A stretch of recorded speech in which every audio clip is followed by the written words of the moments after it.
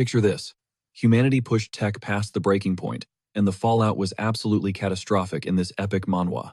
Endless resource wars turned Earth into a literal wasteland. Add a highly evolved alien race invading the mix, the planet was completely cooked. Mankind had zero choice but to ditch the blue marble that birthed civilization and flee into the dark void. Fast forward through decades of drifting through the cosmos. A lucky squad of survivors finally stumbled upon a habitable rock. They dubbed it Novus, our fresh start. The scouts instantly blasted a beacon across the galaxy, calling every stray human drifter out there to rally at this cosmic sanctuary. This was humanity version 2.0. First up to claim turf, the Bellotto Federation. These guys nailed the ultimate equilibrium, perfectly splicing human DNA with alien traits. Then dropped the Accretion Empire. Their whole vibe was merging raw human grit with hardcore cybernetics to forge an unstoppable absolute unit of an army. Last but not least, the Holy Korra Alliance entered the chat. This faction effortlessly tapped into the planet's core aura, basically hacking the world to master straight-up magic. They call this mystic energy the Force, and their top-tier fighters flex this supernatural power like it is nothing. But here is the catch. Novus was not an endless goldmine. Resources were insanely scarce, and none of the big three factions planned on playing second fiddle. The tension is so thick, a massive turf war could pop off any second. Enter our main guy. He rolls with the Cybernetic Accretion Empire. He just hit 16, meaning it is showtime to flex his raw potential. We cut to an Imperial Guard commander, Emilius. The boss man looks him dead in the eye, telling him to go completely beast mode if he wants the higher-ups to even notice him. Our boy is just a rookie trainee, so let us call him Lucas. The stern commander watches his every single move like a hawk. You can see the sweat dropping because Lucas is stressing hard. To secure a spot in the elite Imperial Guard, he literally has to dodge and parry live gunfire. But do not get it twisted, the kid has grinded himself to the bone. He has survived the absolute craziest, most lethal scenarios out there. So, he struts into the arena, ready to eat. His targets, literal death row inmates, rocking absolute trash tier gear. Contrast that with our boy clutching top-of-the-line hardware, and sporting the cleanest cybernetic arms a rookie could ask for. The doomed prisoners lock onto him, fingers on the trigger. Boom! Lucas blitzes forward. His goal, wipe the floor with them in under 10 seconds flat. The Vanguard goon cannot even squeeze his trigger before his head is brutally lobbed off his shoulders. He might look like a kid, but Lucas is an absolute demon in close quarters. With the Emperor watching from the shadows, he has to put on a god-tier show. A flashback hits. He remembers another recruit just recently deleting the entire squad with one single devastating blast. The pressure is on. He needs to prove he is cut from the exact same elite cloth. The inmates are practically wetting themselves, realizing they are totally cooked. Lucas has literally spent his entire existence grinding to prove his reaction time is undeniably the craziest in his entire class. He baits them. They all unload their clips at once, and in a flash of steel, he deflects the blazing lead right back at them, zeroing the whole squad instantly. We are talking superhero levels of overpowered, but like I said, among the fresh meat, only our guy possesses this godlike battle IQ. He leaves everything in the arena. Sure, the mental toll is frying his brain circuits, but he just showcased some seriously priceless technique. The trial wraps. Up in the stands, Emilius is low-key mind-blown that a 16-year-old pulled off that massacre. Lucas brushes the dirt off his shoulders. No big deal, especially since that other prodigy set the bar. The commander knows exactly who the rival is. That kid is straight out of high society, while our underdog crawled out of a gritty orphanage. Emilius sees the raw fire in Lucas and decides to give him a twisted reward. Right in front of a live audience, the psycho literally gouges out Lucas's right eye with his bare hands. Wildly enough, Lucas does not even blink. His pain tolerance is completely off the charts. Our boy is desperate to survive this brutal world. If the top dog demands an eye, you offer it up. Plus, losing the organic optic is a necessary sacrifice to level up his stats, making way for a cybernetic implant designed to calculate bullet trajectories in real time. Fast forward a bit and we meet the blonde hotshot who dominated the arena right before him. Let us dub him Eli.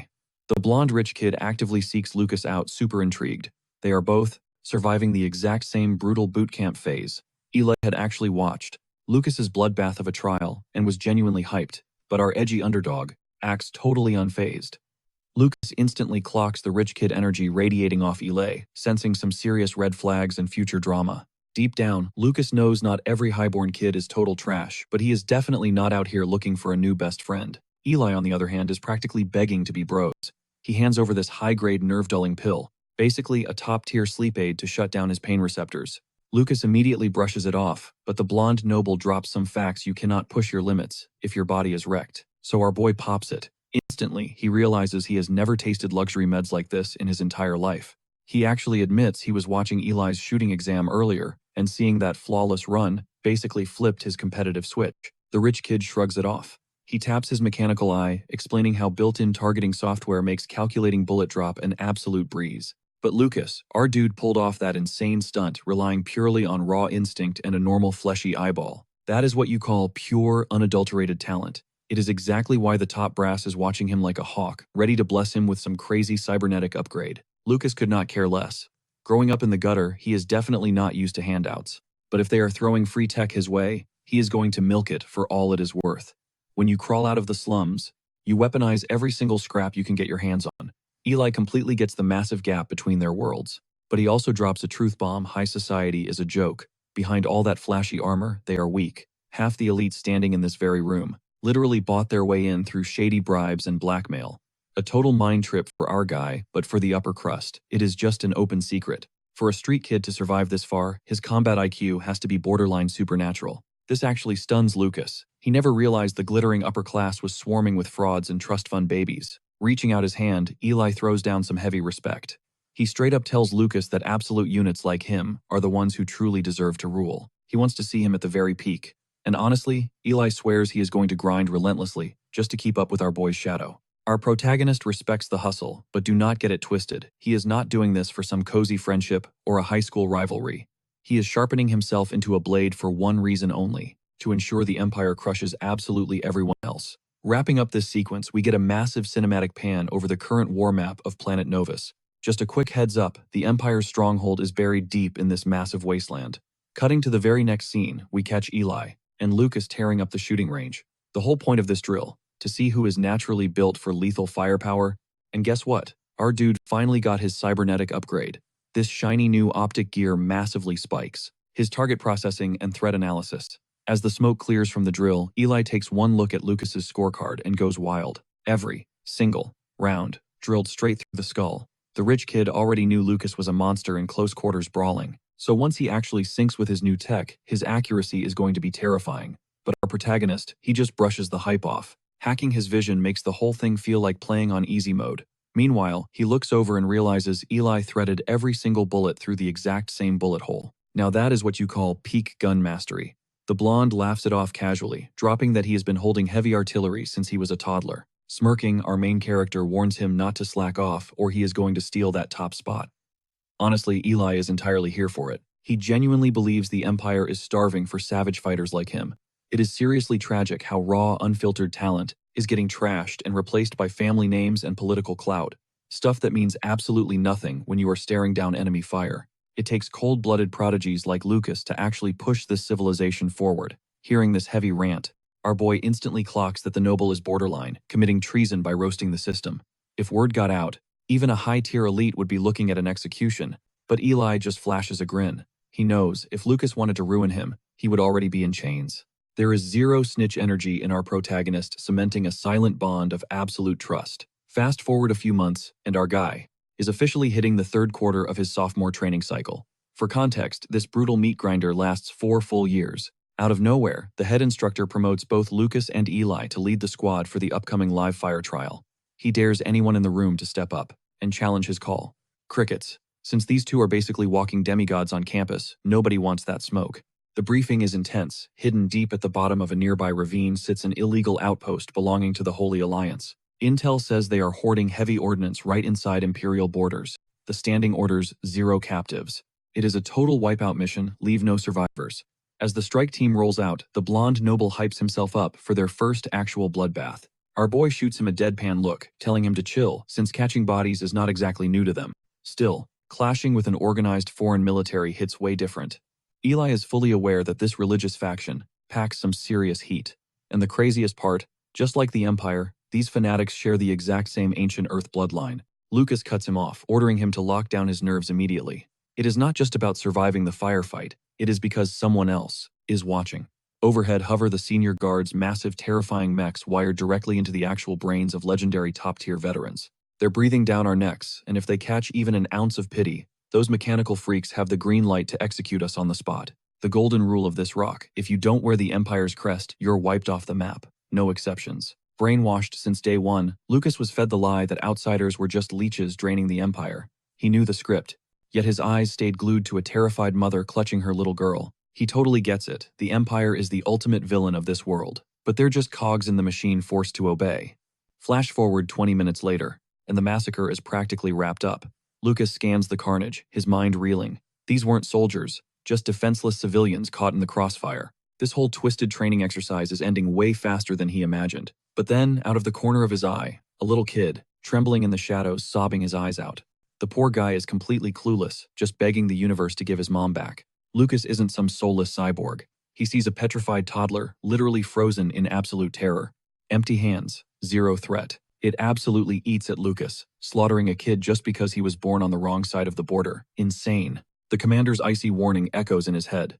Hesitation equals death. The Academy hammered it into them, these scavengers steal the Empire's precious resources, meaning they need to be eradicated.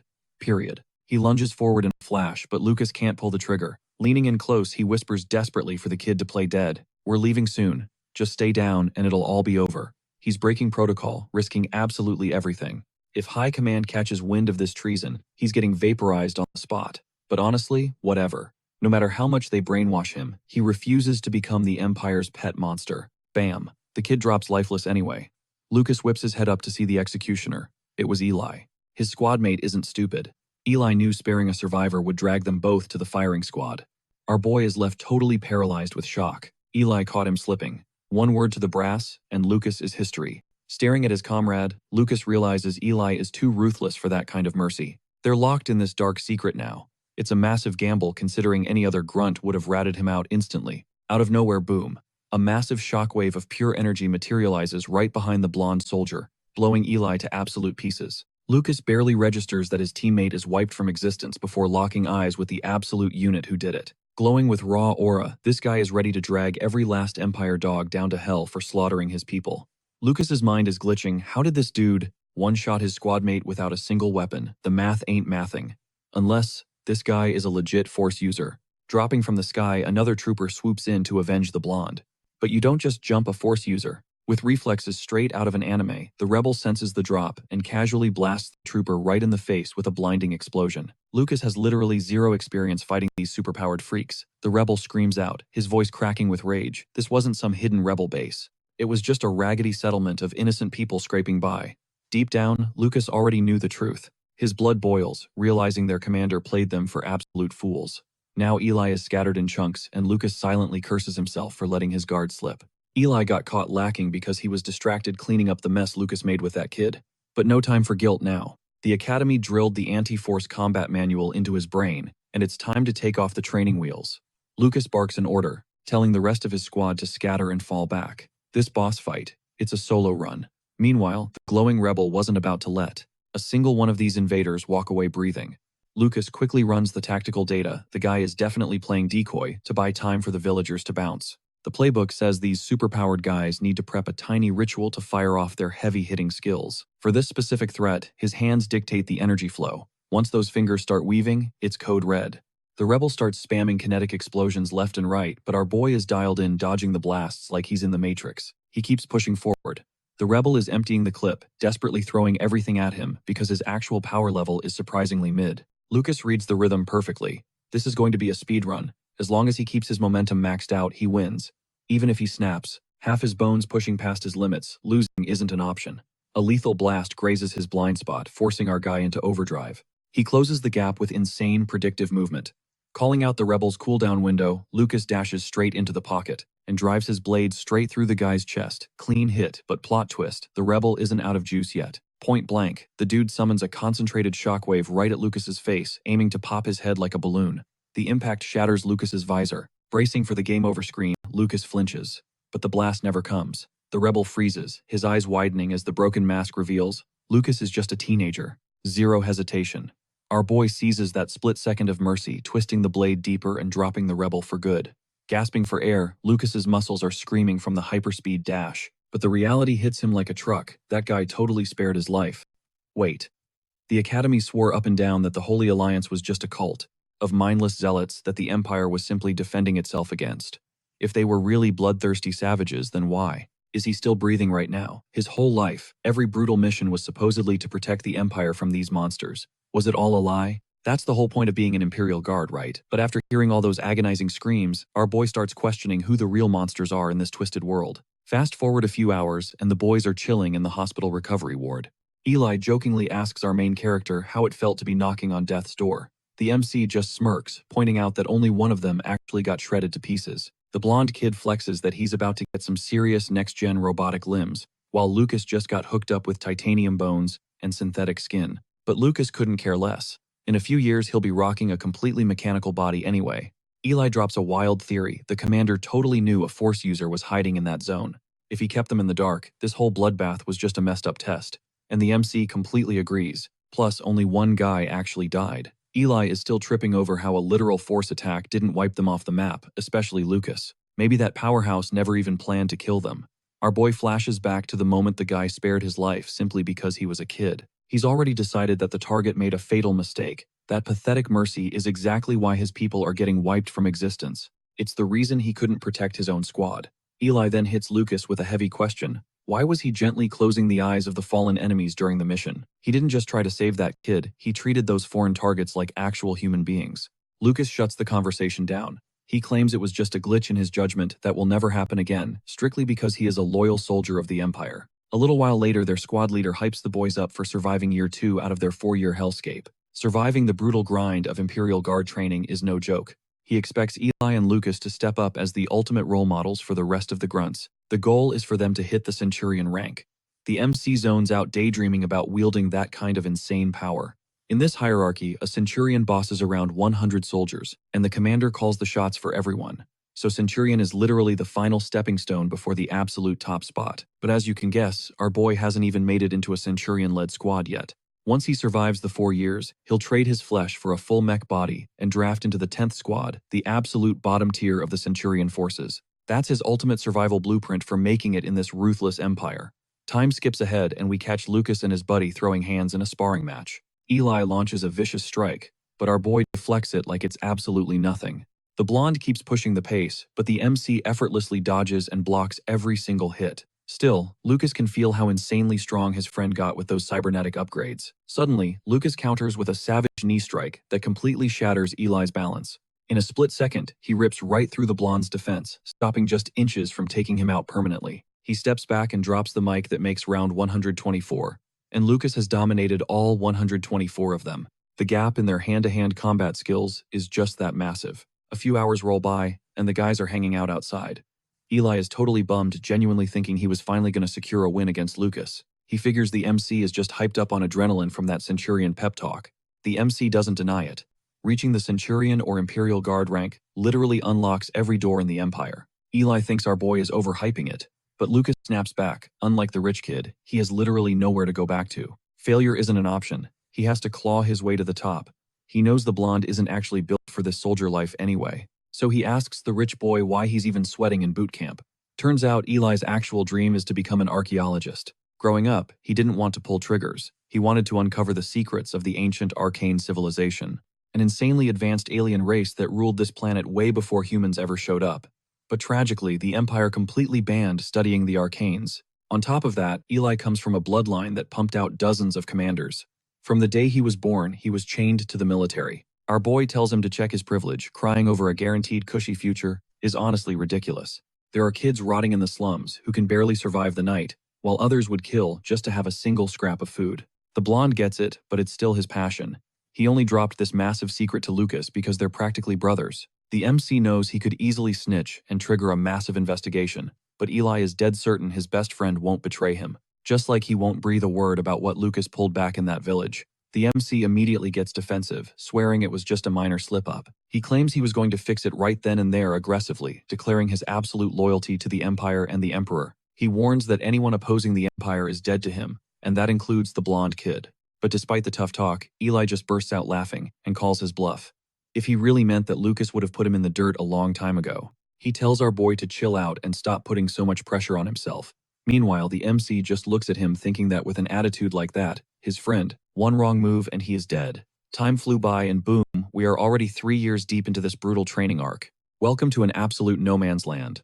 We have got Eli completely geeking out over this arcane tech, claiming it is still heavily active, even though it is literally millions of years old. Dude is utterly starstruck, just breathing the air out here, because the Arcanes were not just anybody, they were a god-tier civilization from eons ago. We are talking way back, like way before the homeland of human ancestors was even a speck of dust. Lucas snaps him back to reality, reminding him this is a strict recon mission. If rival factions are lurking in this neutral sector, it is going to be a total bloodbath. But Eli waves it off, telling him to chill, since the Imperial Guard has their backs, making them practically untouchable. Man just wants to hug this ancient relic. Suddenly, a voice creeps up from behind, dropping some deep philosophy about how the present only breathes because of the past, and that history is basically a massive spoiler warning for the future. That is exactly why studying the past is not just for nerds, it is straight up survival. Let's call this new guy Claude. He rocks that high society energy, and Lucas instantly pegs him as blue blood. Maybe not as wildly prestigious as Eli's bloodline, but still an absolute aristocrat. Claude completely throws our boy off guard, saying he likes his vibe and asking if he is single. Our main character glares, warning him that if he takes one more step, he is getting absolutely decked. Claude bursts out laughing, telling him not to be an idiot, he is just trying to hook him up with his little sister. Sure, Lucas is an orphan, but with his insane combat specs and raw talent, he is destined to be a top-tier commander anyway. Eli chimes in, hyping Lucas up, saying the sister is a total baddie and super popular, so he would be crazy to pass it up. But right in the middle of this banter, the radar completely flatlines. A massive biological energy spike triggers right on top of them, and everyone instantly scrambles for cover, leaving Lucas and Claude dead, locked in the front lines. Through the dust, they spot something lurking way too close for comfort. A hulking humanoid silhouette is casually inspecting some glowing mystical cube. Our main character squints, and his blood runs absolutely cold. He knows that armor. That is a literal paladin from the Holy Alliance. We are talking an apex predator matching the Empire's highest-ranked centurions. And just like that, the monster shifts his gaze. He spots the squad in a fraction of a heartbeat. Channeling a terrifying surge of force, he powers up his weapon to completely wipe the Imperial kids off the map. Lucas screams at Claude to run for his life. But the blast is unfathomably fast, carrying apocalyptic destructive power. Before anyone can even blink, the attack swallows Claude whole. In less than a millisecond, he is just erased. This is a walking nightmare. Lucas is miles out of his league here. A paladin can literally box with the Empire's most godlike centurions.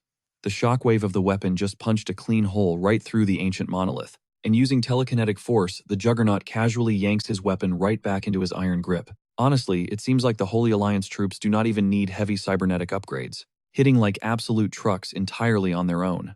Lucas stares horrified at what is left of Claude, his brain glitching over the fact they were just joking around 2 minutes ago. He is utterly paralyzed. Claude's entire upper half has been completely vaporized. All Lucas saw was a blinding flash of death. Even his advanced cybernetic eye is absolutely failing him right now. The processor cannot even lock onto the Paladin's insane trajectory. At this power-scaling tech is completely useless. Suddenly, Eli unleashes heavy fire from the rear, but the tank just tanks it. A massive energy shield blocks every single shot without breaking a sweat. Eli screams at Lucas to snap out of it and move. They just need to buy a handful of seconds until their Centurion arrives. Lucas wants to live more than anything, but his gut screams that turning his back means instant death. There is only one play left. He has to stand his ground and clash with this demon until the Imperial Guard bails them out. 12 seconds. That is how long until the backup signal hits and the cavalry arrives. 1 second down. The Paladin supercharges his spear and lets it rip again. Lucas's brain cannot even process the sheer speed.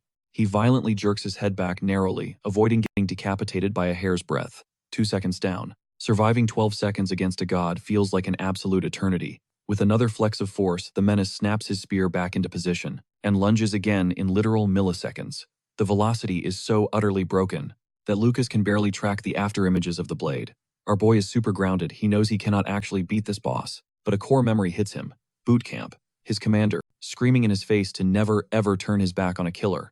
If a deadly avalanche is rushing you down, you plant your feet into the dirt and you charge straight into that avalanche. 3 seconds down. If he wants to see tomorrow, he has to take the fight directly to the Paladin.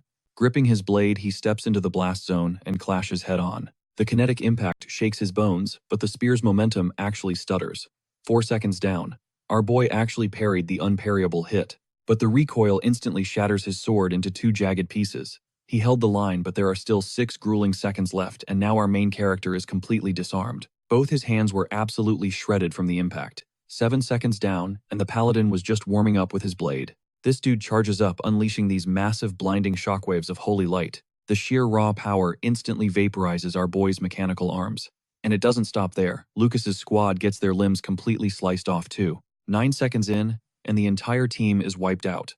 The paladin closes the gap, and we are literally 7 milliseconds away from hitting that 12-second survival mark. Lucas does the math in his head. 12 seconds are officially up. He just needs to hold the line a little longer. Knowing this absolute monster is about to rip him to shreds, he bites down and pushes forward. It's his only play. Cut to a few seconds earlier, the Centurion catches wind of the bloodbath. He ignites his thrusters, going from 0 to 1,000 meters per second in a literal heartbeat. Tracking the emergency beacon, he breaks the sound barrier and finally zeroes in on Lucas. Our boy is one breath away from the grave, but the backup arrives right before the paladin can secure the kill. The Centurion palms the paladin's skull, riding that insane momentum to absolutely bulldoze him. Time to take out the trash. Lucas collapses to his knees, screaming his lungs out because he actually survived.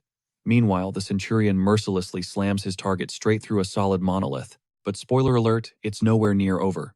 The Centurion severely underestimated the paladin's insane durability. Despite eating a massive surprise attack, the Holy Knight brushes off death. Realizing the threat, the Centurion finally reaches behind his back. He revs up this brutal mechanical axe. Playtime is officially over. Lucas is just sitting there, watching these two titans lock eyes. Quick lore check. The Centurion rocks the infamous Legion armor, while the Paladin is a Holy Knight, wielding literal magic force. We are witnessing an ultra-high-tier boss fight right now, and our main character is dying to know which faction actually bred the deadliest killer. They clash, triggering a massive shockwave that cracks the sky. Their weapons are literally tearing each other apart, but neither gives an inch. They take the fight to the air, unleashing a barrage of strikes so heavy it would vaporize a regular guy like Lucas. They plow through the forest, nuking every single tree in their path. It is a dead-even cinematic slugfest. Lucas can barely track their silhouettes, but their actual attacks way too fast for the human eye to process. He is praying to whatever is listening that the Imperial Guard wins, or he's getting packed up next. The Titans trade another violent blow, shattering their weapons completely. Without missing a beat, the Centurion grabs the Paladin by the skull again, firing his thrusters to literally crush the guy's brain. Big mistake. The Paladin is a force user, and he's got a nasty trick up his sleeve that the cyborg totally missed. The Knight's backup weapon is lying right next to Lucas, and our boy instantly knows this is a disaster. Even with the Legion armor, the speed and piercing damage of that spear just break all the rules. If the Paladin calls it back, the Centurion gets one-shotted. And if the big guy drops, Lucas is dead meat. He desperately needs to warn his heavy hitter about the incoming blindside. The spear suddenly and violently launches into the air. In a split-second crazy sacrifice, Lucas lets it impale his own leg just to create a disturbance, praying the guard's sensors catch the movement. If he doesn't react, that spear is going right through his chest. Meanwhile, the Paladin grips the Centurion's helmet horn to lock him down.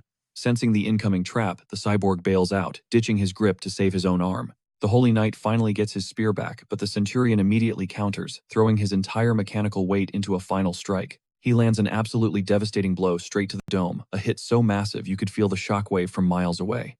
Lucas is bleeding out on the dirt, listening to the debris rain down. He has zero clue who won, or if he's about to get executed. If the Paladin walks out of that dust cloud, it's game over.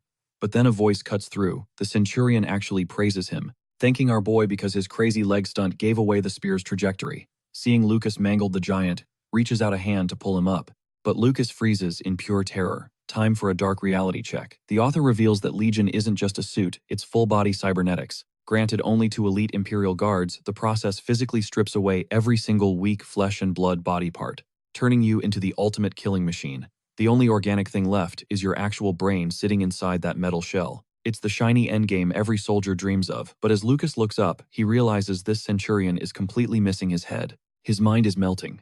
How is a brain-controlled cyborg casually talking and offering a hand when his entire skull got blasted off? He starts questioning if this thing is even human anymore. The twisted truth. The suit's advanced artificial intelligence kept the body moving on autopilot for a few extra seconds. But once the system registers the missing brain, the headless giant slumps to its knees and powers down forever. Lucas is absolutely traumatized. He's never seen a Legion up close like this. It hits him hard. How depressing is it that he's been risking his life just to become a hollow metal puppet? He can feel his own life fading as the blood pools around him. He closes his eyes, accepting that this is finally the end of the line. Plot twist. Eli actually tanked the blast. He is the sole survivor of the Paladin's nuke. Oh, and speaking of the Holy Knight, the dude got completely shredded to pieces. But never forget, it was all thanks to Lucas's clutch sacrifice that forced this brutal tie. Technically speaking, everyone took a massive loss today. Backup is still hours out. They are totally stranded. Pushing through the pain, Lucas looks at the blonde kid and asks for his endgame. Eli never signed up for this soldier life. And this right here, this is his one golden ticket to ditch the Empire for good. Crossing enemy lines into another kingdom could hand him a clean slate to finally chase what he actually wants. Lucas is literally bleeding out, but honestly, he is totally fine with his bro scoring a second chance. The second those reinforcements touch down, that escape window slams shut forever. He just wants Eli to go grab his dream. As the guy struggles to his feet, our boy remembers Eli's insane pedigree. The dude comes from pure old money that any average Joe would kill for. But despite all that elite privilege, playing war hero is absolutely draining the life out of him. The only time a real smile breaks through is when he talks about his passions. That is his true spark. Lucas makes his peace with dying on this dirt. If just one of them makes it out to be happy, he considers it an absolute win. But plotting a massive plot twist, Eli grabs a ragged cloth and jams it into his friend's wound to stop the bleeding. He just could not walk away. And the sheer panic in his eyes says it all. He is terrified of watching Lucas fade out like this. Buying his freedom with his best friend's life. Yeah, that is a price tag he refuses to pay. Lucas just stares at him, convinced the guy is a massive idiot. Fast forward a few days and we catch Lucas chilling with a comic book. Eli suddenly crashes the room, catching our main character scrolling for some shiny new cybernetic leg upgrades. He immediately pitches the F-24 Ryus for its insanely quick learning curve and top-tier agility. Lucas shuts it down, saying he hates wildcards, prompting a quick apology from the blonde. Eli spills the tea that ever since that cursed operation where they were the sole survivors, internal affairs has been dragging him through endless interrogation rooms. A bloodbath of this scale is literally unheard of. One elite Imperial Guard and 3 trainees getting absolutely folded by a single paladin. Insane. But the brass is digging for something else. Turns out that sketchy ruin zone they were scouting was hiding a game-changing god-tier artifact. That was the exact prize the paladin was guarding with his life, and the Empire is practically foaming at the mouth to secure it. Word on the street is a Black Ops squad is already en route, but the Holy Alliance might have already snatched the loot and locked it down. The tension is sparking a literal powder keg. If a full-scale war pops off, the Federation gets the ultimate free pass. Just grabbing popcorn while their biggest rivals nuke each other. Quick turf wars are manageable, but an all-out global conflict is a complete nightmare. Our boy is tuning all this out. Give him a target, give him a paycheck. In his head, that is exactly how a true Imperial Guard moves. Flashbacks hit him of that terrifying machine getting shredded to pieces. When he spilled the details to the commander, the higher-ups brushed it off as a random glitch, but his gut screams that something is totally off. Either the enemy has massively leveled up, or their squad was deliberately fed into a meat grinder. Whatever the truth is, Lucas violently dodges any classified red flags that could get him clipped. Dodging the Reaper is his only priority. He then mentions this ultra-bougie VIP lounge, hidden right inside the cadet base.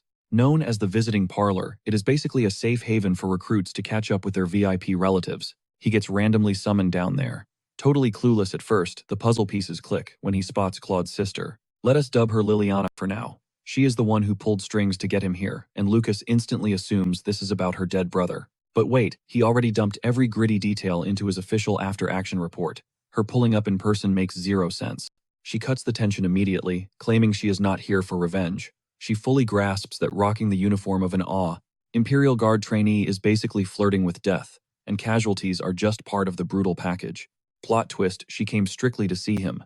Claude used to hype him up constantly, calling him a crazy, talented, and solid dude, and he practically begged the universe for these two to cross paths. The MC aggressively reminds her he is fresh out the slums, but she counters that this makes him perfect. High society elites are way more toxic than anyone realizes. Lucas feels her putting in overtime just to get under his radar. Sure, she means well, but the math is absolutely not mathing. My late brother thought you were cool is the flimsiest excuse ever. Then Liliana drops the nuke. She proposes a marriage of convenience to fast-track his social standing. And he knows she is not lying, locking it down with a top-tier girl like Liliana grants an instant platinum VIP card to life. It packs an insane level of political armor, and honestly, tying the knot with her would practically teleport him to his endgame goals. But his spider sense is screaming, this is way too good to be true. Every instinct tells him he is stepping straight onto a landmine, so he hits her with a hard pass. He pushes back his chair, ready to dip. Dealing with Eli taught him everything he needs to know about nobles. They let their messy emotions steer the wheel. He braces himself, fully expecting a massive temper tantrum from her wounded pride, ready to tank the drama. But instead of yelling, Liliana reaches out and firmly grips his hand. Desperate to keep him around, she practically begs him to at least start off in the friend zone. Lucas is totally speechless as she bolts away. Deep down, he already knows shaking off this spoiled royal is going to be a massive headache. Fast forward a bit. We cut to the training room, where our boy is staring down another absolute legend in this story. Let's call this absolute unit Kunuon, the head combat instructor for the rookies. Lucas drops in to grind, but the coach brushes him off, claiming our guy is already cracked. Barely anyone in the squad can even touch his skill level. But our main character isn't buying it. He refuses to just be the big fish in a small, mediocre pond. Quinuan warns him to pump the brakes and stop rushing. Sizing him up, Lucas realizes this dude just doesn't radiate that insane boss energy like the commander does, despite his totally stacked resume. Turns out the instructor is rocking a low-budget everyday cybernetic body meant for casually grabbing groceries, not fighting. Honestly, just Lucas's arm alone packs 10 times the horsepower, and after getting a taste of that paladin's god-tier strength earlier, he firmly believes that if he can't even drop a washed-up retired soldier, his whole revenge arc is basically pointless. Quinuan finally humors him with a quick sparring match, and our boy instantly launches himself forward, throwing absolute haymakers. The old-timer already knew Lucas scored a recent hardware upgrade, and figures the kid just wants to test drive his shiny new toys. Lucas isn't taking him lightly though. He knows this veteran used to be an elite Imperial Guard sitting right up there at the commander's level, so he unleashes a flawless barrage of heavy strikes, but Kunuan just swats them away like annoying flies. Changing tactics, Lucas closes the gap. He steps into the danger zone, winding up for a brutal knockout punch, yet the old man's defense remains an impenetrable brick wall. Getting desperate, our boy grips the guy's sleeve, attempting a savage grapple to lock down his arms and shatter his guard.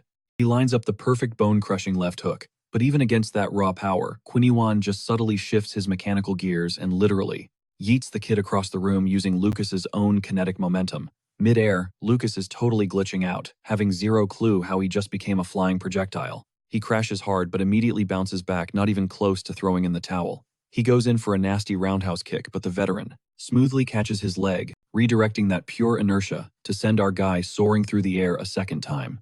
It was embarrassing. Zero sweat broke. He utterly clowned him. Seeing this, the coach totally gets why Lucas is so desperate for a glow-up. His raw power is there, but his technique is sloppy trash. He drops some hard truth: players who rush the endgame always get wiped out first. Meanwhile, Lucas is still glitching on the floor, completely shell-shocked. His attack angle was flawless. That hit 100% should have deleted the old man, but the split-second Quinuan brushed against his arm. Lucas felt his stats drop to zero. His entire body glitched out and stumbled, completely hijacked. Every single ounce of kinetic fury loaded into that punch just randomly scattered through his own nervous system. The old-timer smirks. He flexes that this wild fighting style is just his basic self-defense setting. Instantly, our boy is practically begging to learn it. But Quinuan just holds up his trembling, busted mechanical hand. Truth is parrying. Even that tiny fraction of Lucas's monstrous strength actually wrecked his hardware. Fast forward a bit, they are chilling on the mats, having a real talk. Lucas admits he has never been hard-countered like that, feeling like his own body betrayed him. Quinuan drops the lore. It is called the ARC's combat system. Our main guy recognizes the name immediately. He always assumed it was just some dirty street thug fighting style. The instructor nods, validating that hot take. But it comes with a massive debuff which Lucas is already clued into. Not only is the learning curve insanely brutal, but it also heavily fries the user's actual human brain. Quinuan confirms the nasty side effects, but even knowing the lethal risks, Lucas is dead set on unlocking this skill tree. The coach shuts him down though, stating it is way above the rookie's pay grade to decide. The Empire just dropped a massive bag of cash upgrading his body. If they even greenlight this training, Lucas has to swear a blood oath that the absolute second his brain starts melting, he pulls the plug and drops the class. Looking him dead in the eye, our boy flat out refuses to promise that, but swears he will try not to redline his limits. The coach actually respects the brutal honesty, and just like that, with two ridiculously smooth, fluid motions, he violently floors Lucas again. The tutorial begins. Lesson 1 is hard reading. Phantom strikes before they even register visually. That is the core foundation of arcs. Lucas is practically vibrating with hype now that he is officially locked in. The veteran claims he is only sharing the sauce because he is a sucker for quick studies. Cue the training montage over 4 grueling weeks fly by. Eli clocks that our guy looks like a literal zombie running on zero sleep. Lucas admits he has been completely buried, grinding this brutal Arceus routine every single day. The absolute secret sauce of this technique, downloading and hacking visual data in real time faster than the enemy can blink. It is a total paradigm shift from the basic brawler trash they taught him before. See your standard martial arts, usually hyper-focused on maxing out one specific moveset. But the ARC system, it takes your entire messy toolkit, rips it apart, and min-maxes every single trait for absolute peak performance. It is a straight-up godly combat style that weaponizes every single asset in your body to compute the deadliest, most efficient kill combo in literal milliseconds. He is basically turning into a Terminator. Your brain is constantly running in overdrive. Lucas knew Eli had been grinding out field ops. The kid called it an absolute snooze fest, claiming he was just trashing broken down rogue androids. Honestly, recent assignments have been a total joke. Lucas figures the higher-ups are just playing it safe after that brutal disaster with the Paladin out in the neutral zone. But Eli sees right through the smoke and mirrors. He knows he is getting benched purely because of his family's messy background. We are talking about a full-blown underground uprising brewing against the Empire. And guess who is supposedly caught right in the middle of it? Eli's bloodline. Lucas aggressively reminds him that the Empire is already drowning in an active war. And now some absolute clown wants to trigger a civil war on top of that. That is pure brain rot. The blonde fires back, arguing that blindly hating the symptoms while ignoring the disease is exactly how empires crumble. Boom. Lucas instantly slams him against the wall. He has warned him about this before. Bailing on the Empire is one thing, but actively plotting treason, that is a straight-up death wish. The blonde does not flinch. He cleared every single aptitude test to become an Imperial Guard, claiming that seeing reality for what it is does not make him a traitor. Lucas finally lets him drop strictly, telling him to watch his mouth. He refuses to see his friend's name pop up on a rebel hit list. Eli gets it. That is exactly why Lucas is the only guy he trusts with this heavy intel. Trying to smooth things over, he offers to buy him dinner at some high-end spot. But our boy is already booked. He has a little field trip to attend, as part of his grueling training. Cut to the next morning. We are deep down in the slums of the lower sector alongside Quinlan and Lucas. The instructor practically grew up in the gutter, making these grimy streets his absolute domain. Our protagonist swears he never planned on stepping foot in this dump ever again. It makes his skin crawl just breathing the same air as the bottom feeders roaming around. Looking closely, he realizes this hellhole has not changed one bit over the years. He explains how the massive empire leeches its power from the planet's core magma thermal energy. And all that unfiltered toxic waste, it gets pumped straight into the lower sector's atmosphere. Every breath down here feels like inhaling pure garbage. By some miracle, he clawed his way out of here alive. Quinlan snaps him back to reality, telling him to stay frosty because they need to move fast. A few minutes of walking drops them right into a sketchy black market. Our guy knows firsthand that this place will eat you alive if you cannot throw a punch. Lucas is totally out of his element, but he trusts that his instructor knows these back alleys infinitely better than he does.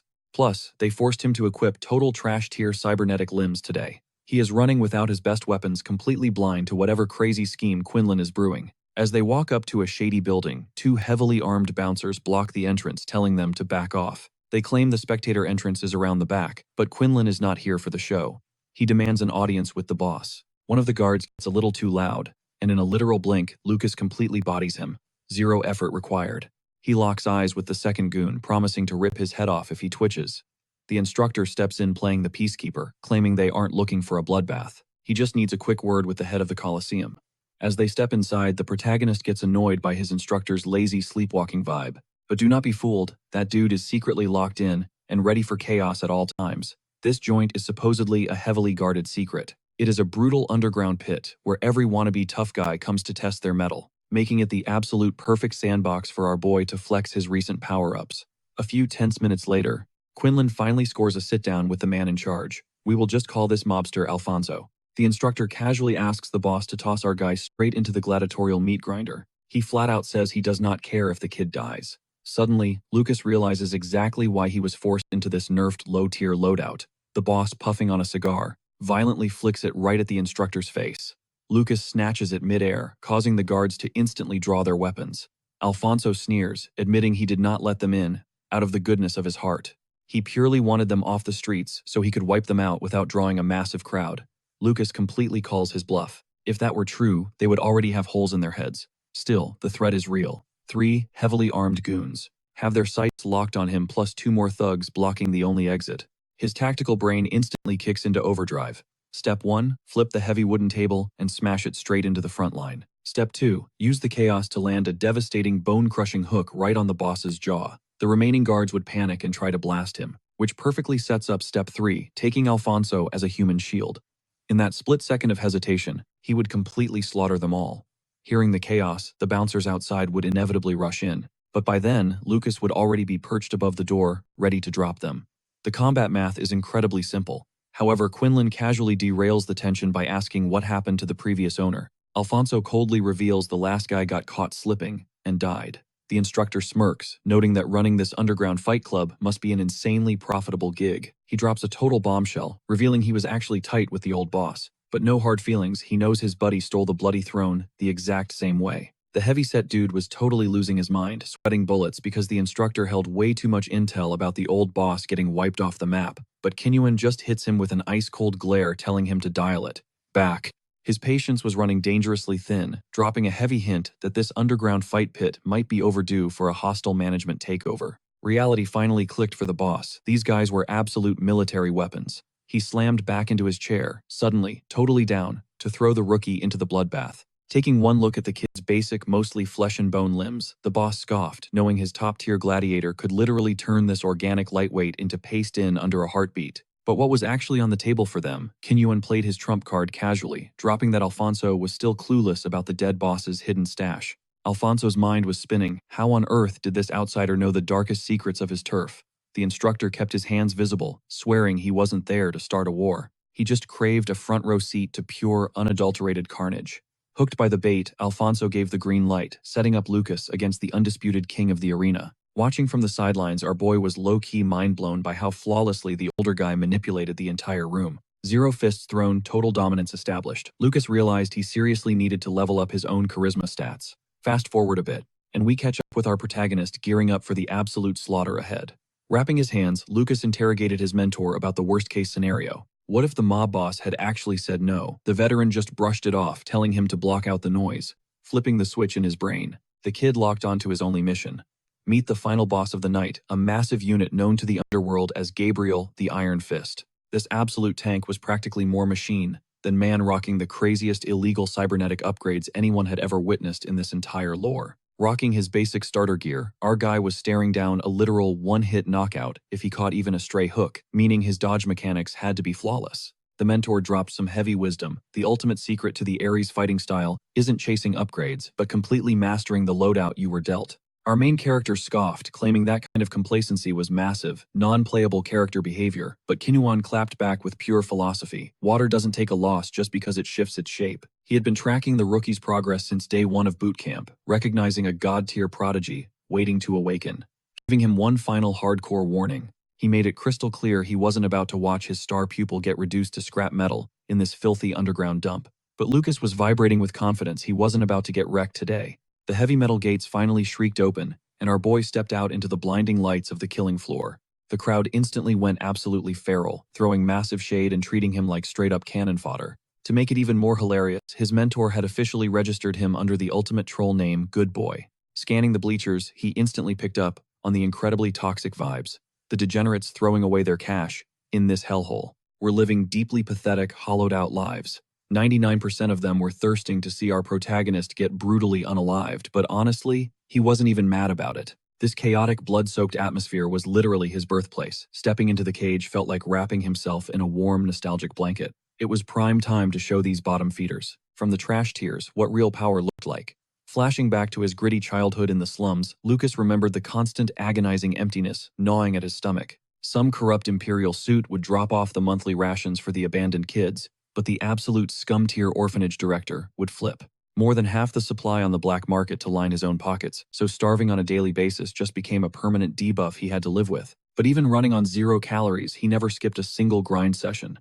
He devoured every single dusty ancient combat manual he could scavenge, while deadlifting literal chunks of rusted scrap metal to force his muscles to grow.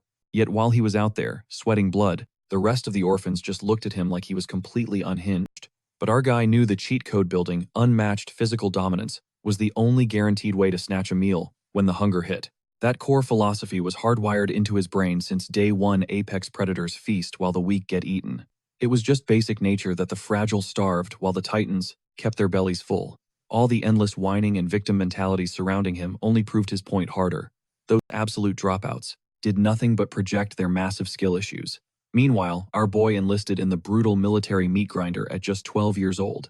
He flexed his skills so hard that he instantly got drafted into the elite Imperial Guard pipeline, and by 15, rocking practically 0 cybernetic enhancements. He was already a fully badged operator. Walking away from those slums was the ultimate flex, cementing his deep-rooted disgust for anyone radiating loser energy. He honestly never thought he would step foot in the gutters again, yet here he was, staring down some hyped-up underground gladiator. The arena was violently shaking as the crowd chanted for Gabriel, and the massive cyborg was visibly baffled about fighting a literal teenager. But whatever easy money is easy money. Lucas, however, was already scanning him like a supercomputer. The guy's cybernetic build was a total nightmare, zero symmetry, completely throwing off his center of gravity. His spine was horribly warped from cramming too much hardware into a human frame, leaving his flesh permanently swollen. Bro was undoubtedly popping heavy painkillers just to catch a single hour of sleep. But make no mistake, that tragic build still packed nuclear-level stopping power. His entire anatomy was engineered for maximum blunt force trauma. The giant smirked, telling Lucas to smash the forfeit button and fetch him a couple of cold beverages if he wanted to keep breathing. Our boy just smiled back, guaranteeing that when the dust settled, the heavyweight was going to need an entire medical team just to stand upright. The cyborg actually loved the fearless trash talk, aggressively widening his stance. As he waited for the deathmatch to kick off, Alfonso snatched the microphone, acting as the hype man, and dropped the earth-shattering roar to initiate combat. The energy in the room was purely radioactive, with the bloodthirsty audience losing their minds for the first strike. Our kid was painfully aware that his unmodified arms and legs would instantly shatter under a direct blast. If this mechanical beast actually landed a solid hit, he would be scraped off the concrete with a spatula. Gabriel unloaded a catastrophic cannon of a punch, but our guy slipped right through the kill zone, like a ghost, instantly punishing the giant with a bone-crushing kick straight to the jaw. Unsurprisingly, the big guy didn't feel a thing, mostly because our boy's current gear is absolute trash for heavy combat. If Lucas was rocking his usual military suit, Gabriel would be a million little pieces of scrap metal right now. Instead, he backs up, totally locked in, scanning the arena for a weak spot. Head-on attacks, completely useless. Plus, this stadium is way too cramped, so playing tag isn't going to save him either. Gabriel keeps firing off literal cannon blasts. Lucas weaves through the explosions, racking his brain for a different win condition. The entire crowd is screaming for the kid to get destroyed. Honestly, the stakes aren't even that crazy, but this matchup is wildly different from his usual bloodbaths. Suddenly, his instructor's voice echoes in his head. Stop whining about what you don't have. Complaining about missing your high-tech military gear won't keep you alive. Kenan literally stripped away his cybernetic limbs and eye before this fight. The goal wasn't for Lucas to just brute force his way to victory. It's all about squeezing every ounce of potential out of his current state. Sure, Gabriel's fists hit like artillery shells, but right before he strikes, his shoulders let out this tiny mechanical hum. He's got insane reach, thanks to those massive arms, but his reaction time pathetically slow compared to an actual firearm. Boom. That's the cheat code to winning this fight. Up in the stands, Kinnan just smirks, knowing damn well his student is an absolute prodigy. According to the mentor, Lucas was already tapping into combat arts purely through raw instinct, which means adapting to this new brawling style should be a walk in the park. Over 20 seconds have passed, and Gabriel hasn't landed a single scratch. The audience is losing their minds, completely humiliated that their heavyweight champion can't even touch a literal child. But that's the beauty of it. This arena is the perfect sandbox for Lucas to hyperfixate and read Gabriel's movements like an open book. Flashing back to the brutal sparring sessions with Kenan, the kid decides to copy his master's exact counter. He grabs Gabriel, plants a kick straight into his knee, and launches himself up. He completely hijacks the big guy's own kinetic momentum, throwing him totally off balance. With his guard wide open, Lucas delivers a devastating knee strike, slamming the Titan face first into the dirt. Now that is how you weaponize combat. Arts and the adrenaline rush is insane. Gabriel is reeling, completely mind-blown that a scrawny kid is tossing him around. Still, he knows his raw power is unmatched. One lucky hit is all he needs to end this. Pushing his engines to the absolute limit, Gabriel charges up a max power strike. And naturally, Lucas is fully prepared to use that energy against him. He smoothly dodges the lethal blast, latches onto the giant's metallic jaw, and drops a cold truth: if you lack raw strength, you just gotta compensate with sheer technique.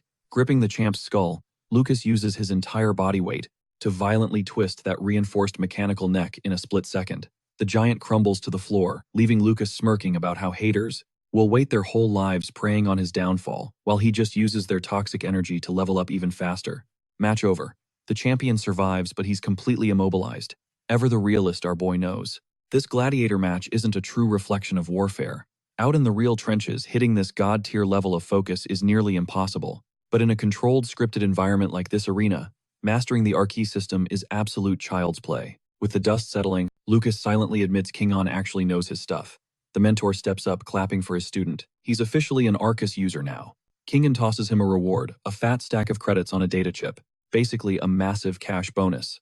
But there's a catch. He wants Lucas to pay off the defeated champion's hospital bills. Playing the nice guy sounds cute and all, but our kid is a stone-cold soldier. He has zero interest in playing the hero. Kingan just sighs, figuring the kid is way too young to grasp how real-world networking operates. He explains that acts of kindness aren't about morality, they're strictly business investments. Stacking up favors to cash them in when you need them most is his entire strategy. Cultivating loyal allies is exactly what separates a frontline grunt from a supreme commander. Instantly, Lucas realizes King On's friendly vibe is a total facade. He actually thought the guy was looking out for him because they both grew up in the slums. What a rookie mistake. King On is only grooming him for a massive ROI down the line, setting up a life debt that Lucas won't ever be able to refuse. Fast forward to the trauma ward, where Gabriel's cybernetic chassis is literally mangled beyond repair. He desperately needs a full replacement, but cheap budget parts just won't cut it. The heavyweight groans admitting that top-tier military hardware costs a literal fortune money he definitely doesn't have. The doc gives it to him straight. Slapping obsolete cybernetics onto a body packed with so many sketchy bootleg mods is a guaranteed death sentence. If his pockets are empty, the clinic can rig up a fragile, everyday walking frame. But if he ever steps back into the ring with that junk attached, Lucas kicked the door open. Seeing the absolute state of the guy, he smirked, glad the dude hadn't flatlined from pure embarrassment, after getting absolutely clapped by a literal kid. You could practically see the steam coming out of the giant's ears fuming because Lucas was the one who put him in the dirt. Lucas just hit him with that cold reality check. Told you before we threw hands, he said. You were gonna need a medic to peel you off the floor. But King Gon's warning echoed in his head. Pushing Gabriel too far was a massive red flag. Pivoting to the dock, Lucas casually flashed some cash, asking if it would cover the medical supplies. The medic gave a nod. Gabriel completely lost it, screaming to know why his enemy was bailing him out, but the kid just shrugged it off as a random side quest. The massive dude was stunned. Nobody had ever done him a solid before. He demanded the kid's real name. Thanks to that clutch medical drop, Gabriel wouldn't have to retire his fists. He made a vow right there if Lucas ever needed backup. The big guy would slide through, no questions asked. Our boy was caught totally off guard. Honestly though, playing the good guy actually felt kind of a vibe. Cut to 24 hours later inside the sparring arena. Eli launched himself forward like an absolute missile, going in for a brutal high kick. But Lucas barely broke a sweat. Using his harness, he casually redirected that insane momentum, launching poor Eli straight into the stratosphere before slamming him down into the mat with a devastating hook. The blonde rival was completely losing his edge, finally realizing that Lucas had been grinding in secret with instructor Kingon. That underground martial art they called Arkees, it was straight up dirty street fighting. Our MC knew it was highly unofficial, but the stat boost he was getting from it was absolutely insane. Even getting tossed around Eli remained the only cadet who could actually keep up with Lucas's crazy scaling. And our boy could literally feel this underground style unlocking his absolute peak potential. Catching Lucas in a rare chill mood, the blonde took his shot and asked for a tiny solid. Fast forward a bit, and they were chilling in the visitor lounge. Turns out the so-called favor was dragging him out here for a blind meetup with Liliana. Eli fully knew Lucas would rather eat glass than deal with her, but her elite family had some serious leverage over him, hence the trap. The rich girl immediately cornered our guy, demanding to know why he was dodging her like a plague. Lucas did not hold back. He flat out told her he couldn't care less about her or her high society bloodline. Eli desperately whispered for him to chill, but the MC instantly silenced him. This whole drama was draining his social battery. Liliana locked eyes with him, asking straight up what exactly his problem was with her. Look, Lucas was on a grind set. Zero time for romance. One single slip-up and his entire blood, sweat, and tears would go straight down the drain. She kept pushing, but he dropped the absolute brutal truth on her. Relying on some spoiled noble's influence meant she could permanently cancel his future whenever she got bored. He would take the hardcore solo leveling route a million times over, just to climb the ranks with his own two hands. Stunned, she asked why he even hung out with Eli then. But Lucas wasn't using the blonde for clout. He kept Eli around because they were brothers in arms. The guy was the only one matching his insane stats, and honestly, the closest thing he had to a ride or die. She tried to keep the conversation alive, but he completely shut her down. Standing up, he dropped a massive warning, lose my number and never track me down again, because next time he wouldn't be playing nice. He walked out, leaving the blonde scrambling to catch up. Eli was visibly frustrated, hating how the MC acted like a total ice king to a girl who was just trying to vibe. Pushing people away, strictly over their elite status, was honestly a massive L. But Lucas couldn't wrap his head around why her high-tier family was suddenly acting so obsessed with him. The whole excuse about Claude passing away was total cap. Our boy literally had zero assets to offer them. The vibes were entirely off, hence the trust issues. Eli called him out, telling him to stop dodging and hiding. If he was that paranoid about the unknown, he needed to actually sit down and talk to her. But Lucas hit him with a devastating Uno reverse card. Bro, are you simping for her? The heavy breathing, the weirdly defensive energy, it was painfully obvious. Our protagonist had practically read his mind thanks to his hardcore arcs training. Scanning a room and reading micro-expressions made exposing someone's secret feelings an absolute breeze. The ultimate irony, Lucas wouldn't touch Liliana with a 10-foot pole. He told Eli to man up, stop using him as a wingman and shoot his own shot. The blonde went completely speechless. It looked like petty high school drama right now, but spoiler alert, we're gonna find out there was some seriously dark lore behind Liliana's stalker-level obsession. Cut to a pitch-black night over the neon city.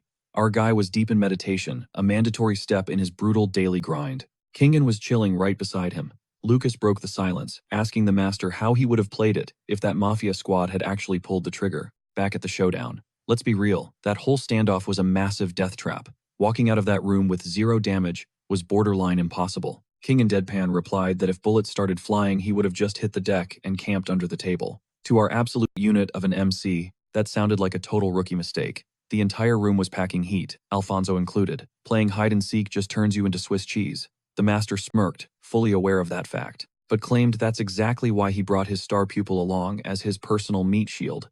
Unamused, Lucas challenged him, what if the old man had walked into that boss room totally solo? Kingen instantly read his student like a book, predicting that our boy would have immediately snatched the mob boss as a human shield. He knew Lucas had probably run 100 bloody simulations in his head, while everyone was just yapping. That hyper-aggressive combat mindset, super predictable for a frontline soldier. But Kingen dropped a chilling reality bomb. If Lucas had tried that alpha move, he would have caught a bullet instantly, because those mob bosses do not play by the rules. Usually grunts just use a setup like this to flat out ice their own boss. If Lucas was rolling solo, he'd be totally wiped out. But with the instructor lurking in the shadows, Lucas became the perfect bait. While Kingman absolutely dismantled the ambush, our boy thought his mentor was just chilling, but this dude was playing chess while everyone else played checkers 3 steps ahead. Getting up, Kingman drops some heavy lore. The ARCS technique basically overclocks the human brain. That insane hyper-perception. It comes straight from that brutal mental grind. It hit Lucas right then. Pushing his mind to the absolute limit is exactly what crippled Kingman, locking him out of using high-tech gear forever. That realization hit him like a truck. If he masters ARCS, it's going to be completely useless the second he straps into a Legion suit. Why? Because piloting that mecha armor demands 100% of your brain's processing power, just to blast broadband signals through all the cybernetics. Bottom line, if you rank up to Centurion, you literally don't have the mental RAM left to trigger Archies. This totally derailed Lucas. His entire endgame is to become a Centurion. Grinding an obsolete skill tree made 0 sense, so he just thanked the old man and dipped. Kingman played it cool, letting him know the door was always open if he wanted to resume the hardcore training. But Lucas had already made up his mind. Archies was a massive waste of time. Fast forward a couple of months, and our main guy is right on the edge of turning 18. He finally gets a meeting with Commander Jamilas, who actually apologizes for ghosting him these past few months. Lucas gave his status update, basically saying he's just been grinding his stats in the gym with 0 high-tier missions. But Gemilas was intentionally keeping our boy off the battlefield, simply because he's dangerously overpowered. The commander then casually drops that he knows all about the secret training sessions with Kingman. Immediate panic mode for Lucas. The realization sinks in, the higher-ups have been tracking every single move he made, down in the slums. The commander straight up asked if he was mastering Archies, and our boy quickly clarified he dropped it. Jamilas smirked. He knew Lucas figured out the catch. You lock into a Legion suit, and Archies gets permanently blocked. The boss man explained that Kingman usually kicks out the untalented scrubs, but the actual prodigies figure out on their own that the technique is a dead end. That's the exact reason why Kingman is the one and only guy in the entire military using it. Lucas cautiously asked if the commander wanted him to go back and keep grinding it. Plot twist. Gamilas absolutely needs him to stay super close to that instructor, and that wasn't a request. It was a direct order. Lucas instantly read between the lines the Empire was heavily investigating his mentor. The smartest play here, keep his mouth shut and avoid asking lethal questions. Our protagonist just nodded and locked in the mission. The commander essentially turned him into a double agent, hyping up Lucas's insane potential to climb the ranks, calling this his ultimate loyalty test. Cut to the next day, and our guy heads down to the lower levels to link up with his mentor. Lucas is sweating bullets, terrified that Kingman might sniff out the betrayal, but the old man just casually mentions how this grimy thrift shop is a massive hotspot for the youth. Kingman didn't just come to browse, he literally bought out the entire inventory of toys, clearing the shelves. By the time afternoon rolled around, they pulled up to an orphanage. Our boy actually dragged Gabriel along for the ride, and the dude was fiercely complaining about being treated like a glorified delivery boy just to carry some cardboard boxes. Lucas figured this was the perfect way to cash in a favor.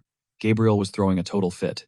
because he genuinely thought they were teaming up for a hardcore raid like wiping out a street gang or something epic. But Lucas told him to chill out, not everything has to be a bloodbath. He also noticed Gabriel moving way smoother. That premium cybernetic spine he bought him was clearly pulling its weight. Gabriel started probing, asking who this mysterious instructor really was. If the guy was a big shot in the Colosseum, Gabriel would know him, yet he'd never seen the dude. Lucas gave him a deadpan look, warning him to drop the fatal questions before he got himself flatlined. Looking around, Lucas theorized this very orphanage was where Kingman actually grew up, which explained the massive toy drop. The kids went absolutely feral over the loot, grabbing the boxes and shouting their thanks. Meanwhile, Lucas watched two of them start brawling over a toy. To him, this was just the natural order, survival of the fittest. The absolute strongest takes the prize, and honestly, pure equality is a myth. They live in a brutal world, with finite resources, meaning not everyone gets a happy ending. Suddenly, the instructor tapped his shoulder, pulling him aside for a private chat. Once they were isolated, Kingman confessed that he randomly pops in to do vibe checks, mostly because he heavily suspects the orphanage director is secretly embezzling their supplies, so he drops by to keep the guy on his toes. Plus, seeing the kids lose their minds over gifts is a solid bonus, teasing that maybe next time they'll do a loot drop at Lucas's old orphanage. Listening to him, our protagonist realized Kingman was just a washed-up war veteran. His nervous system got absolutely fried from too many power overloads, and honestly, that dark fate could easily happen to him too. Bad luck is just part of the game. But Kinnuan didn't drag him in here to chat about fate. He wants the real reason this kid tracked him down. The obvious guess, the commander sent him on a leash. But Lucas shuts that down immediately. Inhale, exhale. He has to lock down every single micro-expression before Kinnuan reads him like an open book. He figures the instructor already knows he's under the radar, but if this dude is actually pulling strings in the shadows, the danger level just spiked. Literally, right now, Kinnuan could snap his neck and erase him. Our boy just wants to make it out alive, so he needs to chill out before he gets wiped off the map. The old man cranks up the creep factor, casually dropping that the only way to stop Lucas is to bury him. Our guy plays the only card he has left, claiming he's just a loyal soldier of the Empire. It's his ultimate lifeline. Kinnuan can totally smell the fear sweat, but he's not even mad about it. Obviously, a pawn follows the king's orders. Lucas is literally the poster child for the Empire's ultimate weapon. Then the instructor hits our main character with a heavy question. Did he actually seek him out the first time on his own? He drops a massive truth bomb, claiming that ever since the aptitude test, the big bosses have been laying the groundwork. His insane talent made him the perfect candidate for Arceus, and setting this up was their only way in. Lucas really thought leveling up after that ruined disaster was his own brilliant idea. Turns out, all of that personal growth was completely scripted by the higher-ups. He absolutely refuses to be their puppet. Sure, he caught a super bad break, running into a boss-level enemy, which pushed him to hunt down the most overpowered instructors in the database. He desperately wants to believe he was in the driver's seat, but Kinnuan hits back with cold, hard facts. Everyone in this world is chained to someone or something. Some realize it, others are totally clueless. He sees right through our boy's survival instincts. The truth is absolutely terrifying him right now. Then he commands him to head back and snitch on this entire conversation to the commander if he values his life. Our dude's mind is completely scrambled, like the commander literally had his back while mastering Arceus. He refuses to be a pawn in their chess game, and he definitely doesn't want to question the Empire's loyalty. At the end of the day, he just wants to make it to the top. But one tiny drop of suspicion is enough to poison an infinite ocean of blind faith. Cut to a bit later, we are inside the simulation combat deck. Lucas is just chilling here waiting for Elay. Plot twist, he actually decided to keep his mouth shut and ghost the commander about his chat with the instructor. The paranoia is eating him alive. If he spills the tea, they are 100% hitting him with a brutal psych evaluation. And with his brain completely fried right now, he would bomb that test hard. The Empire absolutely zero tolerates any flawed assets, holding even a sliver of rebellious energy. Just thinking outside the box could get him blacklisted and shipped off to the forced labor camps. Kinnuan spared him because he knew the kid was mentally spiraling and desperately needed to gear up for that mind-bending psych check, unless he wanted a one-way ticket to rock bottom. Over in one of the pods we catch, Elay casually grinding out some cybernetic body upgrades. The blonde snaps out of it, and Lucas tosses him a bottle of water, instantly clocking that his bro has been putting in some insane work. I mean, yeah, after Lucas absolutely humbled him in their last fight, Elay was hungry for a massive glow-up. He's low-key shocked to see him crashing his session, immediately guessing our guy needs a solid favor. They grab a seat, and Lucas brings up Elay's old conspiracy theory, how the elite families rigged the system. That basically proves the blonde is an Empire skeptic, yet somehow he absolutely aced that intense psychology test. He demands the cheat code. The blonde warns him this level of treason is crazy dangerous, but Lucas has already wiped the room for bugs. They are totally off the grid. Plus, everything he's doing is technically for the Empire's ultimate flex, so Eli literally has zero reasons to hold out on him. The hack is surprisingly basic once it clicks. You basically just have to weaponize a fake persona for the outside world while keeping your true consciousness chilling in the back of your brain, like a silent spectator completely locked down. You lock your true self deep inside your mind. On the outside, you just play the role of the perfect little pawn the Empire wants to see. Lucas is completely lost. So the kid breaks it down when someone goes through intense trauma. They can develop something like split personalities to cope. But here's the catch, you gotta trigger it on purpose. Our brains are constantly bombarded with illusions and fake signals. So you just act like the ultimate loyal soldier. Keep the act up long enough, and your real mind stays safely hidden in the shadows. Eli has been running this mental hack for 2 months straight. He literally wakes up praising the Empire, spitting out the exact same brainwashing his dad forced on him. But it is a super risky game. Lose yourself in the character, and the lines between reality and the lie start blurring, leaving you completely paranoid. It finally clicks for Lucas. His perfect Imperial soldier persona. It is exactly who he was before Eli and Kinuan flipped his world upside down. The kid warns him to tread lightly, because if the higher-ups catch him faking the psych evaluation, it is game over. Right in the middle of this intense chat, Lucas gets a ping from the instructor. Time for another mission. They head straight down to the lower levels, where Kinuan drops the news today's training session is live fire. No safety nets. He is about to get a brutal taste of the real world. Their target, a sketchy building, crawling with gang members. Lucas is silently fuming. Kinuan is acting totally chill, completely brushing off that heavy conversation they had back at the orphanage.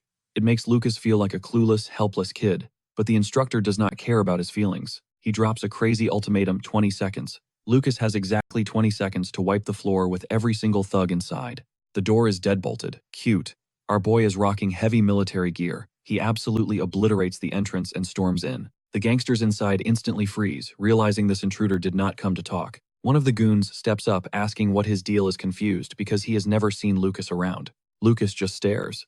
To him, this guy is a total clown who cannot read the absolute danger standing in front of him. Quick scan: 3 armed thugs in total. The supposed leader right there, plus 2 more hiding in the bathroom. Since Lucas is giving them the silent treatment, the thug decides to just shoot him on the spot. Bad move. Before he can even pull the trigger, our boy launches a devastating supercharged hook that literally sends the guy flying into orbit. Oh yeah, Lucas brought the heavy artillery today, and he is extremely ready to take his rage out on these scumbags. The dude slams brutally into the ceiling, dropping his weapon like a rag doll. The rest of the crew scrambles to fight back, but their reflexes are a joke. Lucas snatches the falling gun out of midair, and in a blink completely disarms the rest of them. But wait, the leader finally lines up a shot.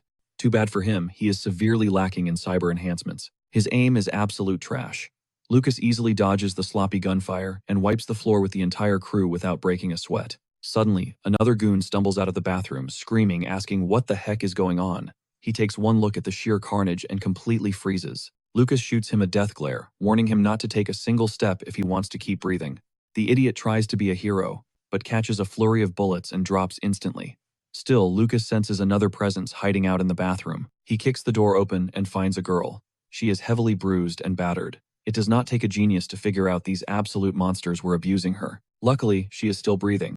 Over the comms, the instructor smugly congratulates him. Mission cleared in exactly 12 seconds. Lucas steps out seriously, contemplating just finishing off the surviving thugs. But he decides to spare them. Why? Because even this grimy underworld needs some kind of twisted food chain, and it is always the weak ones who get crushed at the bottom. He stares at the injured girl. She became a victim simply because she lacked the power to fight back the exact same fate Lucas has been running from his whole life. Old Lucas would have coldly written her off as just another weakling, but today he is starting to feel intensely disgusted by the whole messed up system running this garbage society. Fast forward a few days. Lucas is grinding non-stop, knocking out every single brutal mission his instructor throws at him.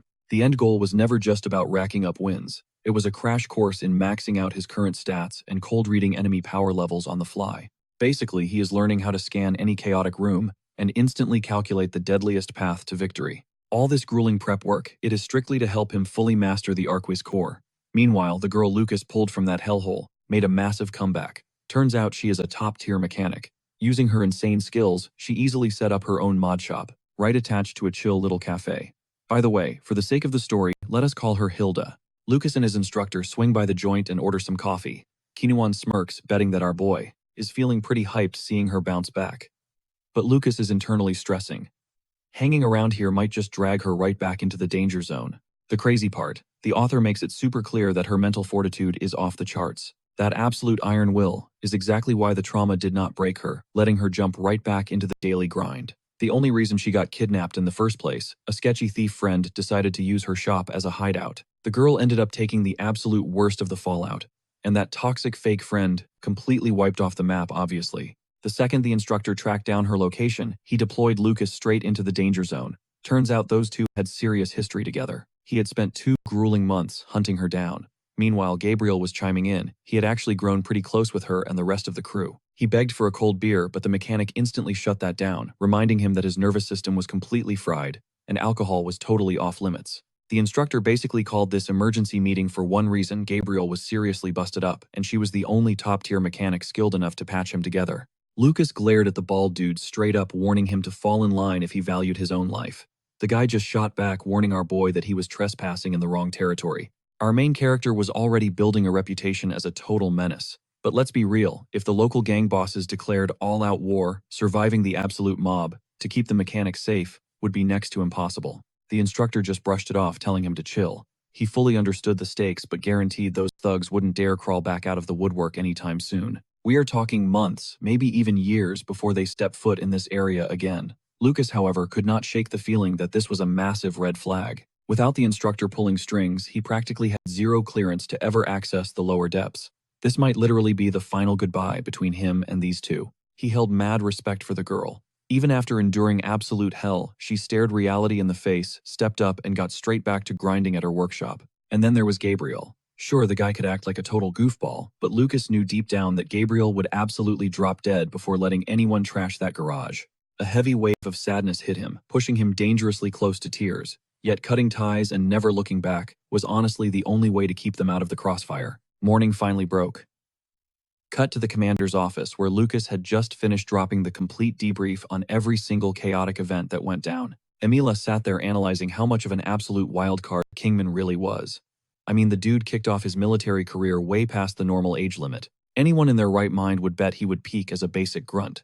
But the Empire was desperate, drafting literally any shady recruit they could find just to survive the ongoing bloodbath. Kingman was a seasoned veteran compared to the commander. Back when Emilas was still a green rookie trying not to get killed, Kingman was already pulling serious weight in the Legion. The only known fact: the guy exclusively handled off-the-books Black Ops missions. It hit Lucas right then. Not even the high-ranking commander had the clearance to dig into the instructor's heavily redacted files. Regarding our main boy, he was absolutely crushing it. The higher-ups had tested this exact brutal strategy before, but previous rookies usually snapped and washed out incredibly fast. Emilas fully recognized our protagonist was a once-in-a-generation prodigy, but worried he might get dragged into the dark side. To play it safe, a mandatory psych eval was ordered before deploying him again. Lucas barely flinched. He had spent months mentally preparing for this exact roadblock. Meanwhile, Emilas decided to drop the formalities and keep it 100% real. When a kid gets slapped with these top-secret shadow ops, it only ends in 2 ways. You either catch a bullet to silence you permanently, or you earn legendary status across the entire empire. The commander genuinely prayed our boy had the raw power to achieve that legendary ending. Lucas just shrugged it off, playing it incredibly cool like it was no big deal. He claimed he was simply doing his job, thriving off the commander's backing. But Emilas was not just looking to be a mentor anymore. He actively wanted to shield this kid from the darkness. In fact, if the young soldier kept producing these god-tier results, the commander was dead set on officially adopting him into his own bloodline. He would be welcomed into the elite Custodia family. Honestly, Lucas Custodia had a seriously hard ring to it. Fast forward 2 hours, and our protagonist was still completely shell-shocked. That kind of massive plot twist had never even crossed his mind. We are talking about the Custodia family, literally royalty-level prestige within the Empire. But before any of that dream could happen, the intense psychological screening officially kicked off. The stakes were sky high. One wrong answer meant kissing that high-class adoption goodbye. His entire future hinged on acing this and surviving whatever deadly missions came next. A few hours vanished, and the camera pans over to Eli. The dude was aggressively shadowboxing, testing out the insane new combat gear and cybernetic buffs he just scored. Sure, his sheer damage output was not touching Lucas's god-level stats just yet, but he remained the absolute only rookie capable of going toe-to-toe with our boy. He was forced to run heavy diagnostics on his mechanical arms. And right on cue, Lucas walked in quietly, observing his rival sweating bullets and grinding to get stronger. The dark-haired warrior immediately threw him a massive thank you, admitting he only breezed through the mind-bending psych eval because of Lucas's cheat code advice. He practically offered a blank check, telling Lucas to just name a favor if he ever needed one. Ironically, our guy definitely needed backup, but the situation was insanely messy. The protagonist locked eyes with him, hitting him with the brotherhood speech, reminding him they were trench buddies who always had each other's backs. Real respect was shown. He promised to spill the details on this terrifying favor soon enough. Honestly, in that exact second, Lucas was entirely too distracted to even stress about the upcoming madness. He was just riding the high of absolutely crushing the mental screening, utterly relieved that the high-ranking commander did not suspect him of treason. Boom. The sun rises on a new day and a fresh target drops, but this wasn't some basic fetch quest. This was officially a full-blown military operation. The training wheels were completely ripped off. The objective, a ruthless all-out suppression campaign to crush a rebel uprising threatening the entire empire's reign. The rebel forces were being spearheaded by the infamous Ramos bloodline alongside two massive allied houses. Hearing that name made Lucas's blood run cold. Ramos. That was Liliana's family. It instantly clicked that she was standing right in the kill zone. Suddenly, the dark, unspoken favor his friend needed made terrifying sense. The entire armory transformed into a chaotic prep zone. Since Lucas had basically evolved into an elite operator, the brass handed him full tactical command for the very first time. He stepped up to the front, staring down the lethal strike team assigned to his name. And the craziest part, technically speaking, he was still just a rookie in training. But because his combat stats were completely off the charts, it was obvious the Empire was using this war zone as a brutal leadership exam to see if he would crack under pressure. The massive strike force immediately split down the middle, organizing into two heavily armed death squads consisting of 27 operators each. Eli takes charge of the second unit while our boy gets paired up with Sergeant Kodrak, a hardcore internal officer. Let's be real, these guys are full-blown hardened soldiers, not just rookie cadets. If our main character wants them to fall in line, he has to drop the hammer. He has two choices. Handing the reins to the veteran is the easy way out, but nah, he is choosing violence and taking the hard road. He lays down the law instantly. He is the alpha of this squad.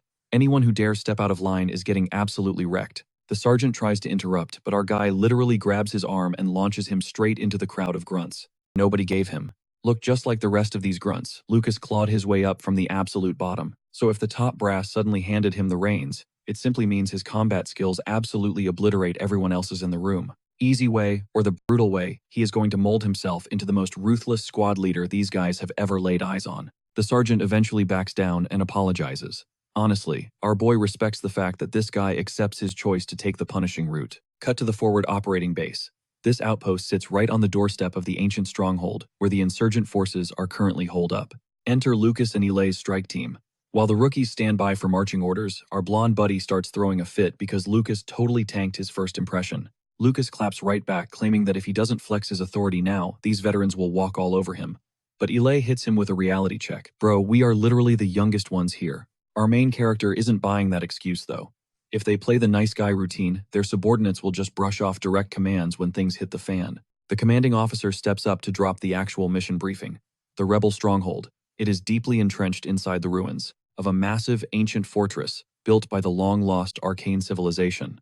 And somehow, these rogue fighters figured out how to boot up its ancient tech. They managed to trigger a crazy high-density energy dome, fully equipped with 5 massive anti-air turrets that will shred any dropship flying too close. 5 heavy-hitting towers of pure destruction. The master plan: send in the heavy hitters from the 11th Armored Brigade to completely level those defenses. Once the dust settles, the main infantry spearheaded by Lucas and Eli's units will storm the gates. Hearing this, Lucas is slightly mind-blown considering the Armored Brigade is a legendary elite unit.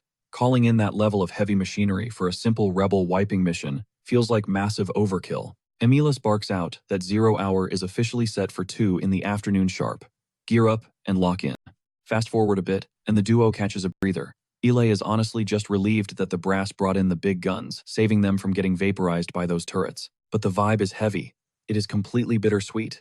And Lucas can instantly read his best friend Eli is low-key stressing over the Ramones family. He pulls him aside and drops some harsh truth. That woman is too far gone. They are totally powerless here, and going rogue to play the hero. That will only slap a massive traitor target right on their own backs. Eli totally gets the risk, but swears that if he catches even a single opening, he is going to drag Liliana out of that nightmare. Lucas immediately snaps at him, demanding to know why he would gamble his literal life over some girl. The blonde simply drops his gaze, muttering that she was his first real love. which leaves Lucas completely baffled, asking why on earth Eli tried to set him up with her in the first place. He grabs his buddy by the shoulders. Eli needs to snap out of his delusion right now because this is a brutal war zone waiting to happen, not some casual side quest. If the Empire catches even a whiff of Eli backing the rebels, he is absolute toast. That shiny noble title of his will not save him from the chopping block. Lucas straight up tells him to drop the hero act. This is not some friendly tip, it is a full-blown threat. Eli totally gets the stakes, but the dude is way too stubborn to back down now. Lucas reads him like an open book. You can literally see the desperate hope flashing in his eyes, completely obsessed with pulling off some miracle rescue mission for her. But our main guy knows the brutal truth, that girl needs to bite the dust, if only to keep his buddy breathing. He is secretly manifesting that she gets completely wiped out in the crossfire. He wants her gone way before his buddy can ever reach her. Now before we dive into the total chaos, our boy drops some heavy lore about the Imperial Grunts. At their specific rank, basically only their head and chest are still completely human. As long as those core zones do not get shredded, these Imperial monsters are practically unkillable. You could get absolutely butchered on the battlefield, but if your lungs are still grabbing air and your blood is pumping, the big bosses will just rebuild your brain using some insane cybernetic tech. So, if Lucas actually wants to erase Liliana off the map for good, he has got to plant a bullet right through her skull. Suddenly, the squad sergeant rolls up to sync their comms, getting them prepped to drop into this bloodbath together. The veteran took a solid look at the flawless service record Lucas holds, instantly, recognizing that our boy is an absolute beast in combat. He just hopes the young blood will actually follow orders. This dude has been surviving the trenches for over 10 years and knows exactly how these absolute meat grinders operate. Lucas completely gets it. He is not about to ego trip and ignore pro strategies. The veteran breathes a sigh of relief as they finally lock into their forward strike positions. Now it is just a tense waiting game for those massive enemy shields to drop. Giant blast doors scream open, unleashing the absolute terrifying first wave of heavy mechs. These metal titans have one single job, shattering right through those glowing arcane barriers. We are talking about a full-blown heavy armor brigade here. These fully mechanized juggernauts are legendary, universally feared as the Myrmidons. Lucas watches them charge, gripping his weapon, because he knows his squad drops right after. The exact second those magical walls shatter, he and his team are diving straight into the fire. The command echoes out over the comms and the heavy bombers start their devastating run. Zero hesitation. Thrusters roared to life, launching the heavy mechs straight into the sky, dead set on the fortress. Objective number 1. Shatter that massive energy dome pulsing with raw arcane tech. This monstrosity wasn't just a shield, it fired back. If those turrets locked on, even a heavy-duty Myrmidon would be vaporized instantly. So the squad went full scorched earth, dumping their entire missile payloads while barely dodging those lethal blasts of arcane energy. The only way through, pure, unadulterated, explosive firepower. Over 20 Myrmidons unleashed an absolute barrage of rockets, lighting up the sky with earth-shattering detonations. The force field finally began to flicker and glitch out. Seizing the moment with their energy-infused blades, the warriors rushed in to exploit the failing barrier. It wasn't just one dude. We're talking dozens of fighters striking simultaneously to shatter that magnetic field. The raw military might was so overwhelming that the dome finally fractured into a million pieces. Lucas watched it drop, but the real boss fight was still up ahead, neutralizing those massive turrets. That was make or break, because if those big guns stayed online, the whole squad would be forced into a full retreat. Everyone was sweating, bullets charging those cannons head-on, was basically volunteering to be cannon fodder. But after a few agonizing minutes, both the shield and the deadly turrets were completely wiped off the map. Insane luck was on their side today, and now their survival odds just skyrocketed. Lucas was absolutely living for it. The guy thrives on pure adrenaline, and taking down those impossible weapons just fueled his fire. He barked the order to push forward. It was time to see if all their intense grinding actually paid off on the real battlefield. The squad split up completely surrounding the stronghold. The mission was simple: 0 survivors, nobody slips away. Of course, right beneath this place was a massive maze of underground tunnels stretching down for hundreds of meters. They had the blueprints, but the place was rigged with lethal traps, and those rebels definitely redecorated the layout to make it deadly. That's why the frontline troops kept tripping over all kinds of hidden explosives. Lucas scoped out the entrance. It was way too tight, meaning the heavy mech suits had to stay outside. Once the squad breached the interior, it looked super abandoned at first glance. Literal ghost town. The sergeant nervously warned his captain, our boy Lucas, that leading the charge was way too risky. Lucas knew the guy was just terrified of catching the blame if his captain caught a bullet, but he genuinely could not care less about what happens to himself if things went south. He came here to finish the job, not to cower behind some grunts. Blazing ahead at insane speed, he ordered his crew to keep up, unless they wanted to be left alone in the dark. Honestly, Lucas was stressing over his best friend. He had to hunt down that target and take her out before Eli did something completely reckless. That dude definitely pushed through the opposite route, and with his insane gunplay, he was going to blitz through the enemies fast. Our MC could speedrun this place too, but only if he tossed his squad straight into the meat grinder to tank the hits. And he wasn't about that life. The only play was risking it all with a brutal frontal assault. Suddenly, a hidden cannon dropped from the ceiling, aiming right at him. Before it even fired, Lucas unleashed his archie, slicing the trap to ribbons in a split second. This claustrophobic setup was honestly perfect for pushing his arquies to the absolute limit and maxing out his senses. No matter how many deadly traps were lurking, he could predict every single one and dismantle them. The squad trailing behind was totally mind-blown. But the MC knew that redlining his body like this was severely overloading his system, and it was seriously killing his vibe. He was getting insanely irritated, especially because his own squad was lagging way too far behind. Channeling Arcus while keeping your body in overdrive is straight up exhausting. Finally, our boy breached the first major sector, and the rebel forces were already camped out waiting. Lucas literally kicked the door off its hinges and absolutely decked the first rebel he saw. The armor he was rocking was peak tier, the strongest gear you could get before hitting Legion rank. They desperately tried to fight back, but the kid just drew his blade and went totally berserk. He was slicing perfectly aimed bullets right out of the air before plunging headfirst into the bloodbath. The rebels dropped like flies. Not a single one of them could even tank a basic strike, let alone stop him.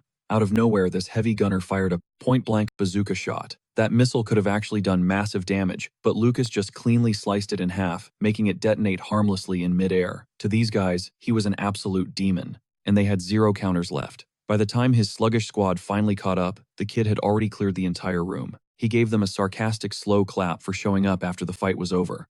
He needed them to step it up because carrying dead weight just wasn't his style. Just a few yards down the corridor, a fresh wave of rebel soldiers was already scrambling, doing everything in their power to stall Lucas's crew. He honestly didn't expect this underground facility to be so incredibly massive, and hitting this sweaty defense line was getting really annoying. He booted up a tactical camera, figuring the high-ranking nobles had to be hiding close by, and the drone fed him a bird's-eye view of a massive central hub, meaning the odds of Liliana being right there were ridiculously high. The sergeant throws up a red flag. They are pushing way too fast, leaving the other squads completely eating their dust. Playing it safe and holding position is the smart move. Lucas cannot even argue with that logic. Plus, spamming his arts is completely frying his brain. Out of nowhere, gunfire echoes in the distance, and it is not aimed at them. Chaos is breaking out in the rear defense line.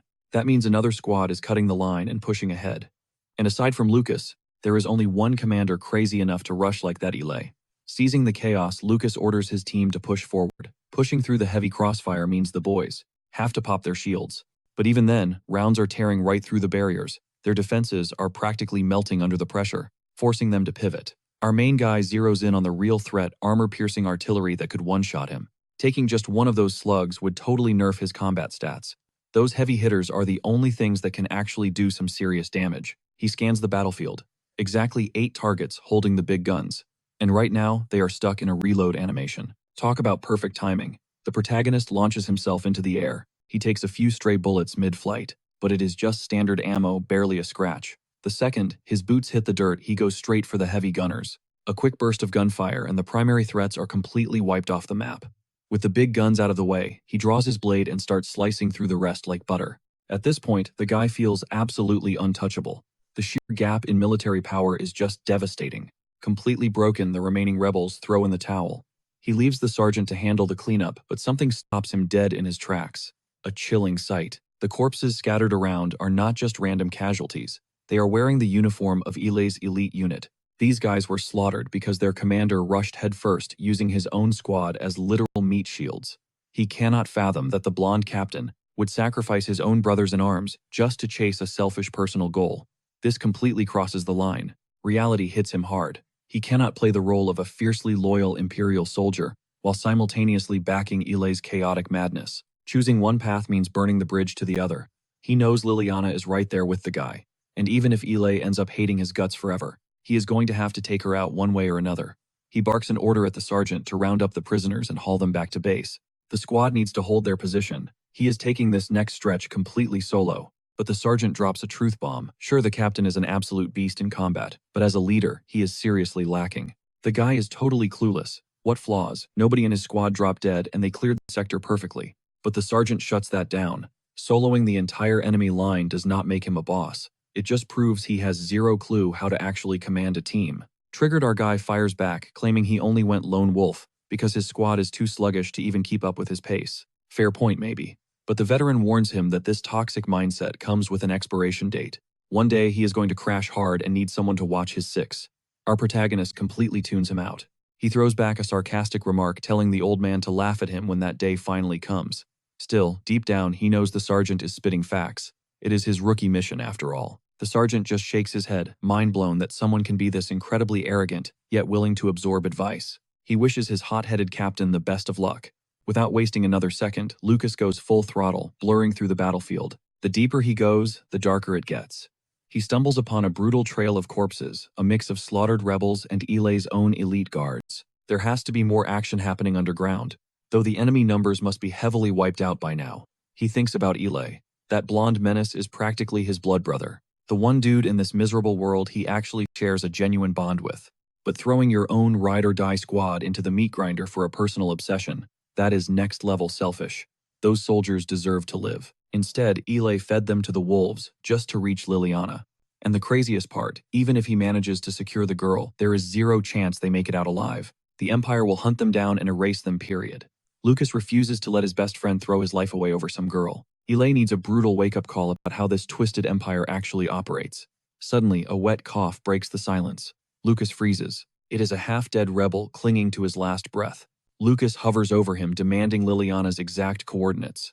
The bleeding guy gasps out that, if he just keeps pushing straight forward, he will find her. But our protagonist triggers his arts and his lie detector senses immediately go off. Pure cap. He violently grabs the dude by the eye socket.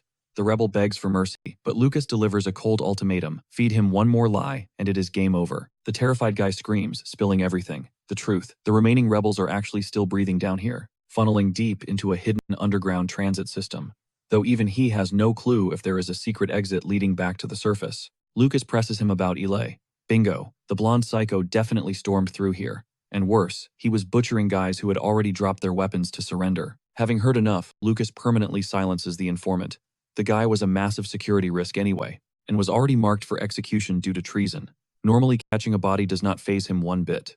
But today, this heavy avalanche of emotions is finally starting to crack his armor. He is totally frozen. The chaotic symphony of gunfire and desperate screams is creeping closer by the second. It means his brother is standing right on the edge of the abyss, about to cross a point of no return. A dark path where Lucas might actually have to put him in the ground just to stay alive. Chapter 2 kicks off. With our main guy dropping a truth bomb, he was completely sketched out by buddying up with a highborn noble at first. Those hardcore revolutionary vibes totally clashed with his own endgame. But now that he has finally tracked him down, it is time to pick a side. We are way past playing pretend soldier. This is a brutal reality check about discovering who he truly is deep down. He finally catches up, only to find Ilei standing in a literal bloodbath after slaughtering all the guards. The blonde rips off his mask, accepting that this chase is dead in the water. Lucas is absolutely mind-blown that Ilei would throw his own squad under the bus just to chase this insane whim, because shivering right next to him are the very last survivors of the Ramones bloodline, Hugo, his wife, and their youngest daughter.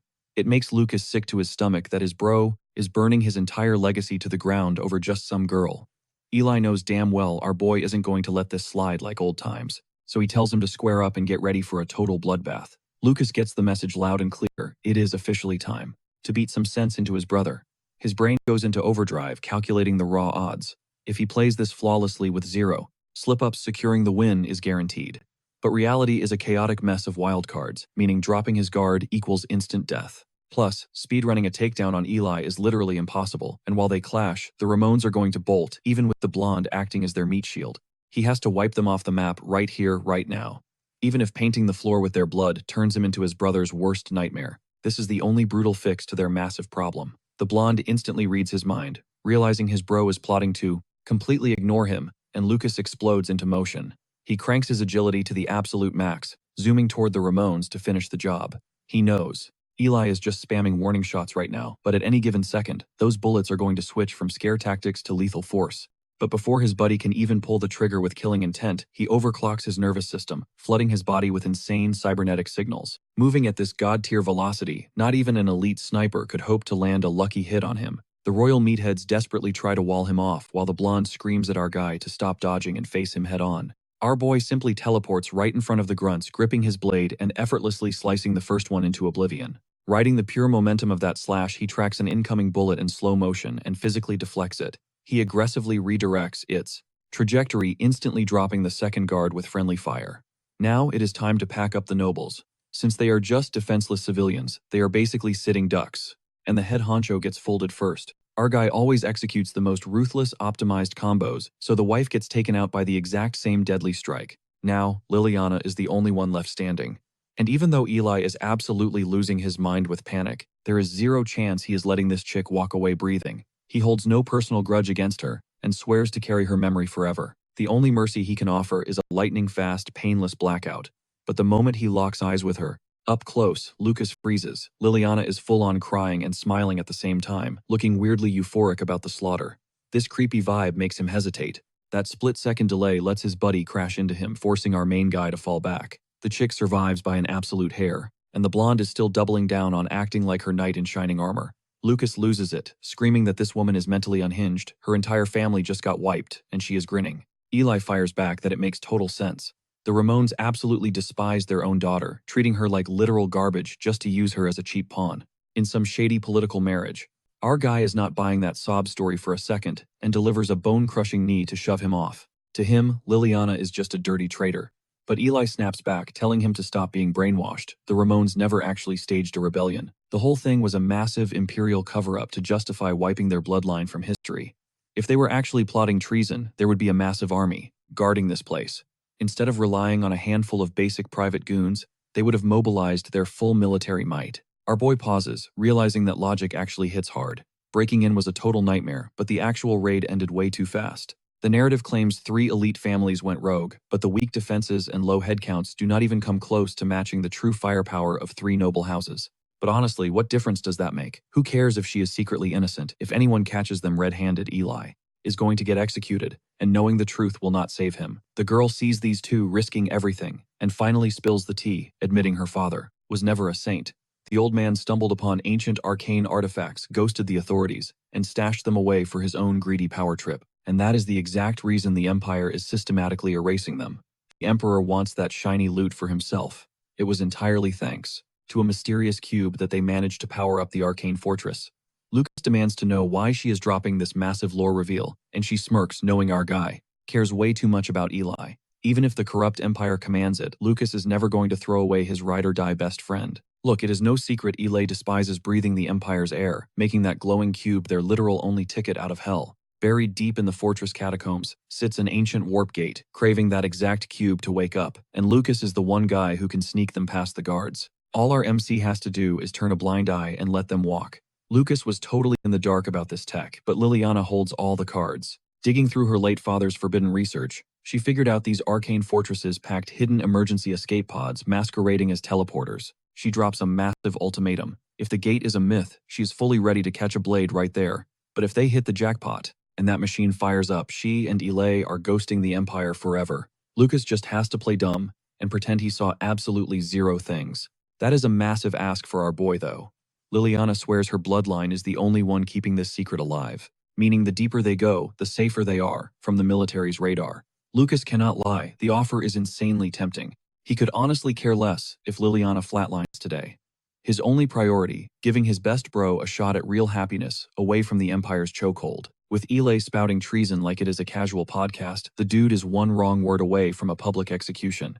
Backing this play is straight up suicidal, yet Lucas lays down the law. If they hit a dead end, or the machine is busted, Eli needs to back off and stop dragging him down this reckless path.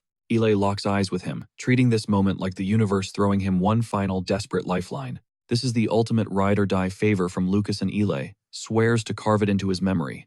Time ticks by. As the trio creeps deeper into the abyss, sweating over every shadow, praying they have not triggered any hidden death traps or trailing hounds. Hitting the bottom level, reality crashes down on Lucas. If even a single grunt from his unit catches him acting as a getaway driver, his career and his life are instantly cooked. But glancing over his shoulder, he sees how insanely attached those two have become, for better or worse. Part of him low-key hopes they pull this off, tie the knot, and just fade into obscurity. Meanwhile, guilt is eating Liliana alive, knowing Eli is gambling his own neck against the chopping block just to protect hers. Eli gently brushes it off, reminding her about their childhood days. She was the spark that shattered his brainwashing, showing him the world was not just black and white. Coming from a famously toxic bloodline, Liliana's warmth was the only thing keeping him sane through the endless trauma. Watching them, it finally clicks for Lucas. This girl was patient zero for Ilei's anti-empire mindset. The Academy drilled it into Lucas's head that treason is literally a virus jumping from host to host, threatening to rot the entire empire from the inside out until nothing but ash remains. Or worse, opening the gates for rival nations to sweep in and slaughter everyone. Lucas absolutely refuses to let his homeland burn, rationalizing this massive favor as a harmless glitch in the system. Sure, he is bending the rules, but he fiercely tells himself he is no traitor, plotting his nation's downfall. They are closing in on the finish line, speed running the maze, since Liliana basically has the entire blueprint etched into her brain. She drops some lore about her dad, who had top-tier clearance to excavate these ruins, but totally ghosted the higher-ups after cracking the code to power up the stronghold. His fatal flaw, forgetting the Emperor's terrifying surveillance network, sees literally everything. Sweating bullets, our MC demands an ETA. Realizing the massive metal gate is just a few strides away, Ilai shoots Lucas, a raw, emotional look of pure gratitude. But our cold-blooded MC brushes it off as clearing an old tab. He stares them down, promising that if their paths ever cross again, he will not hesitate to strike Liliana down. Ilai just smiles, telling his best bro to stay safe and chase his own dreams. Stepping up, Liliana reveals their endgame destination is Border City. It is the buzzing heart of the Valetaean Federation, adding that if Lucas ever gets sick of the Empire's chains, they will always have an open door for him. Lucas shuts that fantasy down real quick, claiming his mission here is far from over. Pushing forward, a massive wave of dread suddenly washes over our MC. He blames the intense migraine throbbing in his skull from spamming his Archie senses, but his gut is screaming that something is terribly off. At least his flawless track record with the commanders buys him some heavy plot armor. Plus, let us be real, Ilai and his girl are absolute nobodies in the grand scheme of the Empire. Faking an incident report and burying this whole mess should be an absolute breeze. The moment of truth arrives as they stand before the colossal vault doors. Lucas fiercely reminds his bro that if this room is empty, this little rebellious field trip is permanently cancelled. Ilai gives a grim nod. Holding his breath, Lucas forces the heavy metal open, but the split second, the seal breaks. His Arquis radar practically shatters, blaring alarm bells of absolute doom. Peering into the shadows, his blood runs entirely cold. A full-blown hit squad of elite legionnaires is waiting right inside. It is a total checkmate. Going toe-to-toe with just one of these monsters is practically a death sentence, but fighting for that is mathematical suicide. The math is brutal once they drag Liliana into the interrogation rooms and break out the torture tools. She is going to spill every single secret. Lucas's heart drops, realizing his fantasy of giving his best friend a peaceful sunset ending was just a delusional pipe dream. Right now, there is only one violently logical move left on the board: execute Liliana before they take her alive. The death squad locks onto them instantly. Our MC tightens his grip, knowing silencing her is the only way to salvage his and Ilai's necks. But before Lucas can even twitch a muscle, a deafening blast echoes out. Liliana takes a fatal round straight through the spine, leaving our MC absolutely paralyzed in shock. Even the elite assassins are stunned watching her drop. The smoking gun belongs to Ilai. He just pulled the trigger on the love of his life, making the ultimate agonizing sacrifice. The mechs roll up on the scene, completely confused by the chaos. What's the situation, they demand, but the blonde dude plays it ice cold, claiming he just took out the trash since the captive outlived their usefulness. The Legion squad isn't buying it for a second. They demand to know why a rogue was dragged all the way out here, immediately ordering the kid back to base for a heavy interrogation. Lucas, he's completely paralyzed, eyes glued to the floor. He watches helplessly as the heavily armed grunts drag his best bro away, his desperate attempt to save him totally crashing and burning. Our boy is just shell-shocked. Game over. Liliana got wiped off the map forever, and Ilai's shot at a normal, peaceful life permanently deleted. Fast forward to the next morning. The captain is basically hyping Lucas up, handing out massive props for pulling off the operation.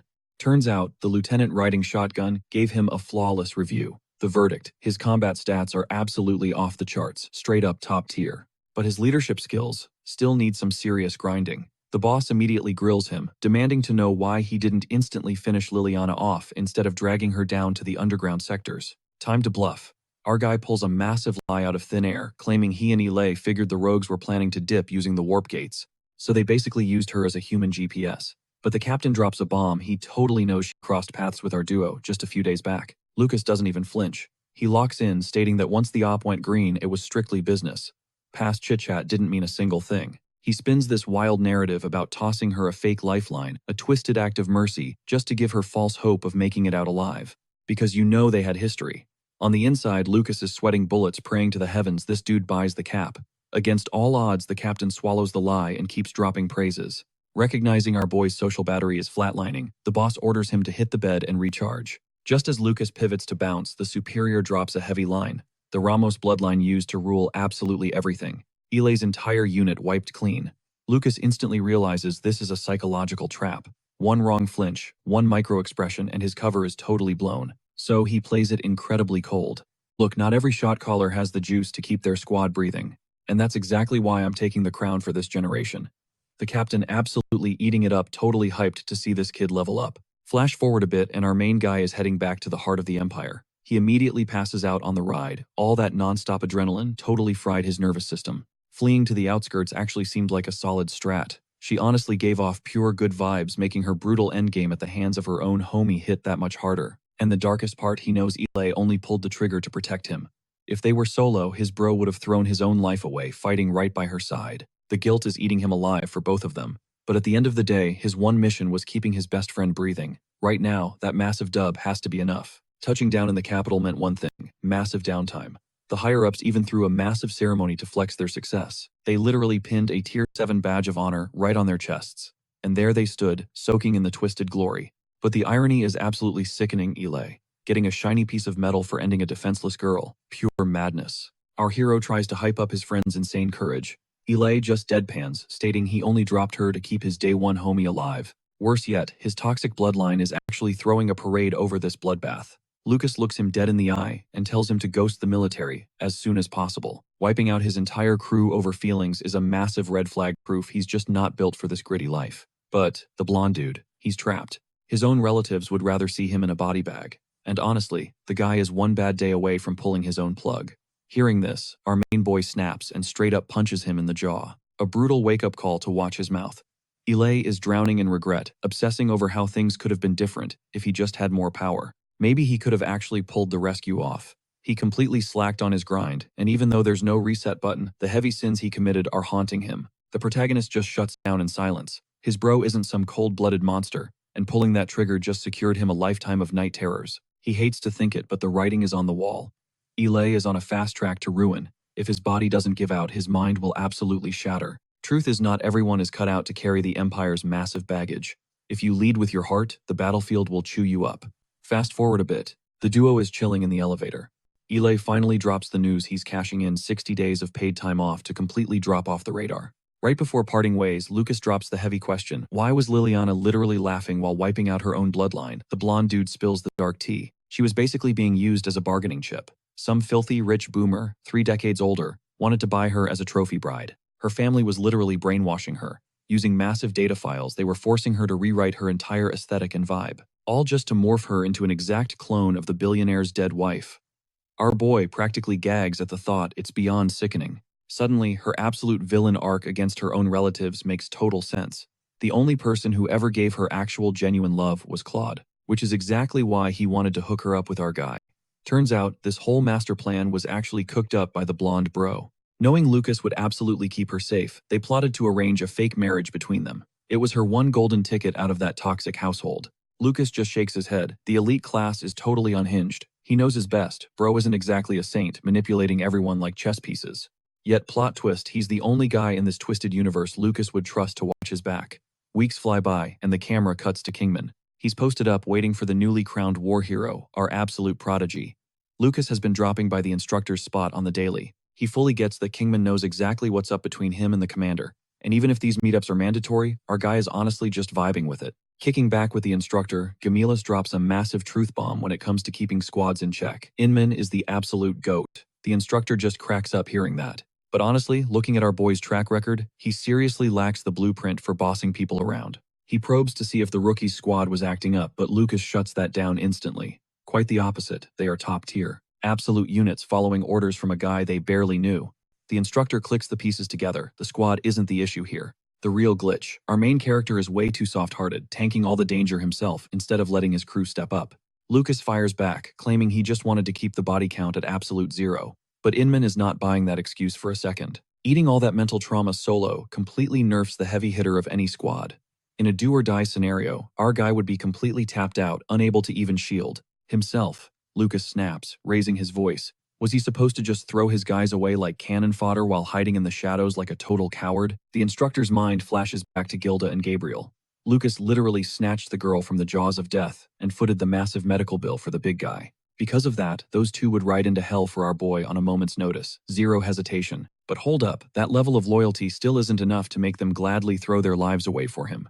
To unlock that ultimate sacrifice, he needs to forge a bond made of steel while simultaneously keeping his own heart completely iced out. Why? Because catching real feelings means freezing up when the stakes are highest. For Lucas, flipping that dark switch is tough.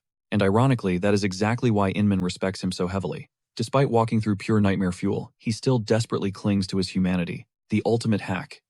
Make them worship you, but never love them back. That is the dark cheat code for pulling the strings in human psychology. The rookie swallows hard, asking what happens if the guilt and heavy vibes just become too much to handle. Inman lays it out cold. You either weaponize that guilt, or you stay stuck at the bottom of the food chain forever. Lucas stands up, walking away with a new fire. He is ready to level up his emotional game to boss up his leadership, leaving the instructor grinning, because he caught on to the harsh truth faster than anyone expected. Cut to the next morning. Our guy is posted up waiting for a key player in his brand new mission. Jamila's deployed him straight to Kracia Academy. Alai completely ghosted the trip to catch some sleep, but hey, fresh vibes for our protagonist. Time to rub elbows with the high society snobs. If he wants a permanent spot in the Custodia, mastering the art of playing nice with the elite is mandatory. Plus, they hooked him up with a tour guide for the ride. That way he won't be wandering around like a lost puppy. Suddenly, the air shifts as his new partner touches down in a literal flying limousine. We are going to call this girl Giselle, and trust me, she is about to be a major player in this plot. He hops into the luxury ride and drops his name, but Giselle totally shuts him down, flexing that she already pulled his files. He locks eyes with her. She is clearly a peer, but gives off zero soldier energy. She is radiating pure silver spoon vibes.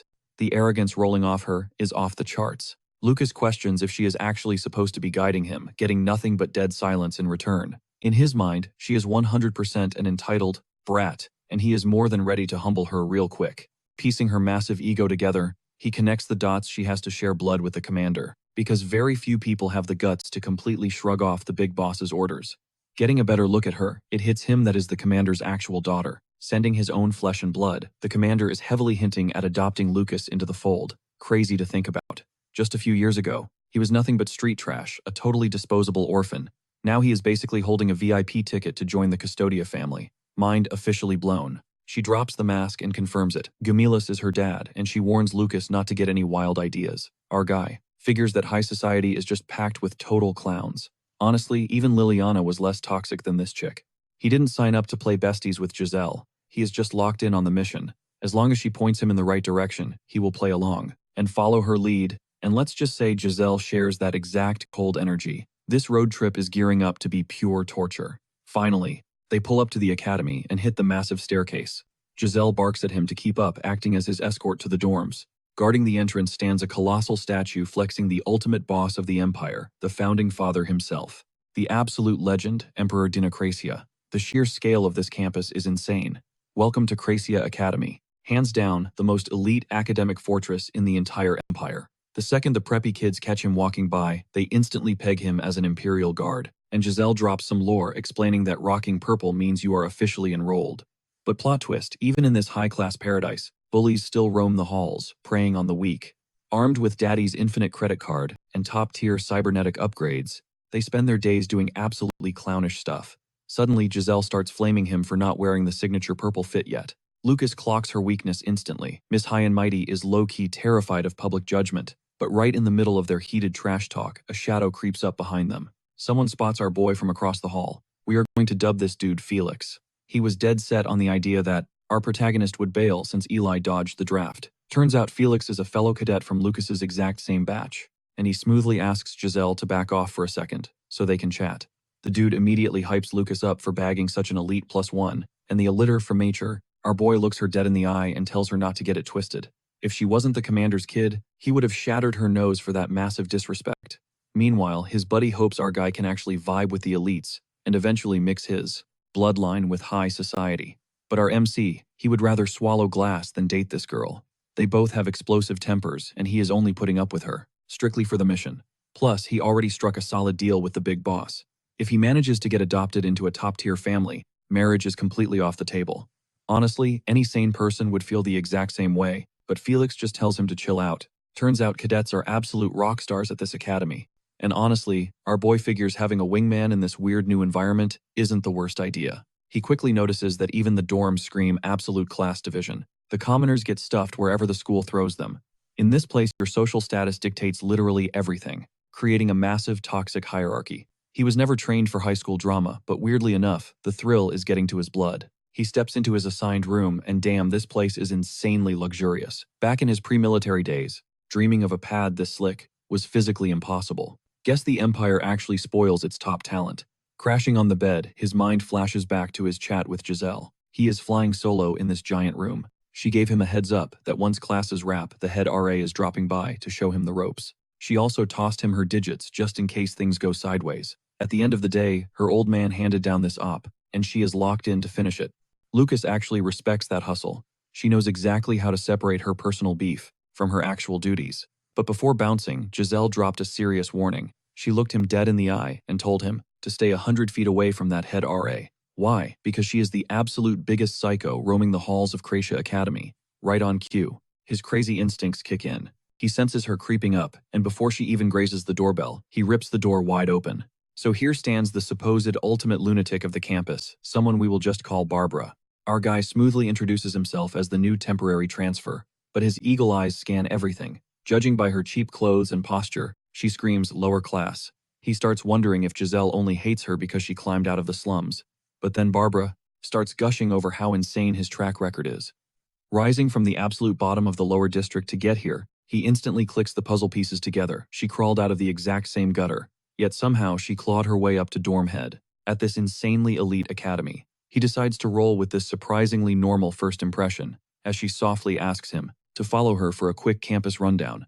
But our guy doesn't miss a thing. He catches water dripping off her, meaning she definitely rushed a shower right before coming over. Flash forward one day, we are at the massive main campus building. Lucas and Giselle are hanging out. She is completely sizing him up, complaining that her dad is literally forcing her to babysit him in the same classes for a whole week. Suddenly, a voice echoes right behind them. It is Barbara, looking totally heartbroken, because she hasn't seen Giselle in forever. But Giselle, cold as ice. She instantly shuts her down, refusing to even acknowledge a basic hello. She steps right into Barbara's personal space, spitting venom about how much she despises her, making it crystal clear she never wants to see her face again. Spinning on her heels, she snaps at Lucas to hurry up so they don't miss their first lecture. But our MC's brain is working overtime. He analyzes the whole interaction. Barbara's body language was way too meek. You do not survive the slums and climb to the top of an elite school, acting like a pushover. Something about her whole innocent vibe screams massive red flag. As they walk off, Giselle casually drops that she only knows Barbara by face, since they enrolled around the exact same time. Lucas is totally in the dark about why Giselle holds so much toxic hate, or why this other chick is so obsessed with getting close. But honestly, not his circus, not his monkeys. His only objective is to survive this preppy hellhole for a couple of months until he secures that sweet noble status. Engaging in high school drama is definitely not on his to-do list. Fast forward a few days and Lucas is dying of absolute boredom. The lectures are mind-numbing, and right now his only form of entertainment is trying to crack the mystery behind this Giselle and Barbara beef. Felix might be a fellow cadet, but the dude is completely allergic to throwing hands. At this pace, our boy's deadly combat instincts are going to rust away. He hates to admit it out loud, but he is desperately craving a real fight. Out of nowhere, some random kid stomps up aggressively, demanding to know why. He has been glued to Giselle's side all week. Lucas instantly clocks him as one of her crazy simps. The dude is sweating anger, his face completely exposing his jealousy. And since he clearly has zero emotional control, he actually tries to launch a sneak attack. But our MC, with one effortless parry, he locks the punk down completely. Still, Lucas knows that snapping a whiny brat in half is totally beneath his skill level. So after letting him struggle for a bit, he releases his grip and they actually start talking. Let us just call this simp Enrico. Lucas cuts right to the chase, demanding to know why the heck Giselle is so vicious toward Barbara. Enrico drops a massive bomb. Barbara allegedly slapped a dark curse on Giselle. Anyone who gets within breathing distance of her ends up crushed in brutal android accidents. That is why the entire campus is absolutely terrified of the infamous Barbara curse. Our MC hears this and immediately calls capping. To him, the pure statistics behind those random tech glitches. The fallout is totally random, making our guy flat out demand answers on why absolutely anyone stepping into her orbit ends up catching this insane curse. Let's be real, they only slapped that dorm manager title on her as a sneaky way to totally sweep her under the rug. And right at that exact second, 3 toxic girls are straight up terrorizing Barbara, mercilessly dumping freezing water all over her. These bullies cornered Barbara with a sick joke. If she was so cold, they would gladly do her laundry, but she had to strip down right there on the spot. Absolute toxic behavior. And quietly watching this entire train wreck unfold from the sidelines, Lucas. It suddenly clicked in his head. That time he saw her walking around completely soaked. Yeah, they had definitely ambushed her back then too. Honestly, getting involved in this messy high school drama was 0% his problem right now. But our MC has absolutely zero chill left for anyone's nonsense. He straight up snatches the drink right out of the head bully's hand. He does not care about gender when it comes to throwing hands. Sometimes you just have to humble someone. Besides, he has been bottling up some insane rage for days and is practically begging for a reason to snap, which is exactly why he is honestly hoping this curse triggers something wild. Enrico, though, definitely recognizes this toxic squad, and crossing them is basically a one-way ticket to massive trouble. Lucas already knows exactly who this chick really is. Plus, her family's influence is basically non-existent. Enrico spills the tea, exposing that her bloodline just runs shady underground, hustles down in the slums. They're totally scheming to dig up dirt on our main character and take him down, but honestly, he's practically begging them to try. Dude is starving for some actual entertainment around here. Enter Kalesa. She's holding a massive grudge against Barbara, and for a totally valid reason, her own boyfriend got swallowed up by that exact same curse. Our boy is absolutely eating this drama up. Right on cue, Giselle steps into the frame from behind. Lucas steps up as the ultimate wingman, hyping the guy up to just go talk to her. But the dude completely fumbles the bag, panics, and literally sprints in the opposite direction. Giselle figures Lucas is finally touching grass and making friends. Our main character tries to hype Enrico up, but she is immediately getting major red flags from the guy. He's constantly caught staring at her from a distance. Yeah, Enrico literally has zero chance. Fast forward a bit and the camera cuts straight to the head office of this sector. Meet the Guardian instructor, let's just call him Bruno. And spoiler alert, this man has absolutely zero tolerance for slip-ups. He totally gets that being locked up in this place feels like a cage to a hardened soldier, but he demands that Lucas keeps his savage instincts in check. Our boy drops a smooth apology, swearing up and down that he won't step out of line again. But the instructor sees right through the act, dropping a cold, hard truth. Lucas is a straight-up apex predator, dumped right into a pen full of helpless sheep. The kids in this academy have absolutely zero clue how to throw hands. Meanwhile, our main character just scoffs, cringing at how these softies walk around, acting like they've actually tasted real suffering. The professor knows the drill. The rich brats roaming these halls will eventually sign his paychecks. But hidden among these clueless sheep, a total apex predator. We are talking absolute psychos, hiding behind pretty privilege. He practically begs Lucas to steer clear of these freaks. Our boy just drops a cool, "Thank you for the heads up." Stepping out of the office, he smirks. He totally knows he isn't trailing some basic monster. Nah, he is hunting a full-blown witch. Cut to the sketchy alleyway tucked right behind the campus gym. Lucas just got off a multi-day lockdown after that messy clash with Kalesa. The whole school is already buzzing about him acting as Barbara's shield. So he intentionally rolls up to this dark spot, straight up baiting the security bots to attack him, just to see if her so-called curse is actually legit. But suddenly company crashes the party. Some random dude starts asking for Cadet Lucas, and wait, he brought a whole squad. They are Kalesa's personal attack dogs. That girl takes zero disrespect without clapping back hard. Keep in mind, these heavy hitters are literally fellow students. They taunt our main character, hoping he will not go crying to the administration. Lucas just sighs, thinking this is a massive letdown. A bunch of high school kids. That is pure child's play for a seasoned grunt. The ringleader barks at Lucas to drop to his knees and beg for mercy. Do that and their boss might just let him breathe. But our guy hits them with the ultimate reverse card. He tells them to turn around and walk away, and maybe they get to keep all their limbs. Obviously, these punks are not backing down. Plus, they are rocking some serious cybernetic upgrades. Just as the brawl is about to pop off, a glaring red flash blindsides them. It is a campus android basically programmed to play peacekeeper. The goons start panicking, screaming about why security bots are lurking around. The leader instantly decides to dip. Throwing hands in front of a mechanical hall monitor is a one-way ticket to getting expelled. But before the squad can even pivot, the bot gets visibly hijacked. In one brutal swing, it completely wipes out one of the girls in the crew. These metal beasts absolutely dwarf normal humans in raw power. The robot locks onto its next target and launches straight at another student. Boom. Lucas intercepts with a devastating roundhouse kick, slamming the metal freak into the concrete and forcing it back.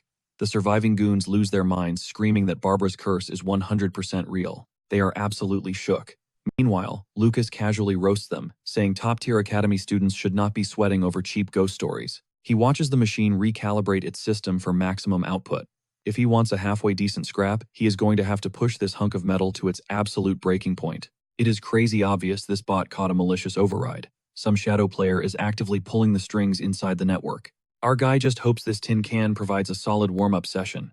With engines roaring, the rogue machine blitzes forward to strike. But Lucas doesn't even sweat it. He effortlessly snags first blood, landing a brutal strike, even while going completely unhinged. Lucas gotta hand it to the machine, not a bad try.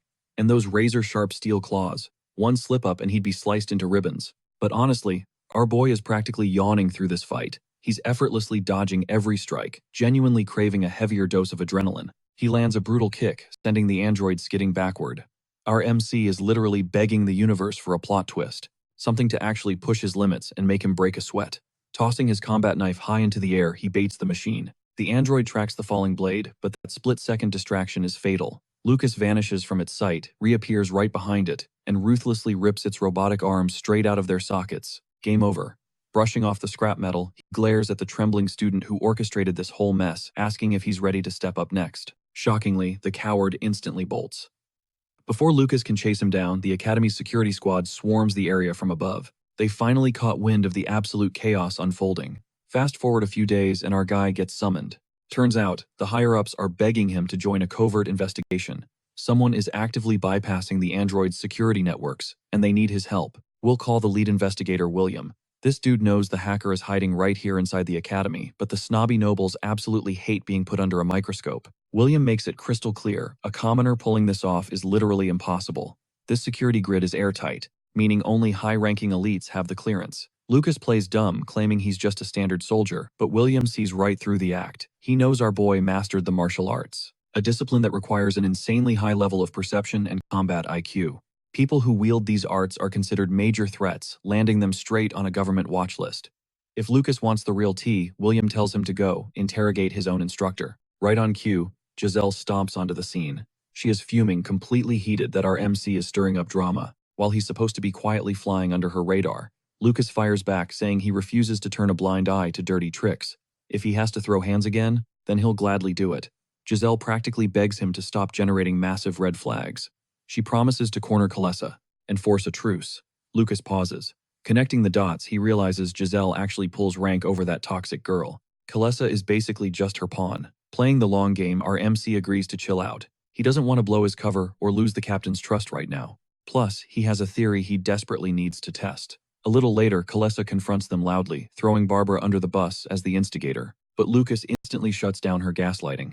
He calls her out, stating as a fact that Kalesa weaponized her own boyfriend to start the beef. Whenever she holds a grudge, she hides behind her minions, exactly what she tried to pull on him. The entire boyfriend stunt was just a pathetic excuse to mentally torture Barbara. Kalesa starts screaming, playing the ultimate victim card, but Giselle ice-coldly orders her to shut her mouth. She is totally exhausted from babysitting this girl.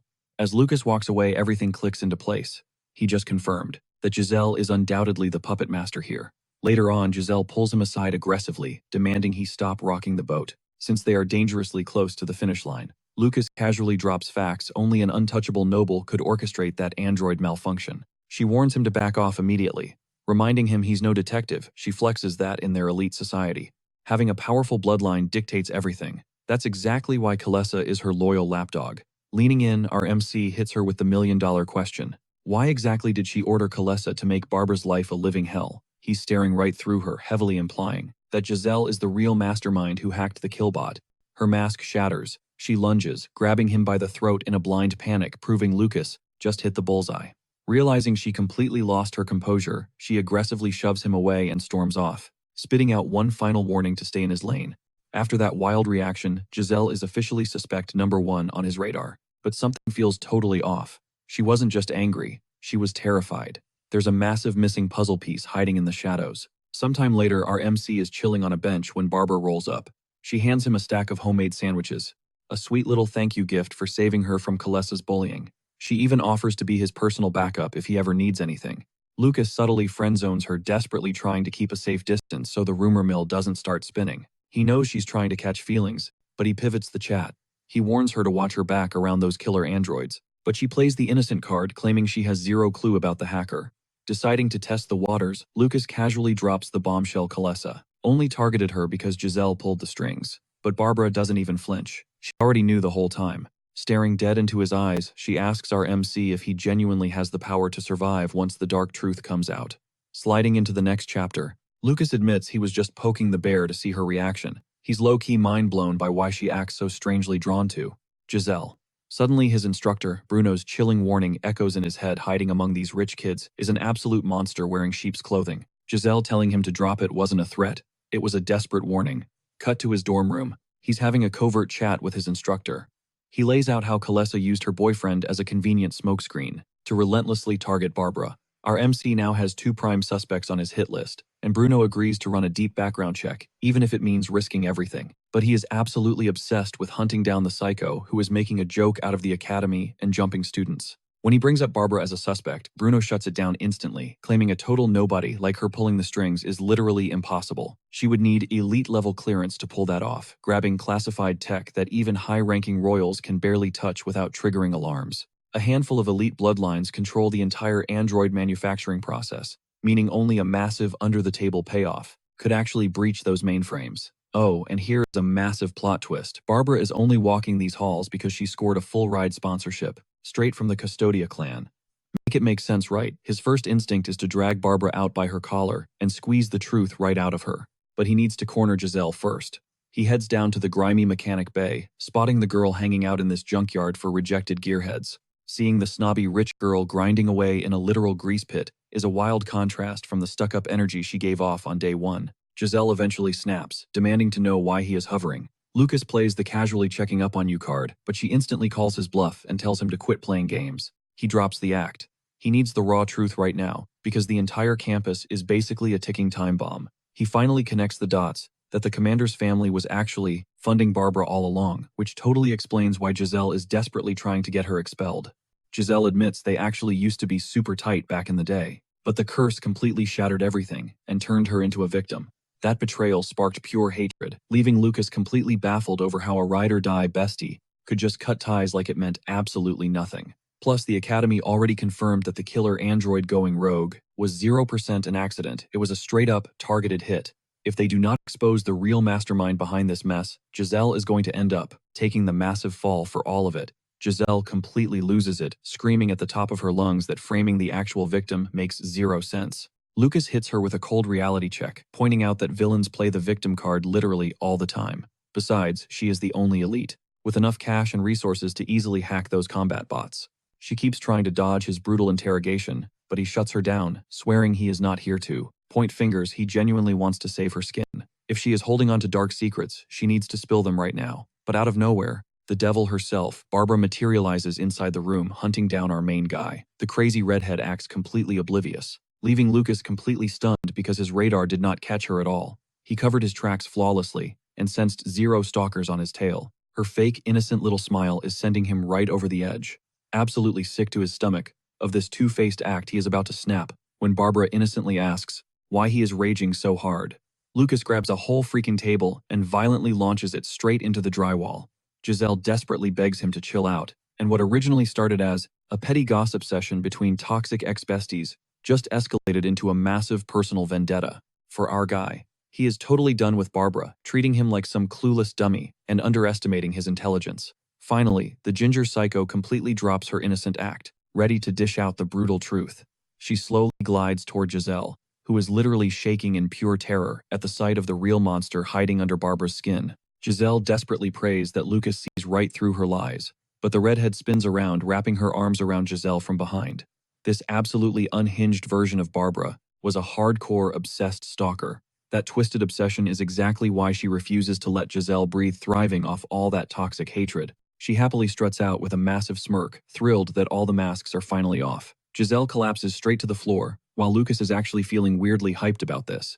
The pure terror from one, and the psycho vibes from the other. That is the dark, twisted reality of their bond. Still, Giselle stubbornly rejects his offer for backup. She just wants him to quietly survive his semester and bounce before he gets dragged into a deadly crossfire. Fast forward a few days, and Giselle has been completely ghosting his calls ever since that chaotic showdown in the workshop. Knowing she has a massive target on her back, Lucas immediately leaked the intel straight to the commander. Now, the big boss expects our guy to solo the entire operation and handle the dirty work. Lucas is seriously scratching his head, wondering why a top military dog blindly trusts a student. Ultimately, it is his own flesh and blood in the crosshairs. Just being a good little soldier and blindly following orders from the higher-ups would be a total cakewalk. But he clearly senses the commander wants him to break the rules, silently pushing him to completely crush this threat, with absolute perfection. Meanwhile, Giselle is still leaving him on read. It is basically an open secret that Barbara is the villain here. But circling right back to Bruno's point, how on earth does a nobody hack into a military-grade killbot? Flashing back to their crazy toxic dynamic, the puzzle pieces finally snap together. He has formulated a rock-solid theory, but to actually nail down the proof, he desperately needs to confront the girl. Suddenly, Enrico pops up from behind, aggressively fishing for updates on her. Perfect timing because this annoying simp is exactly the bait our hero needed to use. Later that afternoon, Lucas basically grabs some popcorn as he watches Enrico try to shoot his tragic shot with her. She aggressively curves him loudly, declaring zero romantic interest. She straight up tells him he gives off major creep vibes. She orders him to stop breathing down her neck, sending a totally crushed Enrico sprinting for the hills. Lucas completely predicted this brutal rejection, but securing a word with Giselle is an absolute do-or-die situation right now.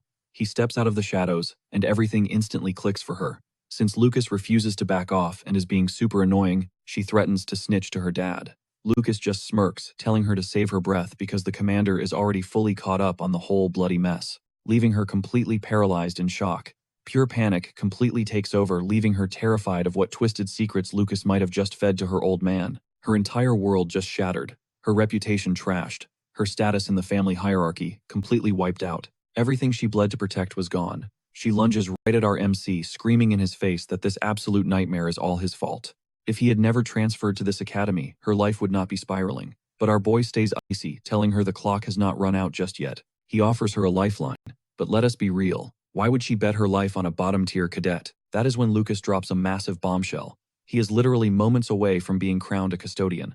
That is exactly why the commander handpicked her to show him the ropes. Sure, the guy drips with pure arrogance, but his track record is absolutely flawless. And Giselle genuinely believes in his potential. Once he officially joins the family ranks, he is going to wield some serious power. He lays it out straight. No matter how messed up her past is, if she plays ball, he becomes her ultimate shield. Securing his spot in the syndicate means squashing this exact crisis. And to pull that off, he needs her complete, unfiltered loyalty. She physically recoils, but our MC grips her, tight grounding her. Finally cracking, Giselle spills her darkest secret: she actually engineered Barbara's curse. Fast forward to now, they are sitting side by side dissecting the trauma. Stripped of all her lies, she admits Barbara was not just some random classmate. She was her ride or die, the very first person she trusted with all her buried demons. Their paths crossed, because Giselle's dad bankrolled the redhead back when Barbara was just a sweet gifted prodigy. It suddenly clicks for Lucas. Giselle is not an ice queen. She just sucked at making friends.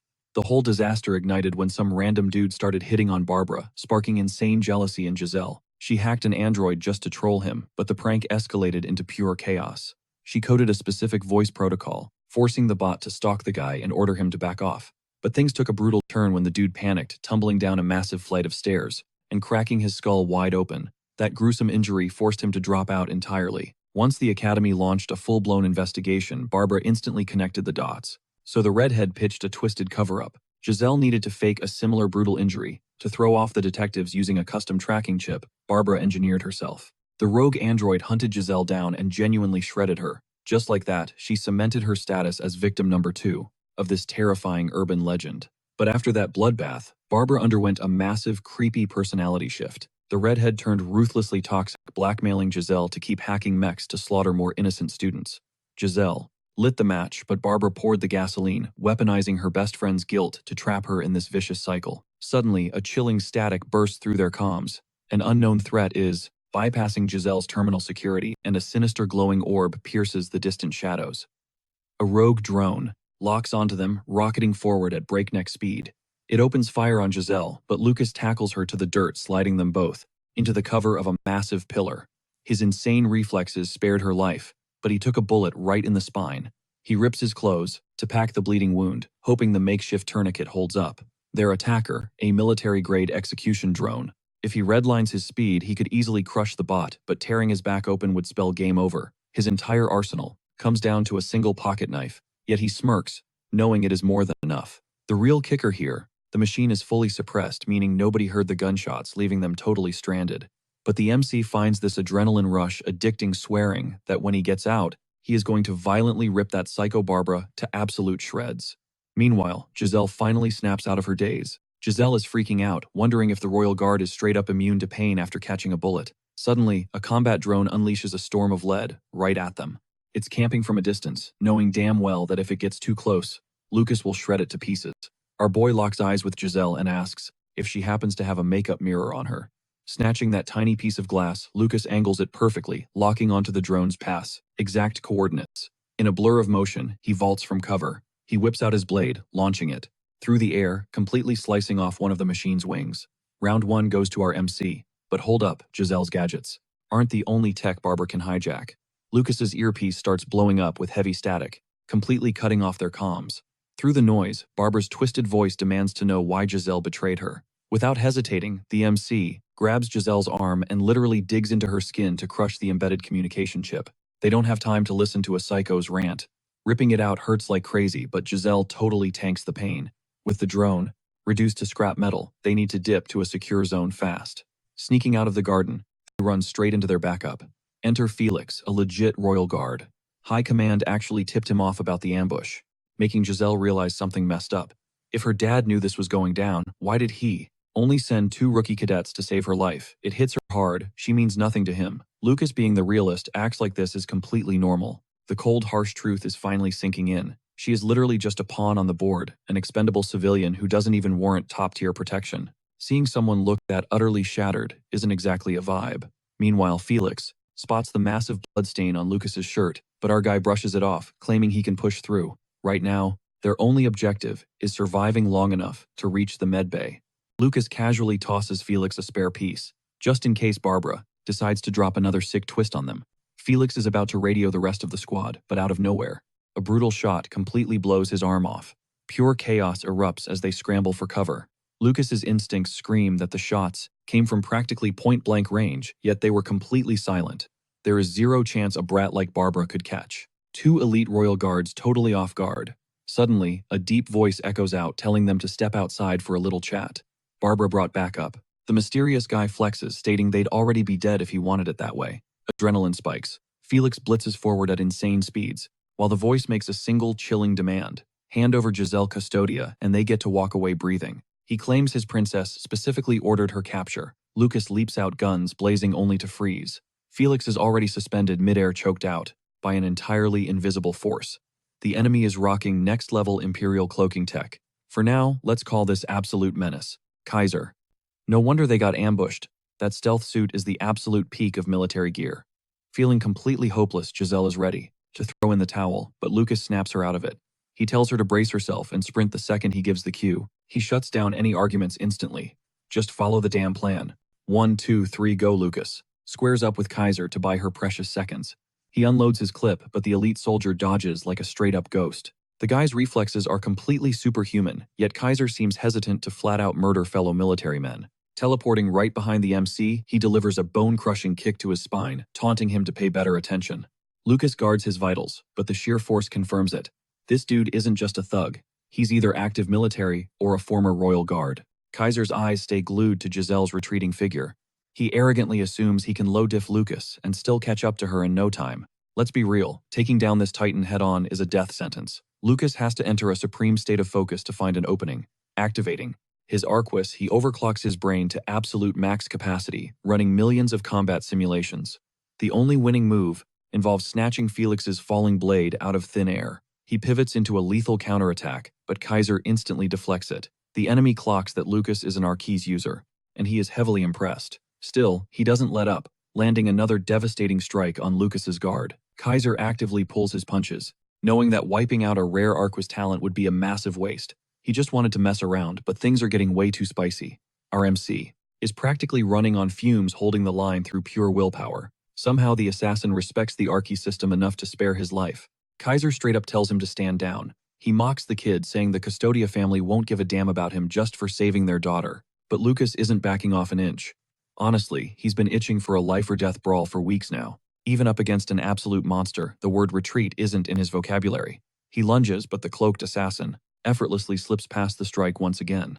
It actually pisses Kaiser off seeing a kid so willing to throw away. his entire future for the Empire. Don't forget, Lucas is still bleeding out from that earlier gunshot, dragging his attack speed way down. Kaiser holds literally every advantage in this fight.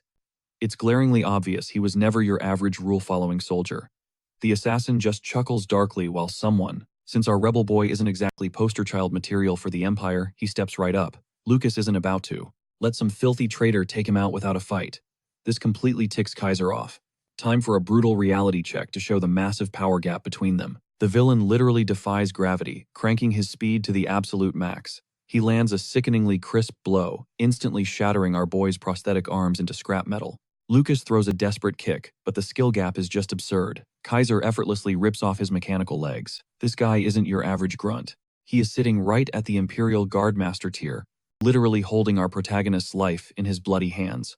But despite facing certain death, our boy refuses to beg. Instead, he spits right in his face. Honestly, Kaiser respects the sheer audacity. He leans in and tells Lucas to pass along. His personal regards to Instructor Kingen. That terrifying name drop is the absolute last thing ringing in our hero's ears before everything fades to black. Fast forward a few days and the scene shifts to the glaring lights of the Imperial Military Hospital. Felix is barely blinking back to consciousness. But unlike our tough-as-nails MC, his squadmate took some devastating permanent brain damage during the clash. Lucas honestly caught a massive break. After he blacked out, Giselle swooped back in with heavy backup. Kaiser decided to spare him and vanished into the shadows. Heavy footsteps echo down the hall. Commander Emilas steps into the room to check on his surviving cadet. He pulls up a chair, and our protagonist immediately vouches for Felix, swearing he executed his duties flawlessly. After catching his breath, Lucas unloads every single classified detail of the bloodbath. Turns out, Kaiser is an insanely lethal threat, a top-tier criminal actively hunted by the state. Lucas had literally never seen his face before, which makes perfect sense, because the most corrupted high-profile monsters do not pop up on public watch lists. The word corruption hits Lucas hard. He is low-key shocked that the supposedly righteous empire is drowning in so much dark politics. Looking back, he never stood a ghost of a chance against a monster of that caliber. Emilas drops some heavy lore. The ultimate terror syndicate running the underworld is Nemesis. To wipe them off the map, the brass initiated the top-secret Juliet operations. Their endgame is not just sweeping up street-level grunts. That is completely pointless if the mastermind is still breathing. So the military has been playing the long game, quietly planting moles deep inside Nemesis. Lucas automatically assumes the mission was a total bust since Kaiser walked away unharmed. But plot twist, it was actually a massive W. Thanks to our boy acting as the perfect distraction, one of their deep cover agents just secured a VIP pass, straight into the heart of Nemesis. Get this, Barbara was a sleeper agent the entire time, and the terror group just officially drafted her as their lead hacker. Sure, she acts totally unhinged, but her cyber skills are absolutely out of this world. And the best part for the brass, she follows orders like a machine. The horrific realization crashes over Lucas. Every single cadet who bled or broke during this bloodbath was nothing but a disposable pawn sacrificed for the Empire's grand chessboard. The commander coldly states his daughter is completely in the dark, and he intends to keep her hands clean. He is only spilling these classified secrets because he needs our protagonist to read the fine print and sign his life away. With a chilling smirk, Emilas officially welcomes Lucas into the elite Custodia family. Cut to a bit later, and our guy is finally getting discharged. The medics unhook his recovery tech, sparking a flashback to the commander's final warning. To truly secure your spot in this powerhouse family, the inner circle of elders has to greenlight you. But honestly, knowing how they operate, they wouldn't dare block a rising star like him. Felix blankly watches our protagonist walk out the hospital doors, silently praying that Lucas survives the brutal road ahead.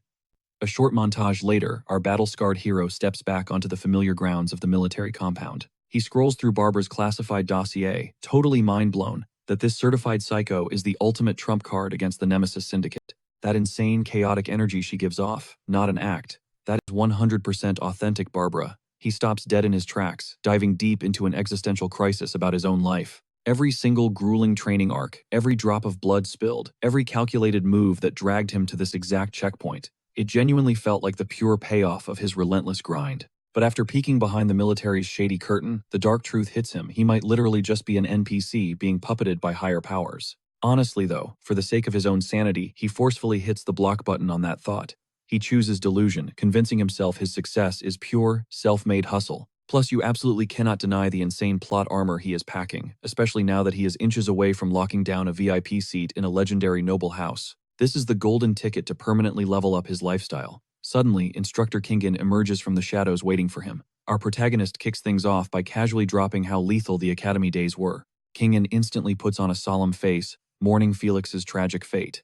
He claims the kid had limitless potential, but our MC is severely side-eyeing the guy, unable to tell if this mentor is dropping genuine sympathy or just delivering an Oscar-worthy performance.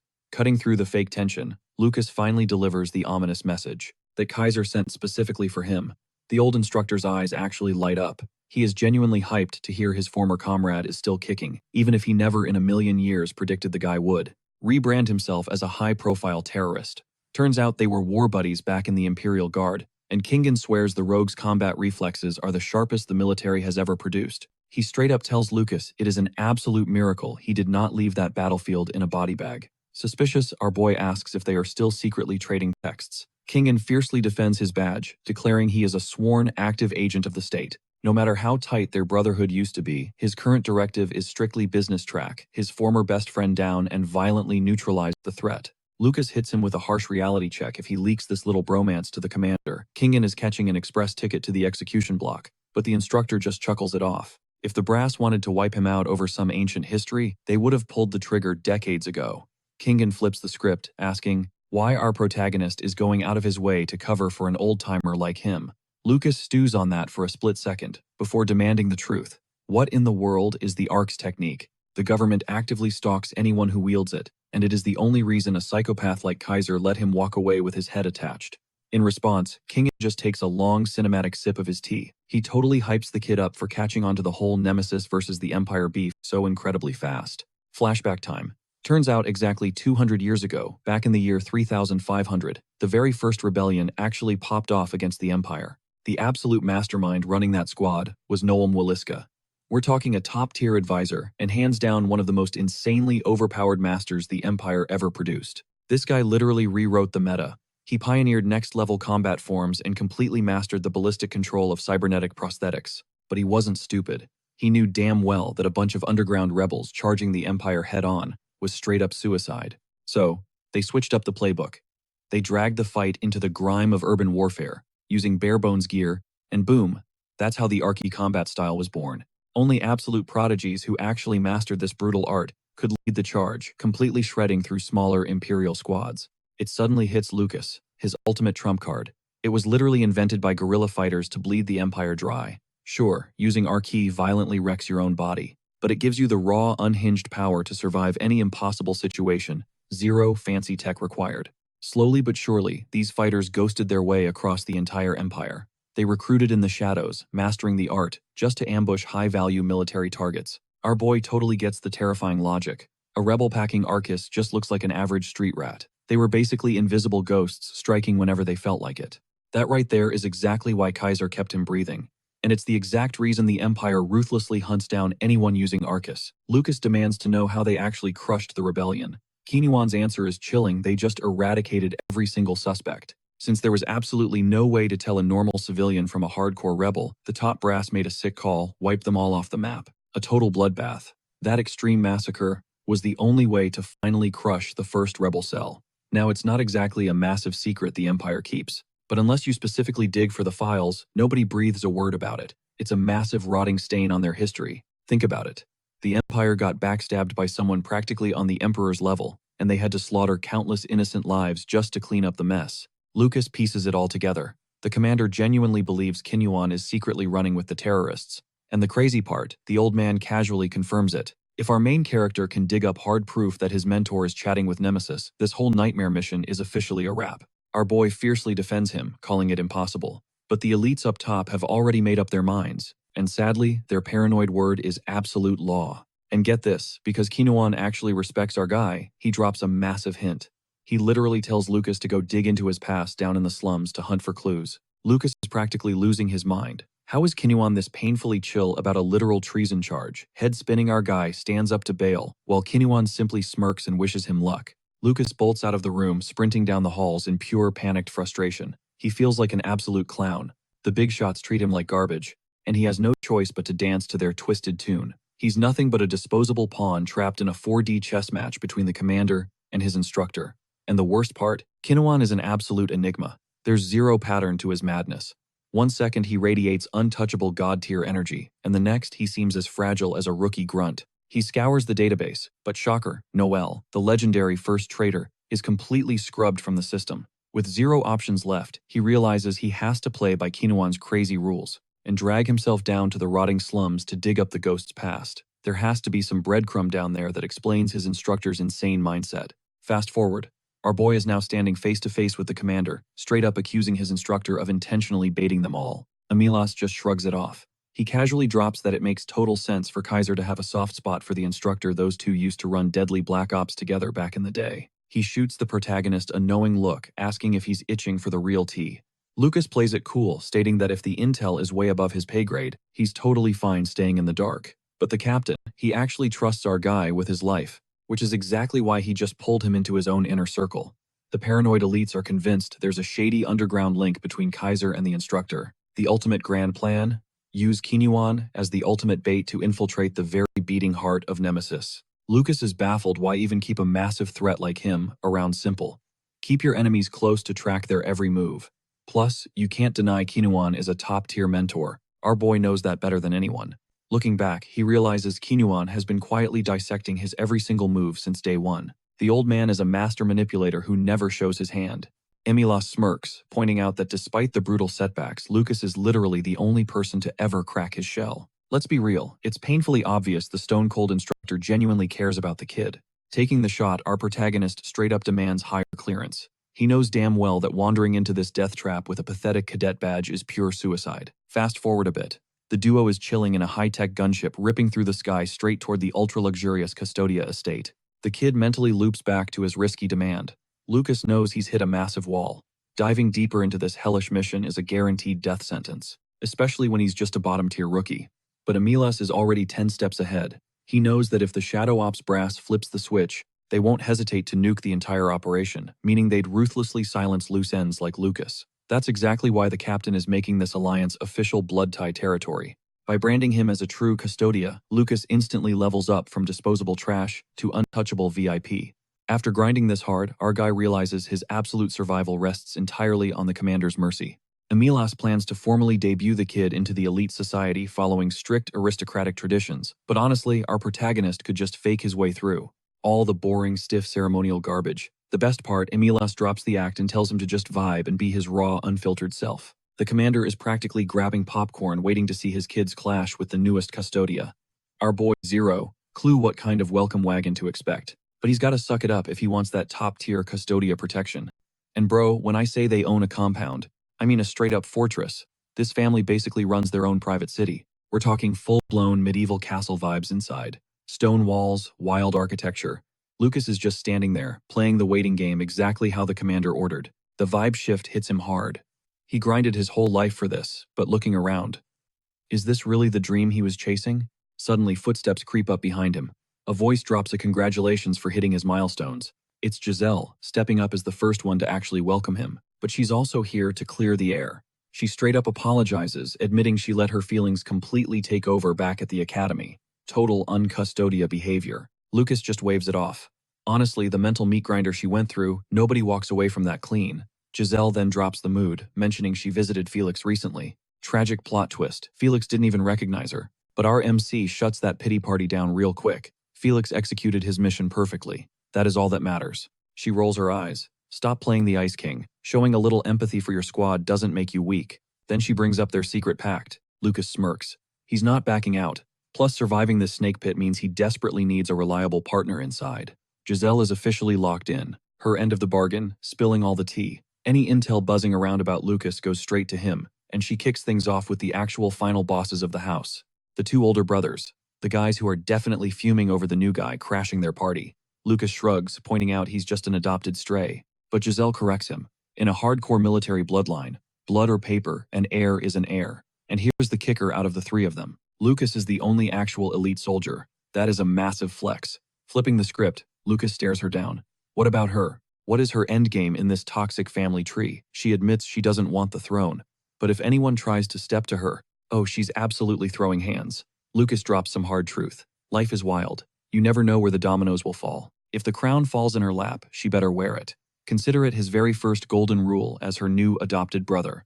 Giselle actually busts out laughing. His absolute blind optimism is totally cracking her up. But Lucas is dead serious. He's got her back, as long as she never crosses him. They lock hands. An official sibling alliance forged in the shadows. Ride or die for whatever goes down. Cut to the dining hall. The ultimate feast is laid out.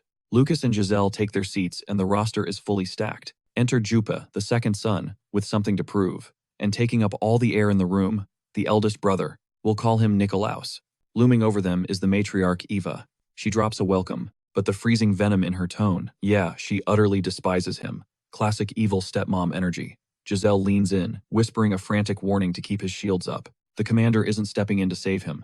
This entire dinner, it's a psychological war zone, a massive test. Speak of the devil, Gamela swaggers in from behind. The squad is assembled. Time to kick off the most toxic family dinner in history. But get this insane detail. They don't pray to a god before eating. They literally worship the first emperor of the nation. As the forks clink, Lucas feels the heat. Every single pair of eyes is burning a hole in his skull, tracking his every breath. He flashes back to a few minutes ago. Right before the dining room doors swung open, he grilled Giselle. Are these two older brothers actually gunning for the top spot? Her answer, 100%. They've definitely pulled his entire file by now. Nicolaus is the mastermind. Zero physical stats for the military, but his brain, terrifyingly sharp. The dude has low-key built his own private army of elite fighters within the family. Then you got Jupa, a total meathead military guy, zero brain cells. But simply because he checks the traditional boxes, he's backed by all the boomer conservatives in the clan. They are basically hovering like vultures, waiting for Lucas to slip up so they can humiliate him into submission. Now, Lucas knows high society table manners like a pro, but he severely doubts Gemelis brought him here to show off his fork skills. Time to totally nuke the vibe. Step 1. Eat like an absolute caveman, shoving massive bites in his face. Pure grotesque chaos, and just like clockwork, Jupa takes the bait snapping at him to fix his manners. Hook, line, and sinker. Jupi proves he is an absolute clown. He was so thirsty for a mistake that he walked right into a psychological trap. Nicolaus sitting way closer, silent. The blonde genius totally realizes Lucas is openly mocking them. Note to self, the blonde guy is walking dynamite. Handle with extreme caution. Meanwhile, Jupi is still throwing a massive tantrum over the table manners. Lucas finally drops the mic. He casually reminds them he has spent 10 brutal years fighting for this country. He is literally the only kid in the room, flexing a highly coveted sword cross medal. After dodging death daily, inhaling his food however he wants is a completely valid perk. But hey, since he is an absolute demon on the battlefield and Jupi likes to play soldier, why don't they take this outside for some brotherly sparring? The tension skyrockets until Nicolaus slices through it, ordering them to drop the tough guy act. He calls it out immediately. Lucas knows exactly what he's doing. He was just trolling them. Our MC fakes an apology, claiming he usually eats like a gentleman, but gosh, he's just so nervous today. Nicolaus smooths it over, congratulating our guy on his killer military record. Having a top-tier soldier in the bloodline should be a massive flex. But Jupe violently slams his fist against the dinner table, demanding to know if his own brother even considers him a capable warrior. Nicolaus shoots back, telling him to stop acting like a literal toddler. Hyping up Lucas's insane skills doesn't make Jupe any less relevant. Whispers erupt among the aunts and cousins, and our boy instantly clocks the heavy beef between these two. They are literally only playing nice because the commander is still breathing. Meanwhile, Emilas stays dead silent. He absolutely saw this coming. Luckily, Eva steps up to play peacekeeper, smoothly diffusing the ticking time bomb at the dinner table. Once the heavy vibes finally clear out, the real party kicks off, and she personally drags him around to meet the whole clan. After a quick, totally fake chat with Jupe, the crowd completely misreads our MC, assuming he is just some easy pawn to manipulate. Giselle sneaks him as much inside intel as she possibly can. Fast forward to midnight, our guy thinks he can finally crash, but the commander randomly pulls up to his room. Emilas already knew our protagonist was wide awake. He staged this late-night drop-in specifically to dodge the family drama and avoid picking sides in broad daylight. The man has to maintain that flawless, strictly neutral boss energy, no favorite kids allowed. He slumps into a chair and cracks open a cold beer, even though Emilas is fully aware that booze and nicotine absolutely wreck the nervous system and hormones required for elite combat. Still, knocking back a couple of drinks off the clock never actually hurt anyone. Our boy gets left completely empty-handed. But the old man is not here to give orders as his commander. He is dropping straight facts, speaking strictly as a hardened war veteran. If you want to survive the long haul, you need to harbor some dark impurities inside yourself. It is literally the only way to endure this hellscape without completely losing your mind. Lucas instantly recognizes this as basic human emotion, questioning if it is actually necessary. But here is the brutal truth. Soldiers who think like Lucas are always the absolute first to get swallowed whole by the Legion. Today marks a massive turning point, with the kid finally joining the bloodline. The old man intensely urges our protagonist to hunt down a genuine hobby to zone out, something completely disconnected from the blood and guts of the battlefield.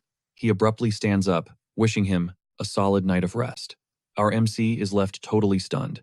After grinding through absolute hell for years, this guy suddenly pulls up to tell him to find a random side quest just to mess with his perfect rhythm. He refuses to become a liability who makes split-second choices, based purely on messy emotions.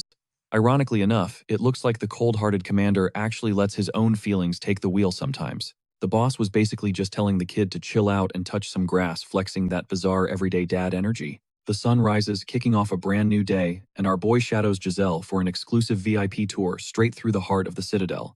Stop number 1, the ultra-secure vault, hoarding the absolute best artifacts in the entire city. Heavy doors swing wide open and right on cue. They are greeted by the most overpowered weapons ever forged by the Custodia bloodline. Giselle is a straight-up genius when it comes to mechanical engineering, which is exactly why she runs this entire facility. Inside this specific household, the women hold the ultimate authority when it comes to upgrading tuning and fiercely guarding the family arsenal. Eva runs the show right now, but Giselle is next up for the throne. Eva might not look like a grease monkey, but right at this exact moment, she is the absolute final line of defense for the commander's god-tier weaponry. Handing over your gear for someone else to tweak is a massive sacred tradition. It proves the unbreakable bond of trust between Eva and the boss. Suddenly, Lucas freezes, absolutely shook by a terrifying piece of hardware. Our protagonist stares dead at this jaw-dropping suit of armor, realizing it completely defies all logic of modern tech. Giselle steps up, casually dropping the lore that this specific metal suit originally belonged to the ultimate founder of their entire syndicate, the legendary Agatha. She rocked this exact gear while absolutely tearing through battlefields back in the day, though its stats are practically useless in the current meta. It is not just some dusty heirloom either. It is a one-of-one masterpiece with literally zero duplicates in the known universe. Lucas has no clue why this thing is pulling him in. He feels this extremely bizarre magnetic sense of comfort, just locking eyes with Agatha's towering battle-scarred shell. Time skips forward, and right after wrapping up the armory showcase, Emilas personally escorts him to face the High Elders. These boomers stay isolated in the shadows because they violently despise human contact. It is a strict rule that retired veterans hold zero power to directly manipulate the clan's future. They are strictly benched as background advisors. And our boy instantly clicks the puzzle together. The current Don refuses to play the role of a puppet dancing on the Elder's strings. Boom, they finally arrive at the legendary Silver Moon Pavilion. Only 7 of these ancient legends are still breathing. The sheer fact that they managed to cheat death for this long is a massive flex of their terrifying battle IQ. 2 of them viciously blocked Lucas's adoption, 4 stayed totally neutral, and only 1 actually backed him up. The neutral squad basically hints that they will bow to the commander's final call, even if it leaves a bitter taste in their mouths. Meanwhile, the haters only bark to warn the family about the massive risks involved, meaning their hostility isn't even purely toxic. The entire domain is ridiculously massive, and the crew is finally inching toward the epicenter. They finally breach the absolute deepest sector of the fortress. Waiting in the shadows are the High Elders completely, wrapped up in a heated debate, and surprisingly, the commander's own grandfather is lurking in the mix. But of course, the creator of the series leaves us hanging, totally hiding which specific geezer he actually is. Emilas officially steps up to the plate to drop the reveal of the newest bloodline recruit. The old men start throwing out mad shade and whispering, but deep down, they all know this kid is built entirely different.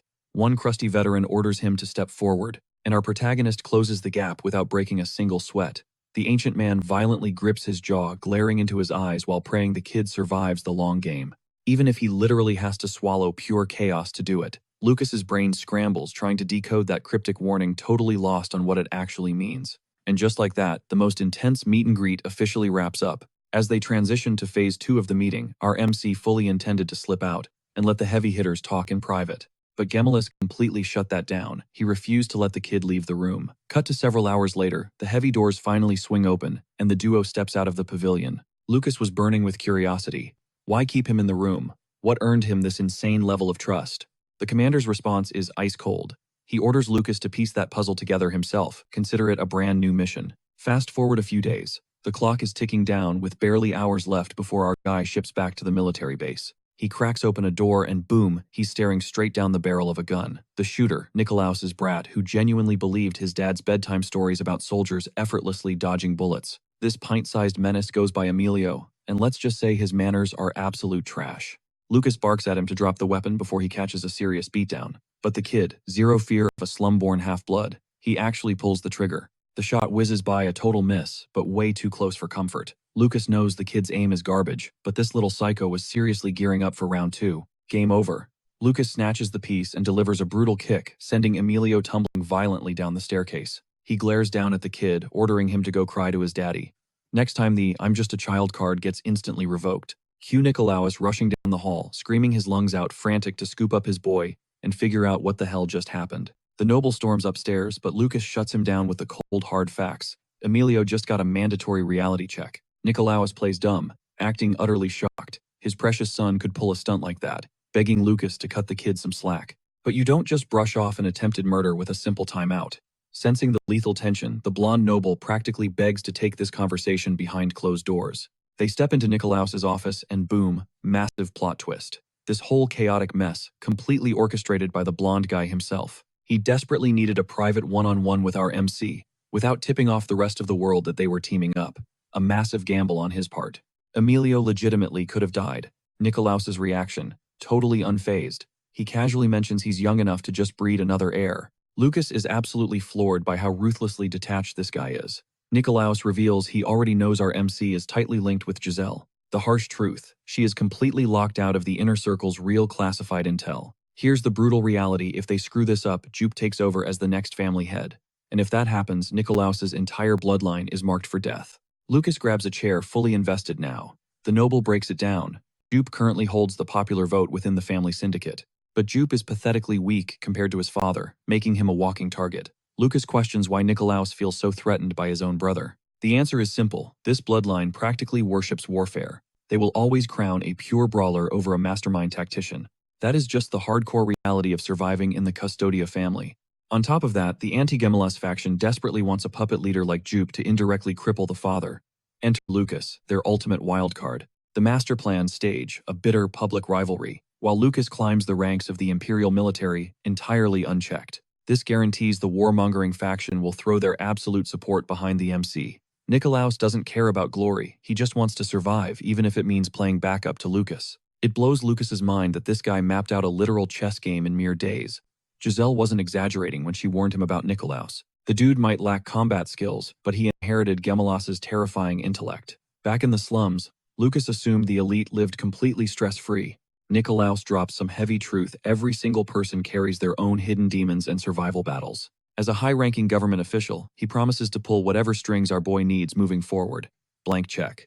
His only request: have Lucas pass a message to Giselle, proving he genuinely looks out for his little sister. Then, like a seasoned actor, Nicolaus bursts out of the office, screaming insults, selling the fake rivalry to anyone listening. With the afternoon drama wrapped, our MC finally heads for the capital. Cut to the transport ship. Lucas quietly studies the commander. The older man catches the stare and asks if something is on his mind, but Lucas smoothly brushes it off. Since they boarded, the boss hasn't stopped grinding. The sheer weight of his responsibilities looks absolutely crushing. Earlier today, Lucas only cared about impressing Gemelas, but looking back, he strongly suspects the commander was playing a completely different game the whole time. The man sitting here, a ruthless family head and father, feels miles apart from the cold-blooded military legend Lucas thought he knew. Suddenly, digital alarms blare. An aggressive foreign signal slices right through the aircraft's mainframe, violently altering their flight path. The commander doesn't even flinch. The ship has been hacked exactly as planned, he declares. They are going down in a designated drop zone just a few miles out. An ambushed squad of terrorists is already waiting on the ground.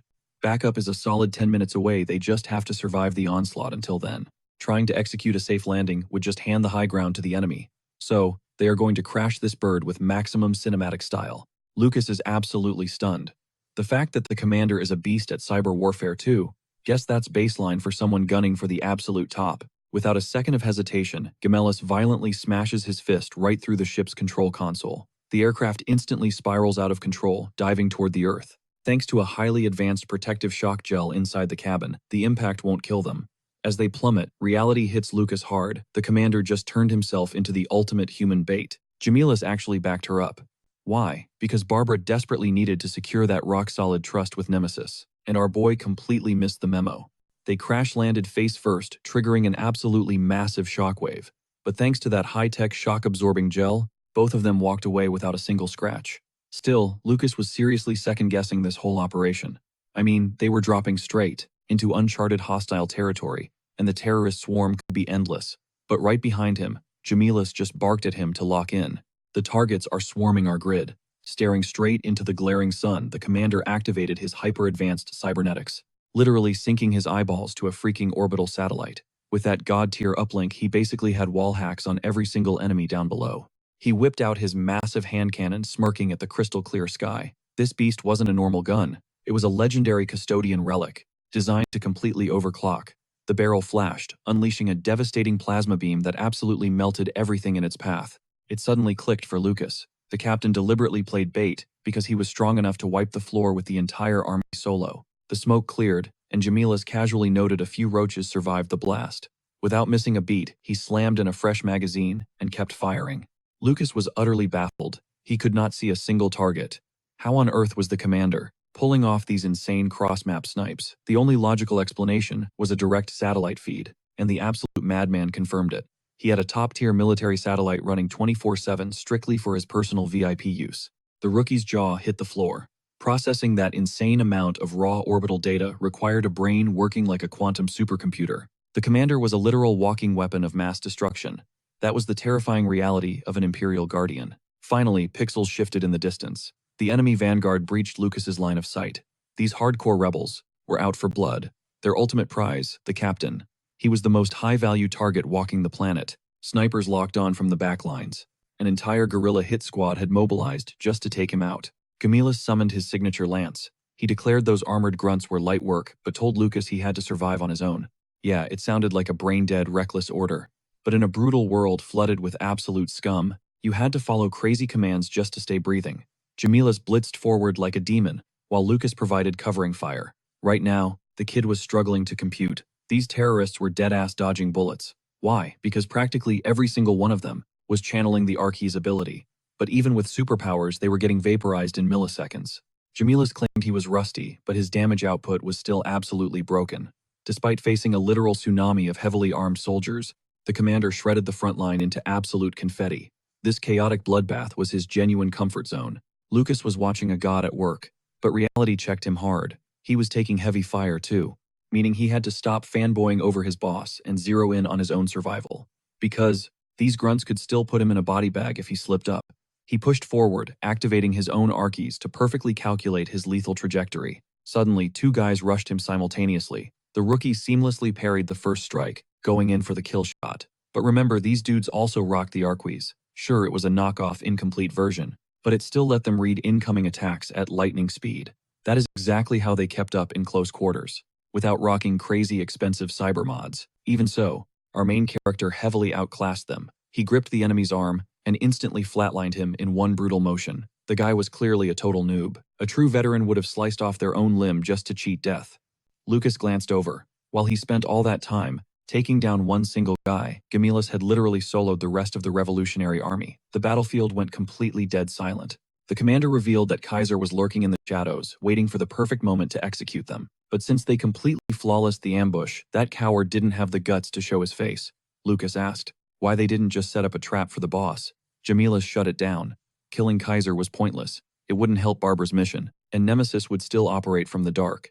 In this twisted game, even a massive powerhouse like Captain Jamilus was just a disposable pawn. When it comes down to it, the Empire only values one irreplaceable soul, the absolute supreme overlord of the nation. To keep the Emperor breathing, absolutely anyone could be sacrificed, no matter their elite rank. The harsh reality smacked Lucas in the face. No matter how much he grinded, his life would never truly be secure. Below the Emperor, everyone was just cannon fodder. Cut to the capital. Back at Central Headquarters, our boy was heavily lost in his own dark thoughts. Walking the halls, some peers treated his survival like a massive win, while haters called it pure, random luck. He tried not to let the toxic whispers get to him, but honestly, they were not wrong. Slapping on that custodian badge didn't just grant insane VIP perks, it dropped a crushing weight of deadly responsibility right on your shoulders. Sooner or later, the Empire could just demand he throw his life away on some massive suicide mission. So his only play right now is to gear up hard. He sprints straight to the recovery pods. The system runs a quick scan, and boom, the upgrades kick in immediately. They need to push this semi-organic body to its absolute limit, and his neural sync has to hit peak performance before his time as a cadet officially runs out. He needs to use this window to slip down into the slums and keep digging for clues. At the end of the day, he has a mission to crush, and locking down a spot as an official royal guard. Honestly, it is looking pretty doable. Later that day, rumors start flying around the facility. Our boy overhears some cadets whispering about his old friend finally returning from the Outer Rim. He asks what the deal is with Eli, and the intel is absolutely insane. Turns out the guy literally crippled his own flesh and blood. It was a total power play to seize control and become the absolute top dog of the Cardi bloodline. Right at this moment, they have him sitting through a psych eval just to clear him for active military duty. A little time passes, and Lucas is just zoning out, wrapping his head around this. Eli never gave a single damn about family politics, but now he is fully out for blood. Then Lucas flashes back to the whole tragedy with Liliana Ramones. Maybe the soft-hearted kid who just wanted to study the stars died the exact same day she did. Having the love of your life murdered changes a man. Staying the same would be the real crazy part. Suddenly, a familiar gaze locks onto his back, recognizing him instantly. It is Eli looking genuinely hyped to see his old bro. Lucas welcomes him back, while the blonde fires back a congratulations for making it into the elite Custodia. They catch up for a bit, but the tension is real. Lucas cannot hide his shock over the guy snapping his own brother like a twig just to climb the ranks. Eli completely brushes it off. He claims it was a straight-up fair duel. Wiping the floor with him was barely a warm-up. He even admits he had to bait him by messing with his girl. Dirty, sure. Effective, absolutely. Anything to deal with his toxic garbage family. Lucas calls him out for playing that low, but Eli quickly flips the script, demanding to know how a guy like him ended up wearing a Custodia uniform. They both hit this heavy realization: one single choice can flip your entire universe upside down. Only the absolute strongest actually get to steer the wheel when destiny pulls a fast one. Eli stands up, his vibe completely shifting. He is done running away. Losing Liliana hammered a brutal truth into his skull. Hiding from his responsibilities is a dead end. He is going to take over his bloodline and climb high enough to shatter the entire imperial system. Lucas just stares at him. Seeing that fire in his eyes, he knows the blonde is going to pull it off. In the end, everyone has to pick their poison and grind for it. But let us be real, that path is pure chaos. Sitting on the family throne is essentially painting a massive target on your own back. Eli knows it is going to be a bloodbath, but he is banking on Lucas having his back. They are both about to go absolute beast mode to reach their goals. Fast forward to the next dawn. The blonde does not waste a single second signing himself up for a massive raid. We are talking a terrifying high-stakes clearance op to wipe out a swarm of indigenous monsters tearing up the planet. He is farming those military merits immediately, proving his talk was not just cheap flexes. Meanwhile, our boy kicks off his own main quest. The objective: hunt down any lingering traces of Quinyuan buried deep inside the grime of the lower sectors. Walking these streets is basically a death sentence for a normal civilian. But Lucas, he crushes any street thug who steps to him without breaking a sweat. Operating in this concrete jungle honestly feels like home turf now. But there is a massive red flag dropping. He has been blowing up Gabriel's comms for straight minutes with zero response. Something feels extremely off. He kicks open the doors to the stash garage, only to find the massive dude laid out flat on the concrete. Cut to a few hours later, Lucas manages to drag the absolute unit into a sketchy trauma clinic. The guy ate 2 hollow points to the chest and another to the gut. Coughing up blood, Gabriel warns him that the block is practically a war zone right now. Syndicate crews are splintering into ruthless little factions. If you are not rocking a gang patch, you are basically a walking target for every single gun in the area. He did not even catch the colors of the shooters who jumped him. Lucas raises an eyebrow, asking why the giant just does not pledge to a crew. Playing the lone wolf in this meta is a quick way to get zeroed. But Gabriel's ego is way too massive. He would rather die than act as an attack dog for some street punks. The wounded giant glares, demanding to know why Lucas even showed up after ghosting him for literal months. Our boy just shrugs it off, claiming he had a lot on his plate. He promises to swing back by tomorrow morning, ordering Gabriel to actually swallow his meds. Shockingly, the hulking tank throws a total fit about being left alone. Lucas tells him to suck it up. The dude is built like a brick wall. Throwing a tantrum over the dark is just embarrassing. With that settled, our main character slips back out into the neon-lit alleys. He knows the underground clinic has enough muscle to keep intruders out. Plus, let us be honest, Gabriel is simply not a high-value enough target for an entire syndicate to raid a medical compound over. His brain starts piecing together the intel. He remembers his drill instructor dropping a heavy hint about being tight with the old arena boss. But without knowing Quinyuan's actual street hustle, sniffing out solid leads feels like finding a needle in a haystack. The real mystery is why a guy like Quinyuan let himself rot in this dumpster of a district for so long. A dude with those insane combat specs could have easily fast-tracked straight to the top of the military ranks. Instead, he wasted away in these miserable, suffocating slums where dreams go to die. The dude suddenly catches a glimpse of a spot that hits him right in the nostalgia. Without even realizing it, his feet dragged him straight back to his old hood. Up ahead, he spots some delivery guys chatting up the exact same orphanage director who used to run his life. And surprise, surprise, that greedy pig is still skimming off the top, hoarding the orphan's supplies. Even the older kids are totally aware this scumbag is robbing them blind. It hits our boy hard. Eli was dead right. If they do not step up, this garbage world stays exactly the same. He decides these kids deserve to eat like royalty, even if it is just for a few months. So he closes the distance, walking straight toward the crew. Deep down, roasting himself for getting all soft and emotional. The thugs instantly pull their triggers, but our boy literally snatches the bullet out of thin air and completely ignores them, locking his eyes entirely on the director. The slimy boss recognizes Lucas right before getting his jaw completely shattered. Bro has been stealing food out of children's mouths for years, and somehow his pockets still are not full enough. The rat begs for his life, but Lucas just smirks, claiming he is already showing maximum restraint. If he was really tweaking, he would have ripped the guy's head clean off. He was literally just taking a stroll, but seeing this clown still scamming kids completely ruined his vibe. The bleeding director is on his knees, crying for mercy, swearing nobody ever checked him before and promising he is done for good. Lucas just glances over at the orphans. Seeing their faces light up because someone finally threw down for them, seals the deal. Crack goes the director's nose. He drops a cold warning, try this garbage again and next time he will not be playing nice. Fast forward to the next morning, and Gabriel is finally back on his feet. His ribs are still screaming in pain though. Lucas tells him to stop acting like a baby, and honestly, our MC is glowing today. Turns out beating a corrupt scum down to the pavement was the perfect recipe for a good night's sleep. He even recalls the commander telling him to find a chill hobby to blow off steam. Guess he found one. Now the duo is pulling up to the exact same underground coliseum where their paths first crossed. The bouncer spots Gabriel instantly. He gives them a heads up that the fighting pits are closed for the day. But the giant clarifies they are here for Lucas, sparking the guard's memory. It has been months, but nobody forgets the absolute menace who flatlined their undisputed champion.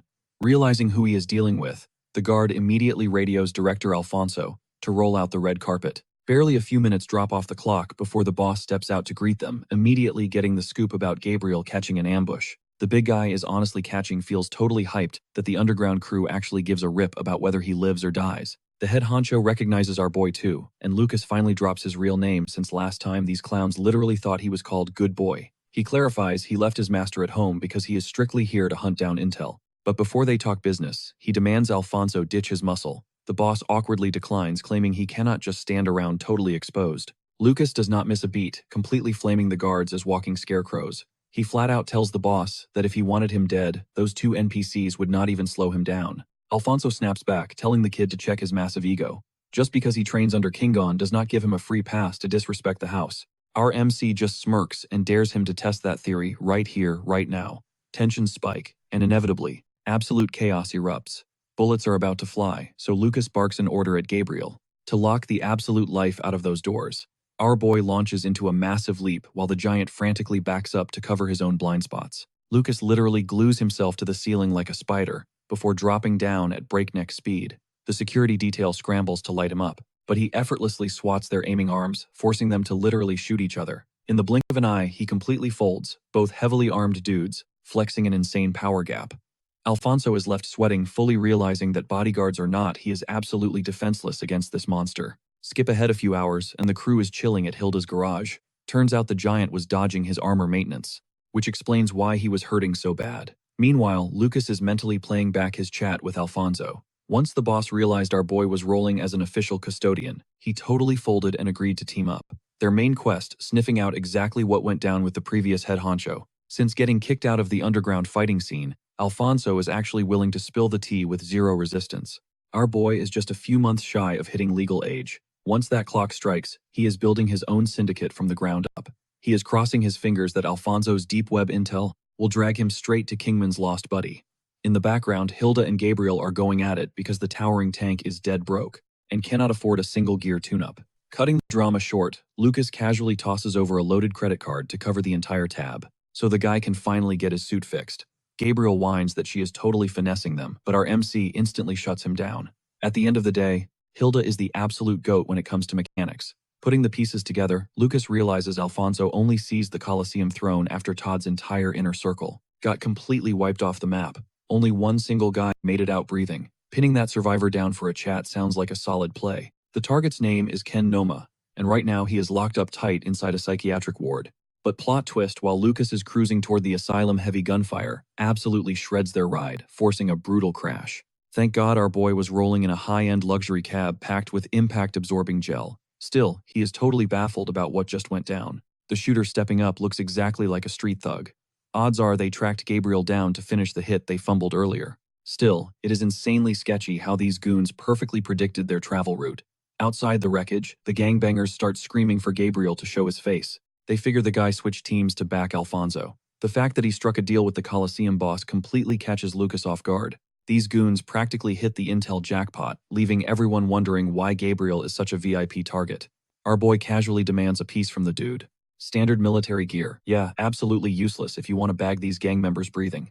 Locking onto his position, he squeezes the trigger. Tough break, the sights are completely misaligned. But honestly, these thugs rolled up packing some serious heat. Someone lobs a frag right at him. Spotting the threat midair, the MC reacts, causing both projectiles to collide and instantly vaporize the pipe in a massive fireball. The hit squad is clueless about who's watching Gabriel's back, realizing way too late that they messed with the wrong crowd. Bailing out is their only survival option right now. Meanwhile, the big guy finally pieces together exactly who ordered this hit. The cabbie tries playing peacemaker, swearing the cops are just minutes away. Lucas just smirks, telling him to scrap that rescue plan. Waiting for backup. Yeah, that's a one-way ticket to the graveyard. Gabriel snatches up one of the grunts by the collar, demanding answers. He asks if Martina from La Vie en Rose sent them. Spitting blood, the thug confesses their boss is obsessively simping over Gabriel. To the massive dude that just screams total psycho energy, he already gave her job offer a hard pass. And her mature response is literally ordering a hit on him. The captured guard laughs, calling him completely clueless. Claiming Lady Martina is a total baddie, the thug swears she's never chased a dude this hard. Lucas simply tells the giant to drop the guy. They decide to crash Martina's little party. The MC knows a scorned woman holds a lethal grudge and a powerful one. She won't stop until someone's buried. Plus, an underworld queen practically drooling over Gabriel. That's premium tea you just can't ignore. Fast forward a bit and the duo finally pulls up to the hospital ward. They step inside to check up on Ken. The guy's mental state is absolutely fried. Our boy introduces himself, making it clear he's just fishing for intel regarding the old Coliseum manager. But Lucas instantly spots that the dude is barely holding on. Alfonso clearly beat him into a bloody pulp, leaving him practically catatonic, and maybe beyond the point of talking. Staring down a massive dead end after days of grinding on this mission, Gabriel writes the broken shell of a man off completely. Ken is literally a walking corpse right now. But back in the military, the MC learned a brutal trick. The human brain instinctively reacts to familiar trauma. You just have to hit the right triggers. Since Ken used to be a hardcore guard, and an absolute demon, with blades, maybe a little combat therapy will snap him out of it. Gabriel calls the whole idea a massive waste of time, but Lucas doesn't hesitate launching a deadly strike. Insanely, the purple-haired guy blocks it. The MC unleashes a flurry of blows, forcing the traumatized guard's surviving neurons to spark back to life. Turns out Ken isn't completely brain-dead after all, effortlessly, parrying the attacks and regaining his sanity. Blinking at the stranger, he demands to know what the hell Lucas wants from him. Smirking because his crazy gamble paid off, the MC keeps pushing the pace to keep the guy's adrenaline spiking. Mid-brawl, our protagonist drops Tora's name instantly, unlocking Ken's buried memories of the boss. Offering a sweet deal, the MC promises to bust him out of this nut house in exchange for solid intel. He immediately tasks Gabriel with securing a safe house way off the grid, far from gang territory, so they can extract Ken safely. The time has officially come to build their own crew. Gabriel is acting a bit hesitant, but the MC refuses to force his hand. Plus, a one-man army won't cut it anymore. He needs a tight squad of ride or dies. Ken actually vibed with the idea of having a whole syndicate watching his back, so he starts spilling the tea on his former boss, who was tightly linked to Kinuan. The sun comes up, and Lucas reveals the juicy details. Tora and the instructor were basically brothers. Mirroring how Lucas is currently pulling Gabriel's strings, Kinuan used Tora as the perfect frontman to establish a syndicate pulling in muscle, from the slums for Black Ops missions. Our boy isn't just hunting down Kinuan's breadcrumbs, he's literally copying the mastermind's entire playbook. Even with all this, the final boss is still playing in a completely different league. But now that Lucas hacked into the guard's mainframe, his leveled-up security clearance cracks the case wide open. He discovers that by the time Kinuan claimed the instructor title, Tora was already sleeping with the fishes. Still piecing together the massive shadow empire the instructor built is proving to be a colossal headache. Ken is literally the only source holding the missing puzzle pieces. Pulling out of the slums, Lucas realizes Gabriel might eventually meet the same brutal fate as Tora. It's not like the former instructor was an absolute villain, though. Digging up his past doesn't give Lucas the right to play judge and jury. At the end of the day, the guy just flawlessly balanced the lethal stakes of his missions while keeping his own head attached. That cold logic is exactly why he burned his empire to the ground without flinching. It's what makes him an absolute legend when it comes to surviving pure chaos. And right on cue, the man, the myth, the legend, Kinuan himself tracks our MC down. Having completely mastered the first stage of the Archies, Lucas is ready to grind. It's officially time to unlock the next skill tree. Just minutes later, the two step into the official guard training grounds. The second tier of the Archies technique is known as Mista, and this dude is about to feel its power. The old man is absolutely floored by how fast our boy closed the gap. Being a master means you're literally certified to pass down martial arts to the next generation. But since that whole ranking system is a strictly classified rebel secret, almost nobody actually knows about it. They skip the endless Q&A sessions and just let their fists do the talking, which totally cracks Kinuan up. Honestly, our MC is the type of dude who absorbs lessons way faster through a brutal beatdown than through a boring lecture. Lucas figures the old veteran has crazy battle IQ, but even legends have their breaking point. Factoring in his own overpowered stats and the fact that his instructor is rocking 0 military-grade gear, our protagonist is dead set on securing the win this time. Plot twist though, Kinuan actually secretly installed a heavy-duty combat arm. If Lucas doesn't want to get absolutely flatlined, he better dodge every single direct hit. But here's the kicker. Using that cybernetic limb completely fries the old man's nervous system. The fact that he can even operate that metal monstrosity while his brain takes massive recoil damage just proves what an absolute beast the instructor truly is. The guy is literally putting his life on the line just to hammer a lesson into his student's skull. Knowing he might never get a legendary sparring session like this ever again, they instantly clash. Cut to the aftermath and spoiler alert. Lucas is eating dirt once again, taking a massive L. His absolute maximum power strike got casually swatted away by a single arm. Despite being a martial arts prodigy, he is completely mind-blown by that insane flex. Still catching his breath, our boy straight up asks if the geezer has some kind of future sight hack. The veteran just chuckles, saying that if he had precognition, his neural pathways wouldn't be this trashed. He drops some heavy wisdom, telling the MC he's leveling up nicely, but he's still nerfing himself by keeping parts of his brain completely locked away during combat. That instantly makes Lucas think of Ken. They both carry heavy psychological trauma holding back their true potential. The strain finally catches up to Kinuan, forcing him to collapse, and our hero quickly steps in to carry his weight, dragging him down the hall. The MC realizes this old man is playing multi-dimensional chess and literally knows everything. They both understand the assignment, team up for survival, but keep it strictly business, with zero emotional attachment. Shifting the vibe, the master playfully tells his apprentice to go touch grass and get a girlfriend, hyping up the whole biological rush of romance. Our boy just brushes it off, saying he'll let fate handle his love life. But underneath the casual banter, there's this gut-wrenching tension, since they both know their fragile alliance could shatter into pieces at any second. Lucas secretly prays to whatever gods are listening that he never draws the tragic card of having to execute his own master. Cut to the next morning inside a massive vault where Gabriel has basically spawned in a whole squad of shady mercenaries for hire. He swears on his life that these goons will handle literally any dirty work, as long as the cash drops. But our MC takes one look and straight up calls them a bunch of useless extras, prompting Gabriel to sweat drop and argue that recruiting elite operatives on short notice is a total nightmare. He insists this crew is at least somewhat reliable. Meanwhile, Ken is totally zoned out, recovering in a VIP safe room up on level 2. Completely off the grid, Lucas decides to play it smart, making Gabriel the face of the operation, while he pulls the strings from the shadows as the anonymous backer, promising to rain down cash for top-tier results. Leaving the mob behind, our protagonist heads upstairs, only to find Ken looking completely out of it.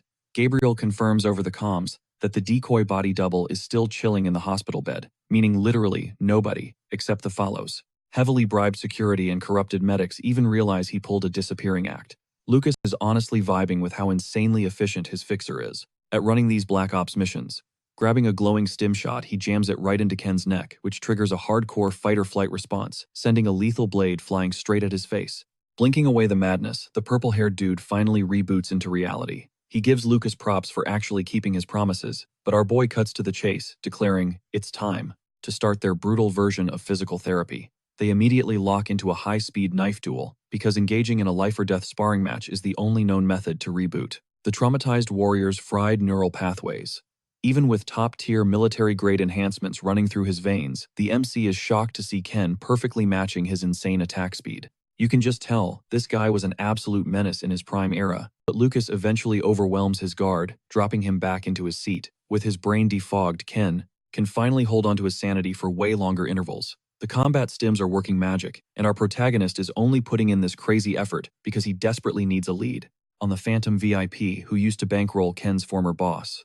The purple-haired rogue drops a massive lore bomb. The mystery backer used the alias Noel, which instantly makes Lucas click the pieces together, realizing the old master straight up stole the name of the original rebel founder. Ken gets a little nostalgic, explaining his old boss was a solid dude, but lacked the ruthless CEO mindset needed to run the underground death matches, meaning all that success came directly from the shadows. But before spilling more tea, the broken fighter demands one huge, non-negotiable favor. He refuses to just sit around chilling while his mortal enemy Alfonso is out there breathing his air. The MC hits the brakes, reminding him that Alfonso is currently on his payroll, which creates some serious beef. The rogue clarifies he doesn't want backup or an assist. He just wants Lucas to stay out of the crossfire when he pulls up for revenge. Once this contract is fulfilled, and he's totally free, he warns our hero not to play savior for the other side. Lucas goes completely silent, internally, calculating the variables, realizing he needs more time to figure out which of these pawns is easiest to sacrifice. Shifting gears, Ken tells him to dig up the retro ledgers, swearing that doing an audit on those dusty records will unlock the whole mystery. He knows there's a massive paper trail of laundered cash that funneled straight into the Shadowbacker's bank accounts. Suddenly, a blood-curdling shriek echoes from the ground floor. Gabriel instantly snaps into defense mode, shouting into the comms to find out which idiot is trying to crash their base. Turns out some absolute boss babe just wiped the floor with his entire squad in under a second.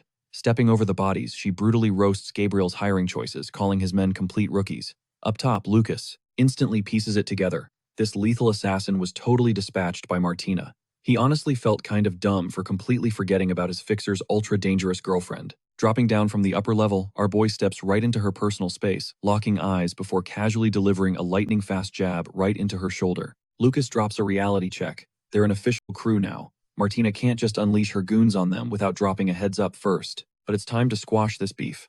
He leaves his boys on guard duty, promising to slide back through in a bit. Navigating toward Martina's turf means trekking through a sketchy-ass district.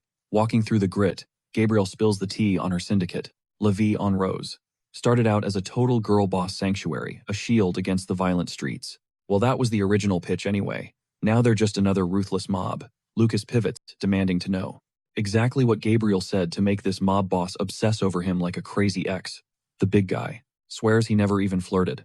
But let's be real, his absolute unit of a physique is apparently total catnip for the ladies. Lucas refuses to lose his heavy hitter, finding another musclehead with actual brain cells in this dump. Literal mission impossible. They finally pull up to King High.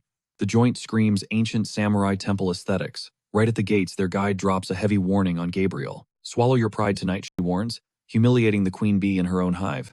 That's a one-way ticket to the graveyard.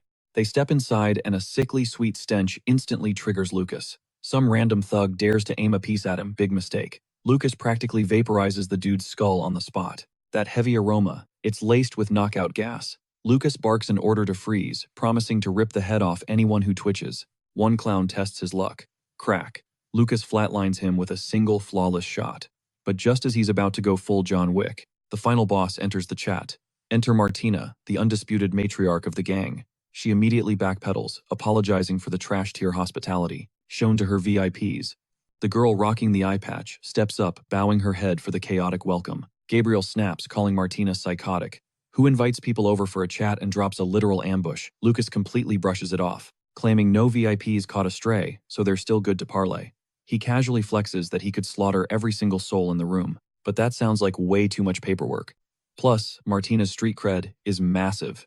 Keeping her breathing might actually pay out massive dividends. Martina instantly clocks Lucas as a high-tier guardian. What is a top-shelf elite doing slumming it in the gutters? Lucas tells her to stay in her lane. The blonde boss smirks, warning him to watch his step inside hostile territory. Lucas just mentally facepalms. He can't fathom how a bunch of glorified sewer rats clumped together suddenly think they run the world. Eye Patch Girl leans in, whispering into the boss's ear, instantly diffusing Martina's spicy attitude. If they're going to negotiate, they need a VIP room. Fast forward a bit, and Martina lays her cards completely face up on the table. Her demands: she wants Gabriel as her personal boy toy and his absolute loyalty to her syndicate. Lucas is genuinely baffled. What is the hype with this meathead Gabriel? Hard rejects her again. Being on a leash isn't his vibe. Sure, Lucas looks like the shot caller, but Gabriel is totally off the clock whenever he wants to be. He only rolls with the MC out of pure respect. Lucas nudges his giant friend, telling him to use his brain for once. His dating pool is practically non-existent, so he should take the absolute win. But Gabriel ain't having it. Martina is ancient, and he is strictly against riding the Fossil Express. Lucas gets the picture, the big guy won't budge. He flat out tells the boss lady that Gabriel is already claimed by his own crew. Poaching him for La Vie en Rose 0% chance. Martina scoffs, claiming starting a gang isn't a walk in the park. But Lucas hits her with the ultimate flex, he's already backed by the Colosseum. With her backing added to the mix, creating an empire is child's play. She practically hisses that she has never in her entire existence missed out on a man she craved. Lucas just grins. There is a first time for everything, and you're never too old to learn a harsh lesson. The mob boss throws out massive promises, offering the world to the gentle giant. But to Gabriel, it feels like an 80-year-old grandma aggressively hitting on him. Yikes. Meanwhile, Lucas catches Eyepatch Girl analyzing their every move. Finally, Martina pumps the brakes. If romance is dead in the water, it's time to talk straight business. And clueless, Gabriel actually asks if she's tapping out that fast. Bruh, she hasn't given up. She's just playing the long game. Turns out her type is explicitly the ugly duckling brawler aesthetic. Lucas tries not to gag. It proves that the high society nobles aren't the only ones who are completely unhinged in this empire. This crazy lady has been breathing for centuries. Her logic is beyond human comprehension. Fast forward, the squad rolls up to the Colosseum. Lucas drops the lore. Martina caved and inked the alliance. That's exactly why. Eyepatch Girl is tailing them as a liaison. With the Colosseum and La Vie en Rose locking arms, Lucas's syndicate is basically untouchable. Only an absolute idiot would cross them now. Lucas is here to secure the Book of Thoth, while Alfonso is practically begging to keep their partnership rolling. For the long haul. Moments later, Grace, yeah, that's her new nickname, grills the MC on whether he actually trusts Alfonso. Lucas doesn't sugarcoat it. Hell no. And he doesn't trust Martina either. She's way too erratic and acts purely on impulse. He flashes back to the boss, dropping lore that Grace used to be a straight-up Royal Guard cadet. She might be spying on him to decode his master plan, but Lucas couldn't care less. An elite cadet is infinitely more valuable than those street-level dive bar thugs. Suddenly, Grace shifts gears, interrogating Lucas about his bloodline. Is he from a crazy military dynasty? She's super suspicious, because the MC's raw power is off the charts. Getting absolutely clapped by a literal teenager. Yeah, that's a first for her. He figures that is par for the course. Grace washed out of the cadet program, but she is quick to clap back. It definitely wasn't, because she lacked the skills. Still, they aren't exactly besties yet. That kind of dark backstory is strictly classified for now. Lucas buys her excuse, but the clock hits quitting time, and she instantly ghosts clocking out for the day. With the entire network's data dumped into his lap, Lucas dives deep into the digital rabbit hole, hunting down any corporation, starting with the letter B. The working theory. One of these shellcore was raking in massive investments and funneling the cash straight to their shadow sponsor. Plot twist, most of these businesses are already 6 feet under or totally bankrupt. Tracking down ghost companies is a massive headache. Quinoni definitely played the system, bouncing the dirty money through a maze of dead-end businesses to wash it clean. Filtering through this ocean of garbage data is impossible alone. He needs the big guns. Time to hack into the top-tier classified network. He secures a wildly expensive, untraceable burner line and makes the call. The voice echoing through the receiver. None other than Nicolaus himself. Since the guy practically owes him backup, Lucas lays out the mission. Nicolaus doesn't even flinch. He casually agrees to scrub the dark web for those phantom corporations. Lucas dangles the perfect bait. Pulling this off will seriously boost his rank within the family. Hearing that the blonde is totally in, as a high-ranking government official, Nicolaus holds all the master keys. He tells our boy to hit his line the exact second he needs more intel. Lucas knows his brother is going to cash in on this massive favor later, but honestly, that is a tomorrow problem. Cruising back to the capital, his mind races, replaying every face he crossed paths with, and the crazy alliances he just locked down. Running on literal fumes, he hits the base and instantly collapses onto his bed. The guy just desperately needs to recharge his batteries. Morning hits. Lucas checks the boards and spots Eli snatching up literally every single available mission. The dude wasn't capping that day, he is dead serious. The blonde is thirsty for that promotion, grinding like a maniac. Lucas figures he will pull up on him later. Sometimes you just need to vibe with someone who actually has your back. Enter the redhead, crashing the piece just to stir the pot. She points out Eli's insane grind, teasing that he might actually shatter Lucas's untouchable record. The reigning champ might actually get dethroned. But our MC, completely unbothered. The redhead smirks, assuming he is just getting lazy. Backed by an insanely powerful family, he can afford to chill. He stares at the tryhards, sweating it out, realizing how drastically his reality has changed. No one is breathing down his neck, barking orders on how to shoot or breathe. The grunts are just mindless drones following scripts. Honestly, in a messed up way, he actually misses those simpler days. Being a puppet is way easier than pulling your own strings. Once this meat grinder of a program ends, they will finally shed their programmed soldier skin, evolving into cold-blooded leaders like the commander or the drill instructors. Catching his dark vibe, the redhead quickly backpedals, telling him not to take her jokes to heart. She claims he has been a total ghost lately, and the squad missed him. But our guy sees right through the fake energy. She is only kissing up because he rocks the Custodia family crest now. Even as a high society noble herself, standing face to face with him is making her visibly sweat. The power dynamic has totally flipped. That is the terrifying weight of absolute power. He brushes her off, claiming he is just drowning in work. Turns out playing the noble game drains your soul faster than combat. Her words echo in his head. She wasn't wrong. Eli has been grinding in the shadows, leveling up nonstop. Eli's combat stats are through the roof now. Our boy has been leveling up too, just playing a completely different, much darker game. Catching Lucas rolling up to his spot, the blonde's eyes light up. He is genuinely hyped, considering he is usually the one chasing Lucas down. The two stand over this absolute unit of a mechanical beast. Eli bagged it during a raid, and now they are trying to hack its system to tame the metal monster. Lucas eyes the creature, definitely arcane tech. The blonde cannot confirm it 100%, but all the red flags point straight to yes. This tech is deeply experimental. Despite being literal machines, these freaks of nature can grow and multiply just like organic carbon-based wildlife. Cracking their source code wouldn't just be a win. It would single-handedly catapult human technology into the next century. After chilling for a bit, Lucas points at the beast, asking about its ultimate fate.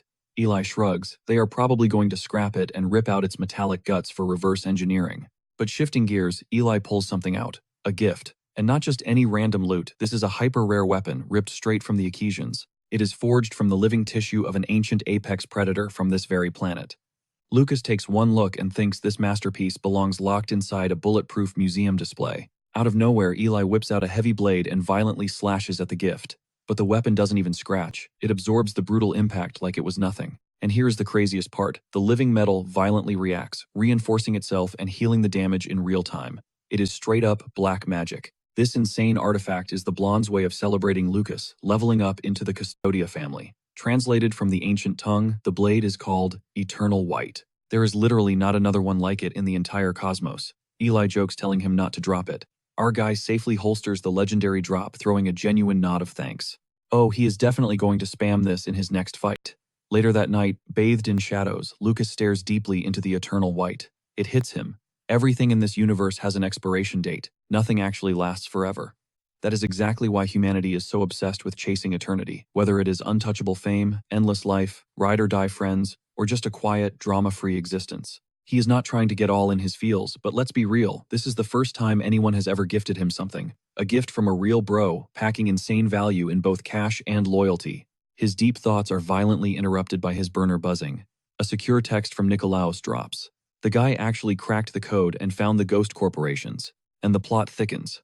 The hacker confirms what Lucas suspected all along. The so-called CEOs were nothing but absolute puppets. Grinding through that task alone would have cost our boy months of his life. Securing Nicolaus as a loyal ally, that is an absolute game changer if he ever wants to seize the throne of the family. But honestly, that is getting way too ahead of the plot. Fast forward a few hours. He is finally trying to catch some sleep when his screen lights up with a chilling notification. The message drops a nuke on the family chat. Nicolaus Custodia has been wiped out in a freak accident. Just a few hours later, they are already rushing a grim burial right in the courtyard of the family estate. The vibe is absolutely suffocating, with everyone shedding tears over the late great Nicolaus. Lucas breaks down the brutal reality, claiming a whole vehicle crushed him on his commute home. An investigation is technically open, but a lazy surface-level sweep is never going to catch a professional ghost. Paranoia starts creeping in. Did sending him to dig up dirt on those shady corporations put a massive target on his back? It is way too early to lock in any theories, but if the math checks out, Nicolaus stumbled onto some radioactive secrets that got him flatlined. Our guy is praying it was just a random tragedy, because otherwise that blood is entirely on his hands. Then again, Jupe could have easily ordered the hit. In this twisted game, nobody is off the hook. The commander is completely shattered inside. He is masking it behind a stone-cold facade, but burying your firstborn son. That destroys a man. The protagonist realizes he has to spill everything to Hemelas about his secret intel drops with Nicolaus. There is a massive chance Kinyuan himself is pulling the strings in the shadows. Out of nowhere, Giselle corners our guy, desperate for a private chat. Her brain is completely short-circuiting because a hit on her brother makes absolutely zero logical sense, and it gives Jupe zero leverage. The main character clocks her energy instantly. She is way more puzzled than heartbroken, basically treating Nicolaus dropping dead like some irrelevant side quest. Lucas gives the girl a harsh reality check, telling her to brace for the incoming storm, considering the whole inner circle was practically glued to Jupe and